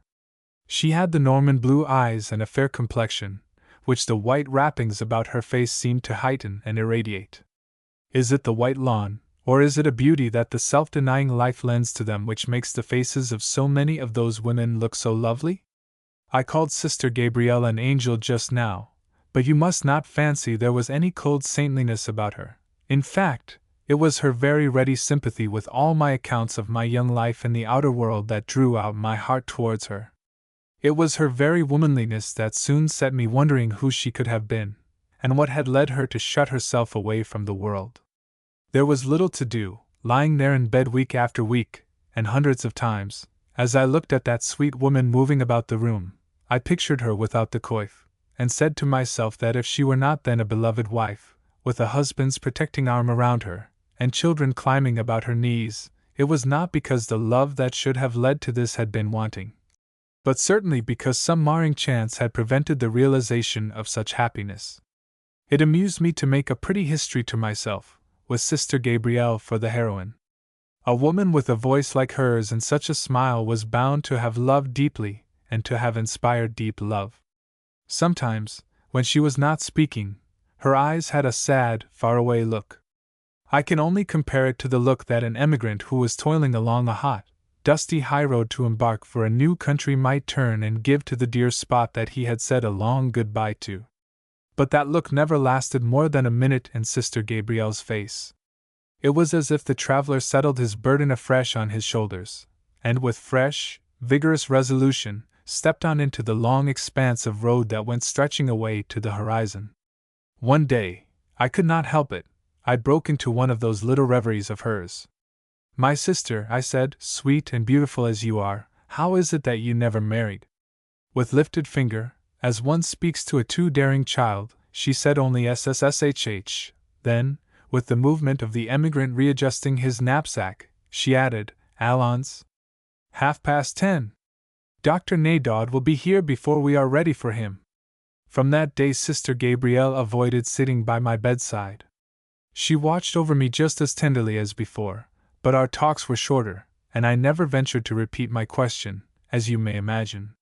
Nevertheless, lying there through the long days, it was impossible not to go on wondering what had sent this beautiful woman into the rough groove where I found her. One day I discovered that Dr. Naydod came from the same town as herself, and I fell at once to questioning him about her. All that I could elicit from him was that her name in the world had been Jean d'Alcourt, and that she came of a good old Norman-titled family. I did not learn much by that. It was not necessary to hear that she was noble, for she had the stamp of nobility in every line and in every pose of her body. For a talkative fellow, I thought Naydod had remarkably little to say about his former townswoman, and, after gently sounding him once or twice on the subject, I came to the conclusion that it was useless to look to him for enlightenment, but I also came to the conclusion that Sister Gabrielle had a history. August came. I had been 3 months in St. Malo Hospital, and now the time for leaving it had arrived. It was early morning. A fiacre stood at the gate with my luggage upon it, and Sister Gabrielle had come to the doorway which led into the courtyard to see me off. Early as it was, the sun was already well on his day's journey, and perhaps it was the strong glare from the white wall that made her shade her eyes so persistently with her left hand while we were saying goodbye. As for my own eyes, there was something the matter with them, too, for the landscape, or so much of it as I could see from the St. Malo Hospital doorway, had taken on a strange, blurred look since I saw it from the window 10 minutes before. "Adieu, mon lieutenant, adieu," cried Sister Gabrielle, in a voice meant to be very cheery. "Adieu, ma sir. May I come to see you in the old place if ever I find myself in these latitudes again? Yes, yes, that is it. Come back and see who is in your little bed under the window. Take care of the arm," touching the sling that held it. "Dr. Naydod will expect a letter from you in copperplate style before another month is over. Allons? We will say au revoir then, not adieu. Bon voyage, mon lieutenant, bon voyage." Another hand grasp, and I made my way to the cab, feeling a strange, intoxicated sensation at being once more on my legs in the open air after such a long stretch between the blankets. Away we rattled down the steep stone-paved street, past the queer old high houses that, as the window shutters were swung back, seemed to open their eyes and wake up with a spirited relish for another day's bustle and work. Very different to the lazy drawing up of a roller blind in England is the swinging open of a pair of French persiennes. Whiffs of new bread and freshly ground coffee floated out from the open doorways of the bakers and the earliest risers of St. Malo, and presently the pungent, invigorating odor of the sea made itself smelt in spite of the mixed odors of the street. It was new life to be out in the open again, and I was going to see my mother, but I could not forget Sister Gabrielle. Several years passed before I saw again the old steep streets of St. Malo. These years brought great changes to me. My right arm being no longer capable of using the sword, I retired from the army, took to journalism, and eventually accepted an engagement in London. In the English capital I made my home, marrying and settling down to a quasi-English life, which possessed great interest for me from the first. One summer, 6 years after the war, I began to make a yearly journey to a town on the borders of Brittany, and always landed at St. Malo to take train for my destination. Trains ran there only twice a day, and so there was generally time enough to climb the dirty, picturesque street to the hospital and see sweet Sister Gabrielle, whose face would light up at sight of her old patient, and whose voice had still the same sympathetic charm. When the now English-looking traveler presented himself, it was always the Mother Superior who came to him in the bare, cool room reserved for visitors. And then Sister Gabrielle would arrive, with a sweet, grave smile playing about her beautiful mouth, and there would be long talks about all that I had been doing, of the pleasant, free life in England, etc., etc.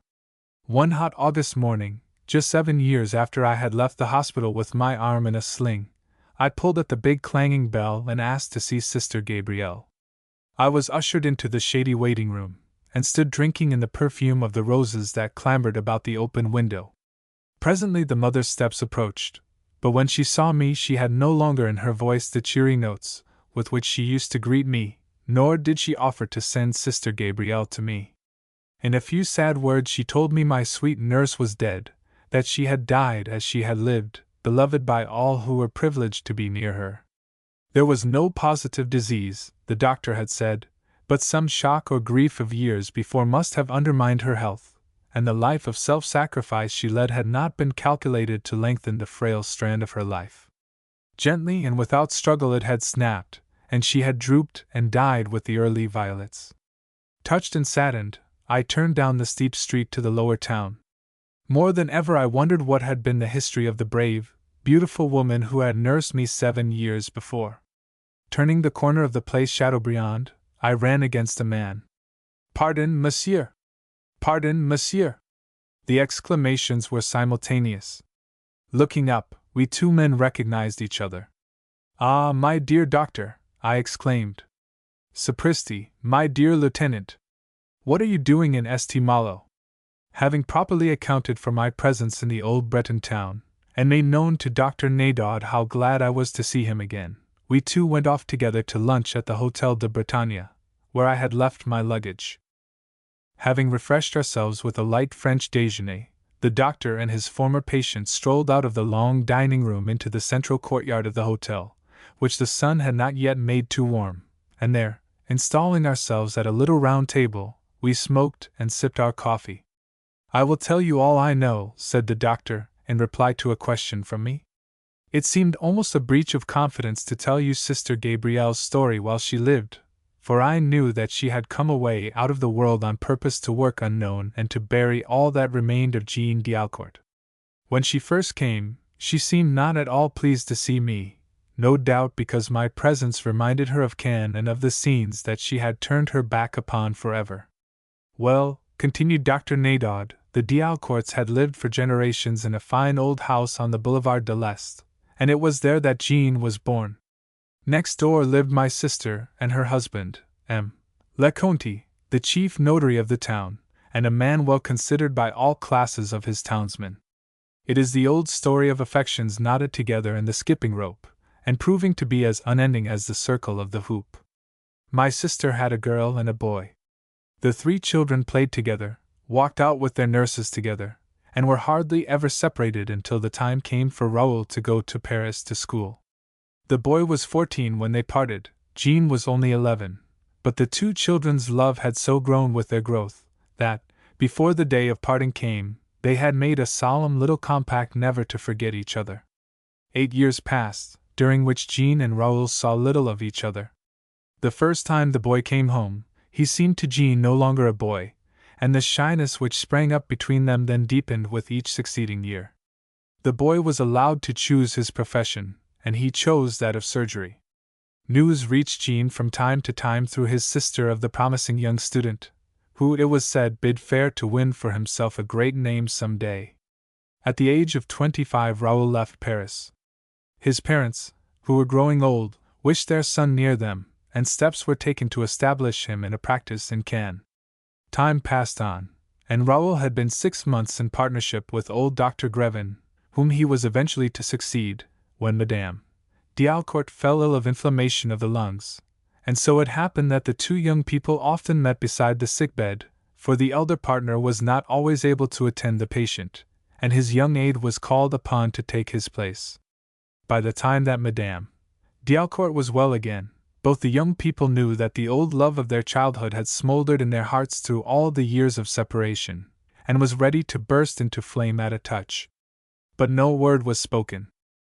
It was Raoul's fond hope to be one day in a position to ask for Jean as his wife, but he knew that by speaking before he was in that position, he would only destroy all chance of being listened to by her parents. The touch that should stir the flames soon came. One day in the summer following, a hasty summons from Madame d'Alcourt took Dr. Grevin to Jean's bedside, and a few moments' examination showed him that the poor girl had taken diphtheria. After giving directions as to the treatment to be followed, he said he would return late in the evening or would send M. Le Conte. It was Raoul who came. With horror he saw that the case was already grave, and a great pang went through him as he spoke to Madame d'Alcourt of the possibility of its being necessary to perform tracheotomy in the morning. When morning came, in fact, all next day, Jean was a little better, and the young man hoped with a deep, longing, passionate hope. The day after, however, it was evident that nothing could save the girl but the operation, and it was quickly decided to try this last chance. The rest is soon told. In that supreme moment, as Raoul made ready for the work, the two young people told all their heart's secret to each other in one long greeting of the eyes, that was at once a hail and a farewell. The operation was successful. All went well with Jean, and in 2 days she was declared practically out of danger.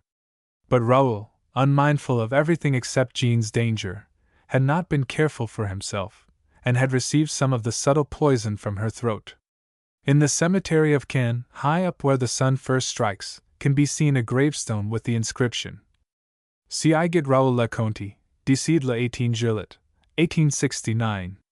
And this is why Sister Gabrielle never married." Chapter 43. Portrait of a French Mother. Madame Proquet lived in a little town in Brittany, which she had never quitted in her life. She had been born there, she had married there, and there it was that she had brought up her only son Henri. When friends said to her, "Why not travel a little? You should at least go and see Paris," she would reply, "Thank you, I am happy enough at home." She cared little for the outer world. Early left a widow, she had resolved to live for her son. She had made herself his dearest friend without effeminating him, his constant guide without monopolizing him, and his preceptor without ceasing to be his comrade. Before sending the boy to any school, she set to work herself and learned enough Latin and Greek to enable her to hear his lessons, and by the time he reached the upper forms, Madame Proquet would have been able to cut a very fair figure beside him. Thanks to the care and order with which she managed her small fortune, she was well off, rich even, with her 5,000 or 6,000 francs a year, for at the end of each year the budget showed an excess of receipts over expenditure. Her house, her books and her garden occupied all the time which was not devoted to Henri. She was fond of receiving visits, but rarely paid calls herself, and in the winter evenings she loved to sit with a book by the fireside in the room, half kitchen, half dining room, which, with its great open fireplace, is very often the most attractive-looking apartment in a small Breton house. Sometimes it was her needlework that she would bring out and busy her fingers upon, while the faithful Fanchette, who had held Henri on her knee, and who still theed and thoued him, took her knitting, and to the steady click of the needles would go over again the merry tricks that he was wont to play when he was a little boy. By and by Henri finished his studies and took his BA with honors. Then it became necessary to choose a profession. For some time past he had been longing to say to his mother, "Mother, let me go to Paris and study painting. Something tells me that I should be successful." But he knew that Madame Proquet had long been putting by 1,000 francs a year to send him to Paris to study law or medicine, whichever he should choose.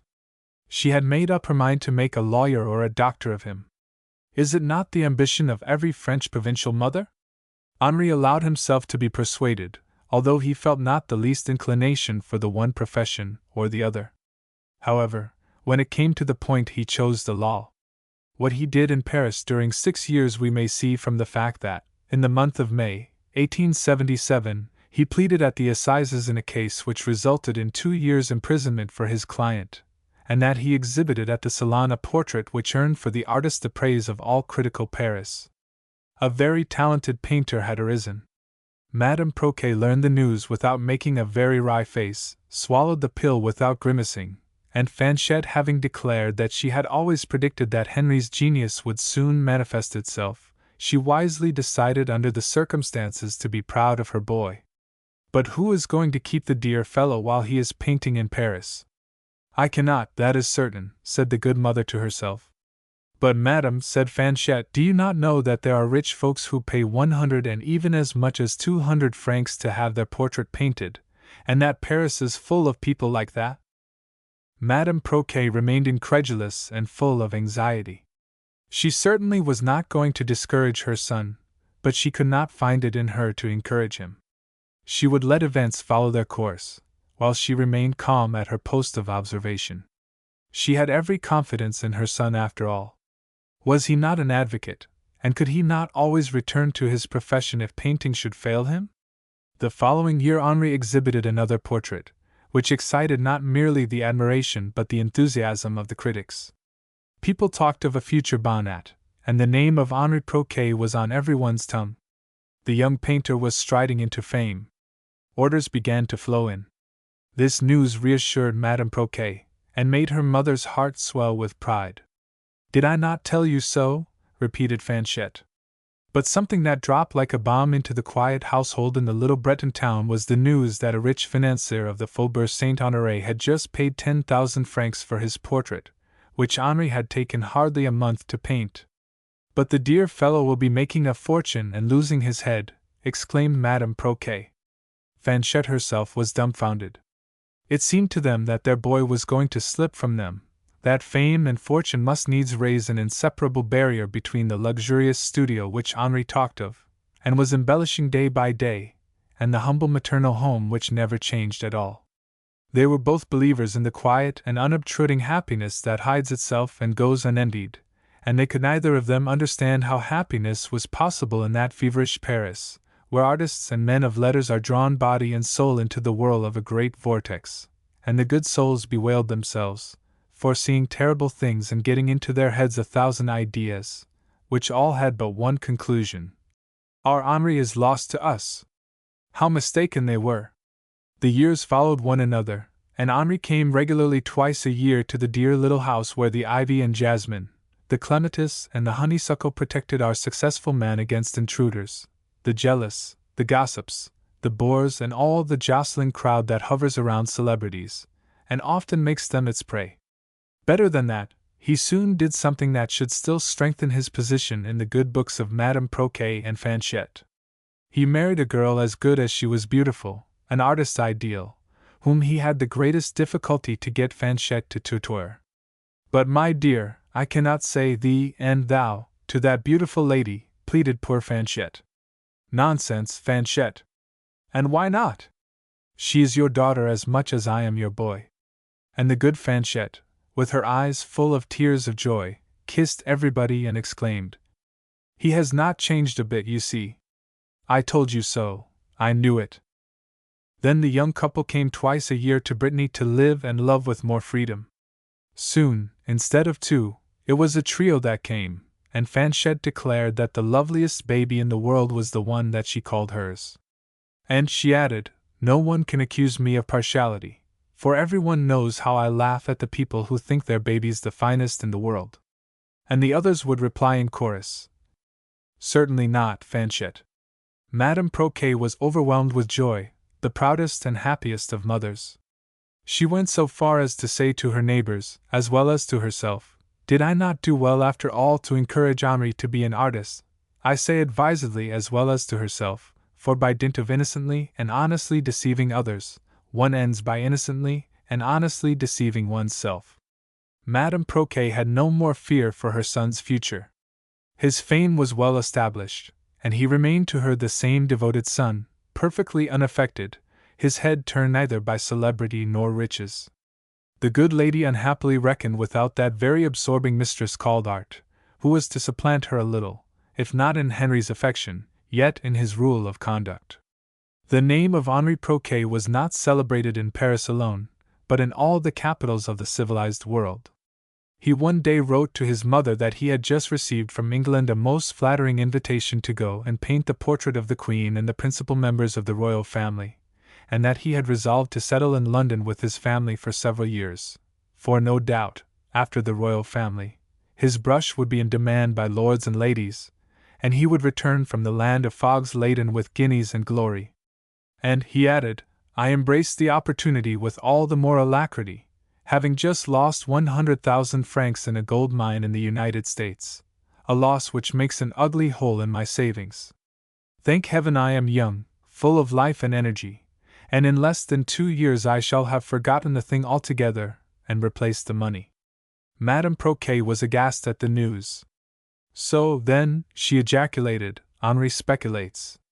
He has lost everything, and that in a gold mine, a hole in the earth, which, instead of yielding money, swallows up what fools fling into it.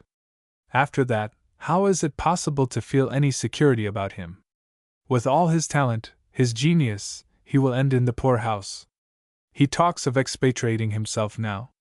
He is out of his mind. She believed in none but sure investments, and saw no difference between speculation and gambling. Land, house property, and government securities, no other stock had any value in her eyes. She would not for the world have had anything to do with shares in even the great railways of her own country. However, in the end she calmed herself. He will be prudent in the future, she said to herself, and the lesson will be a wholesome one. After all, England is not far from Brittany. I shall see the dear children almost as often as before. And seeing Fanchette looking at her, she smiled. But the smile did not deceive the good woman, who saw clearly that something was being hidden from her, and that something concerned Henri. Her eyes filled. It is nothing, my dear Fanchette, said Madame Proquet, making her faithful servant sit down by her side while she read to her Henry's letter, and discussed with her its contents. The painter remained 3 years in England, and returned to Paris after having made the conquest of the English public and the Royal Academy, just as he had made the conquest of the French public and the Salon. Mayfair and Belgrave had been painted by Henri Proquet. Fifth Avenue, New York, now claimed him, and offered him fabulous prices. He set out for America, and passed 2 years there. Madame Proquet and Fanchette both begged him earnestly, in all their letters, to give up these voyages, and to return to Paris and settle there definitely. Have a little patience, mother dear, he wrote. I shall soon have 1,000,000 francs put by, and then I shall think of nothing but your wishes. A few months later he wrote, I shall soon have finished my work in America, and we shall set out from New York to make our longest and last voyage. We shall cross America to the Californian side, from there we shall visit Japan, the Pacific Islands, New Zealand, and Australia. On the way home we shall stop at the Cape of Good Hope to sketch a few Zulus, who are said to be such fine people. We count on being back in Paris by the end of the year, and we will be with you on New Year's Day. What souvenirs of our travels you will have to listen to! What endless chats we will have, won't we? Decidedly he is mad, said Madame Proquet to herself. As if our French women were not far prettier than all those horrid black African creatures, or those hideous little dods of Japan. Even Fanchette began to ask herself seriously whether, after all, her boy was the same, and not a changed person. Henri had no longer any one to take his part under his mother's roof. Madame Proquet fell ill meanwhile. The heart had been attacked for some time past. A herpetic affection threatened to complicate the state of affairs. No sooner arrived in Paris than Henri and his wife sped into Brittany. They found their mother very changed. The doctor did not attempt to conceal from them the danger of the disease, which, at Madame Proquet's age, must needs be incurable. This illness, which was likely to be a long and painful one, necessitated the most constant and delicate attentions, continual doctor's visits, and expensive medicines. Fanchette and the femme de chambre, two brave, devoted women such as provincial France alone still possesses, but such as the future scarcely holds in store for us, lavished their care upon their dear mistress. They were taxed to the utmost of their strength, Fanchette especially, who had just passed her 60th year. To ease them, Madame Proquet engaged 2 nursing sisters from the convent, who came alternately to watch by her at night. Henri, fearing that his mother's income might not be equal to the strain put upon it by these extra expenses, begged her to accept from him a little annuity of 2,000 francs. "Every New Year's Day, dear mother," he said to her, "I shall send you that for my New Year's gift. You must be good and accept it. For too long a time you were my banker, now I am going to be yours." Madame Proquet had such strong ideas of independence that he expected a refusal. Great was his joy to find his mother accept with alacrity. The disease followed its course for more than 4 years. Each New Year's Day Henri sent the sum he had promised. A few days before her death, in the month of December, 1890, Madame Proquet even wrote to Henri to remind him that New Year's Day was approaching, and that she would be looking out for her 2,000 francs by the next post. This made her son smile. "Poor mother! She is perhaps hard up. What a good thing I induced her to accept help. Without it she would not have had enough for her nursing expenses. Thanks to me, we shall be able to keep her alive for years. And there are fools who say that money will not buy happiness." Then, on the spot, he wrote out a check for the sum he sent every year. At the very moment that he was about to ring for a servant, a telegram was handed to him. The telegram announced the sudden death of Madame Proquet.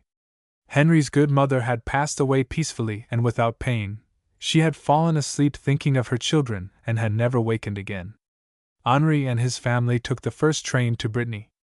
Fanchette was at the door watching for the arrival of the carriage that should convey them from the station. In dumb grief the good creature led Henri and his wife and children to their dear dead one. They knelt and silently all kissed one another with tender effusion beside the mortal remains of that beloved and devoted mother, to whom they thus said a supreme adieu while showing her the depth of their mutual love. Deprived of the mournful privilege of closing the eyes of his mother, Henri had at least the consolation of being present to piously render her the last sad duty. The day after the funeral, he opened the drawers which contained Madame Proquet's family documents, and the property which now belonged to him. In a corner of one of the drawers he found a little packet, carefully tied, sealed, and addressed. "To my son, only to be opened after my death." This packet contained 8 rolls of 1,000 francs, each placed in a red morocco sheath. By the side of this money lay a letter without any date, but evidently written quite recently. It ran as follows: "My beloved Henri. My beloved Henri. The life that you lead makes me very anxious. You speak of returning once more to America, to Australia, even going round the world again. Really, I ask myself sometimes whether you are in your right senses, and whether those English people have not completely demoralized you. You buy shares, you run after large dividends, instead of placing your money in state securities at 3%. It is pure madness, my dear son. I hate speculations. If an individual attempted to come and offer me 10% for my money, I would order my faithful Fanchette to show him the door. There will come a time, perhaps, when the law, grown wiser, will condemn to 6 months' imprisonment, not only every man who takes more than 5%, but also him who offers it. You have 1,000,000, you tell me. Well, then, my son, keep it carefully, and do not try to get others with it. You may possess 1,000,000, but if you get more, the millions will possess you. There is no real happiness except in security and in obscurity. The kind that has to be sought far afield is ephemeral. Long voyages may make life interesting, but happy, no, Happiness is only to be found at home with our dear ones. Life is so short that each time you leave your good home to seek adventures you are robbing yourself.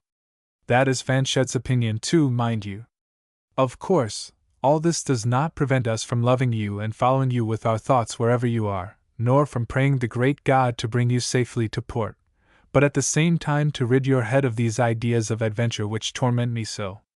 In a corner of the drawer where you will find this letter you will find also, carefully rolled and wrapped, and all in good gold coin. You may say what you please, but I do not like paper, the 8,000 francs that you have sent me on New Year's Day for the past 4 years.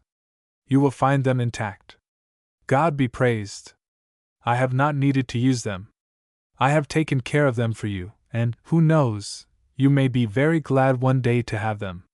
My regret is that you did not offer years back to send me 20,000 instead of 2.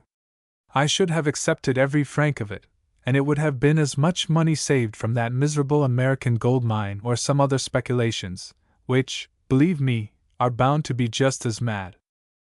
Thank you, my darling son, for the kind impulse that prompted you to send the money. In the future, buy 3%, give up your travels, and stay at home with your dear ones who adore you. My dear, generous son, when you read these lines I shall be no more of this world. Do not forget your old mother, who has lived only for you, who has been proud of her son, and now thanks him for all the happiness that his love and devotion have brought her. Fanchette is installed in the fine house that Henri occupies in the Champs-Élysées. He pretends to follow her advice in everything. Chapter 44. Failings and Foibles of Good Women. Women of strong character, obstinacy and prejudice, tastes and temperaments, the diplomatic woman, the strong-minded woman, the superiority of woman, monopolizers, little women, the woman who is wrong, I told you so, why women were not given beards, women who marry for money and for titles, the only chance of success in matrimony. When you say that a man has a strong character, it means that when he has made up his mind to attain an object in view, nothing will divert him from the road that leads to the goal. He will take advice and profit by all the circumstances that may help him to succeed. That man, as a rule, is successful in the world. When you say that a woman has a strong character, it often means that she is obstinate and prejudiced, and that whatever advice and arguments may be placed at her disposal, she will follow her own mind and have her own way. That woman, as a rule, is a failure in life. Obstinacy and prejudice, which are the characteristics of even the best women, are not proofs of a strong character, but weaknesses. Which is better for a man and a woman to possess in matrimony, similarity of tastes or similarity of temperaments? I would reply at once, the former, by all means. If a husband and a wife have different temperaments, and of course, love each other, this must always be granted in any discussion on how to be happy though married, their lives may be all the more interesting for it, because they will have to constantly study each other, make concessions, and be diplomatists ever on their guard. People of different temperaments can get along very well, but unless their tastes are similar they cannot enjoy life together. George Eliot says that a difference of tastes in jokes is a strain on the affections. Fancy a humorist married to a woman who cannot see a joke. Fancy a Wagnerian having a wife who prefers the casino girl to Lohengrin. Fancy a poetic, romantic woman, a lover of nature, taking her husband to see Vesuvius in eruption and hearing him remark that he has seen smoke before at Pittsburgh and Newcastle-on-Tyne, or visiting with him the banqueting hall of Heidelberg Castle and hearing that Philistin remark that it is about the same size as the dining room of the Auditorium Hotel in Chicago. Of course, this difference of taste sometimes helps to smooth out difficulties. If the chicken is small, and one partner likes white meat while the other prefers black, it comes in handy. All psychologists, ancient and modern, agree on one point on the subject of woman, and that is that vanity is her typical failing. You never need fear referring to her beauty. She is always open to a bit of flattery. You may go straight to the heart of the best woman by praising her bonnet or her baby. Give me a tactful woman, she is a delight, but spare me the diplomatic one. A diplomatic woman sounds to my ears very much like a woman too clever by half. I almost prefer the dear little goose who puts her foot in it every time she opens her mouth. No doubt the diplomatic woman is a very useful mate to the man who occupies a high official position. But in everyday life, in married life especially, the only diplomacy that a woman should concern herself about is the politics of matrimony. Under all other circumstances, the diplomatic woman is only an insincere woman with a high-sounding name. The more I think of it, the more I feel deeply convinced that, in the ordinary pursuits of life, whether a man or a woman be in question, good diplomacy does not consist in cleverly deceiving people, but in finding out who your real friends are, and when that is ascertained, in sticking to them and for them through thick and thin. When a husband allows himself to be ruled by his wife, the latter generally profits by it to become assertive and offensively overpowering. Woman was not meant to rule, and when she is permitted to enjoy that privilege, she too often enjoys it en parvenu, loudly and indiscreetly. Like Queen Victoria, woman should reign, but not rule.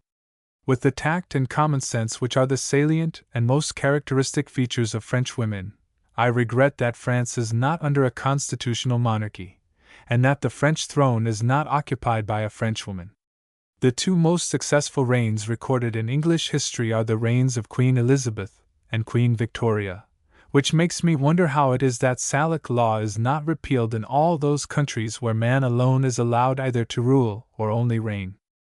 The best illustration of the superiority of woman over man in France is to be seen in the Duval restaurants.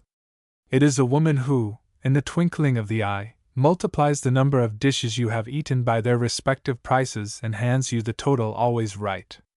She is responsible for the amount charged. If she makes a mistake, she has to pay for it. And how I pity the clerk at the door, always a man, who is satisfied with giving you a bill and seeing that you return it duly paid before you go out. That is all he has to do besides yawning and constantly pushing the door which the customers often leave open or not carefully closed. In business, all the responsible posts are held by women, certainly 9 times out of 10. In most shops, fashionable or humble, through the little square hole over which is written "Pay here," you see Madame smiling, receiving the money, booking it and keeping it. Monsieur walks about the place and sees to, or rather, looks at, everything. If that man dies, his wife may regret him, but she can do without him. She has the whole business at her fingers' ends. Instead of being the partner of the firm, she now becomes the sole mistress of the establishment. The foible of most women, good wives and good mothers, is to be monopolizers, in France especially, where woman is queen in her home, and her empire over her children is complete and unquestioned. France will never succeed in founding a colonial empire until boys cease to be brought up and remain under the influence of their mothers. The Roman Empire and the British Empire were made by men who had been brought up and lived under the influence of women, but who never allowed them to rule either as mothers or as wives. The great qualities of a woman make her admirable, but I am not quite sure that it is not on account of her many little failings and foibles that she is lovable. A boy is a boy, a genus article. When a man, he will very often develop qualities and defects which he never possessed as a child. With the gentler sex things are different. A little girl is a little woman, and when a woman, she will possess, only more accentuated, all the qualities and defects that she possessed as a child of 10 or 12. I have known very good boys become very bad men, and very bad boys become splendid men. I have known young cowards become very brave soldiers. An affectionate little girl will be an affectionate woman, a little girl passionately fond of her dolls will be a beautiful mother, and a little flirt of 10 will become a terrible flirt at 20, and a terrible coquette at 30. The most painful feeling for a woman to have is to know that she is wrong, because she will not acknowledge it. While she is consuming her own smoke, pity her, and never aggravate her by saying, "I told you so." There is such a damnable look of self-satisfaction on the face of a man who says to a woman, "I told you so." If I were a woman, I could not resist the temptation of slapping the face of a man who told me so. Poor thing! It is quite bad enough for her to be wrong, without having to suffer a sneering reminder. The man who tries to prove, or, worse still, who succeeds in proving, to a woman that she is wrong has not a particle of gentlemanly feeling in him. He is an idiot, a bore, and a brute. If your wife is wrong, cast down your eyes modestly, smile, and say nothing. If she does not know she is wrong, she will admire your courtesy. If she does, she will admire your self-control. A woman always admires these two qualities in a man. And when she is right, mind you, perhaps she may be, the most extraordinary things will happen. Don't be mean.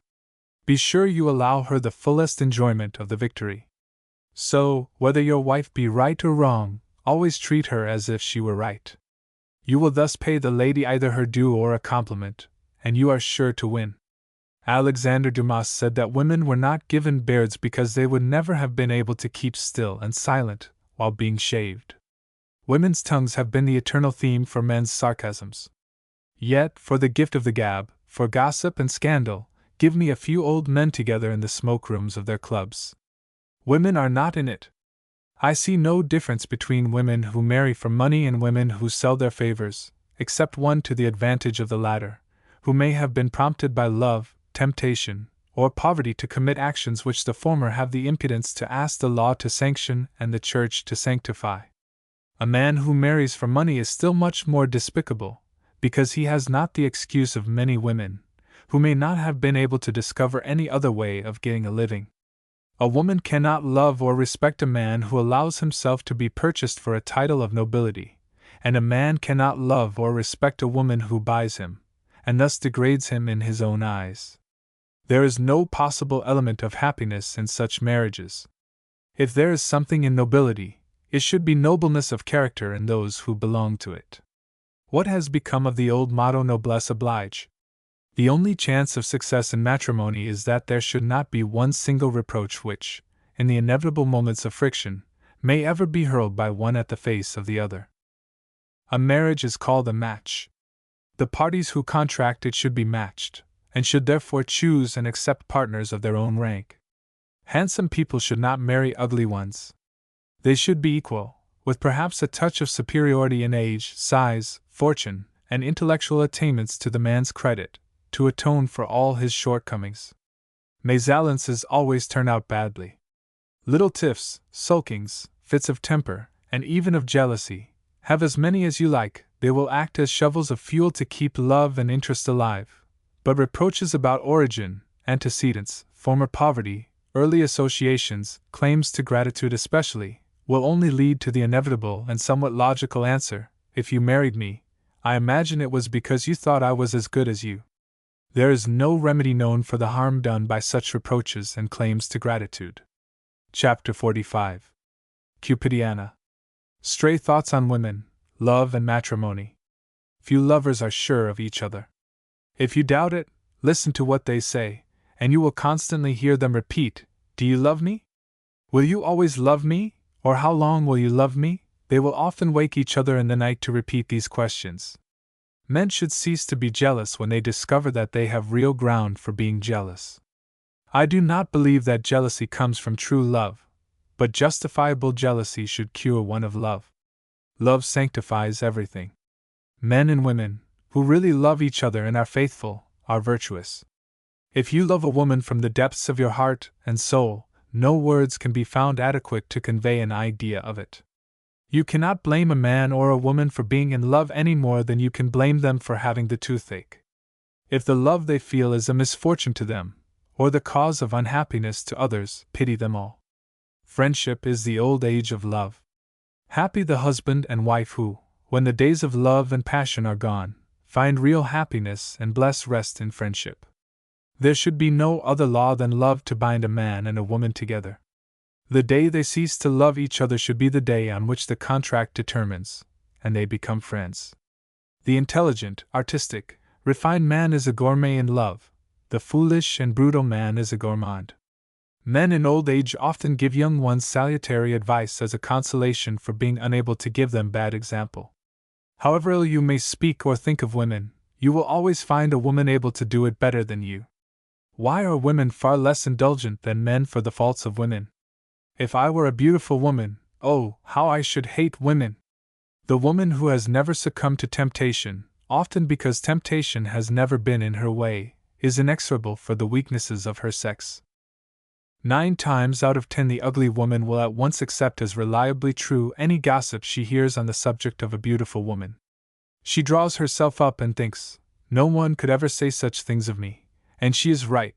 No one would who did not wish to be grossly flattering. Only the woman who has yielded to temptation is charitable, and will help the fallen angel. Like Dido, she says, non ignarum mali, miseris succurret disco. It is because I love and revere woman that I pity the fallen one, and cannot say an unkind word of her. I think that men should go down on their knees before the fallen women, and implore their pardon, in the name of their sex, for the injury, the criminal, irretrievable injury, that has been done to them by the curs and scoundrels who are the cause of their present condition. A woman is a wretched coward who, having had, in succession, the protection of a father and of a husband, does not pity and help, if she can, the beautiful, unprotected girl who has tried to fight the battle of life by herself, and has been wounded. Woman is an angel who seldom appreciates a man who has not a bit of the devil in him. The most religious woman will postpone an interview with her maker for an appointment with her dressmaker. Matrimony is like any other contract, an agreement signed by two honorable persons, each of whom, in every clause, takes the other to be a dishonorable one. A loving woman will keep her heart warm as long as she lives, and her hair black as long as she dies. Woman is an instrument given to man for his happiness and his delight. If the instrument gets neglected, out of tune, and broken, man should blame himself alone. 99 times out of 100, the instrument is right enough. It only wants to be in good and careful keeping.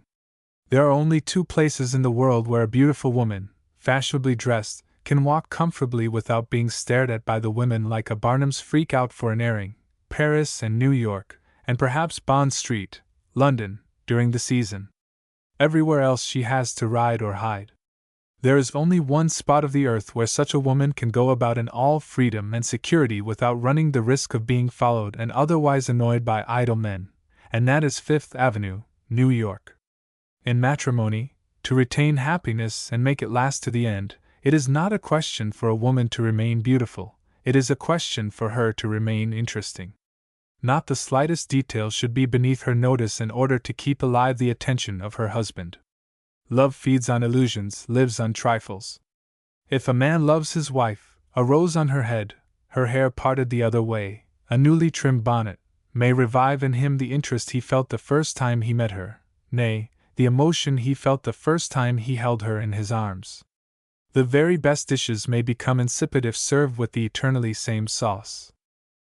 There comes a time when a woman has to make up her mind to choose between being called a dear old soul or a crabby old thing.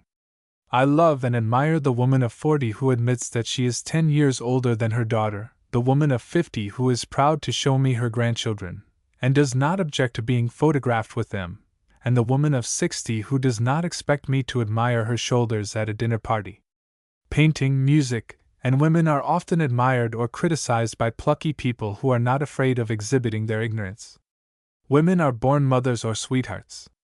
When they marry, they become mother wives and take their children into first consideration, or sweetheart wives, and bestow their best care and attentions on their husbands. But for the former ones, many clubs would have to put up their shutters. A woman who is constantly blushing must be terribly well informed.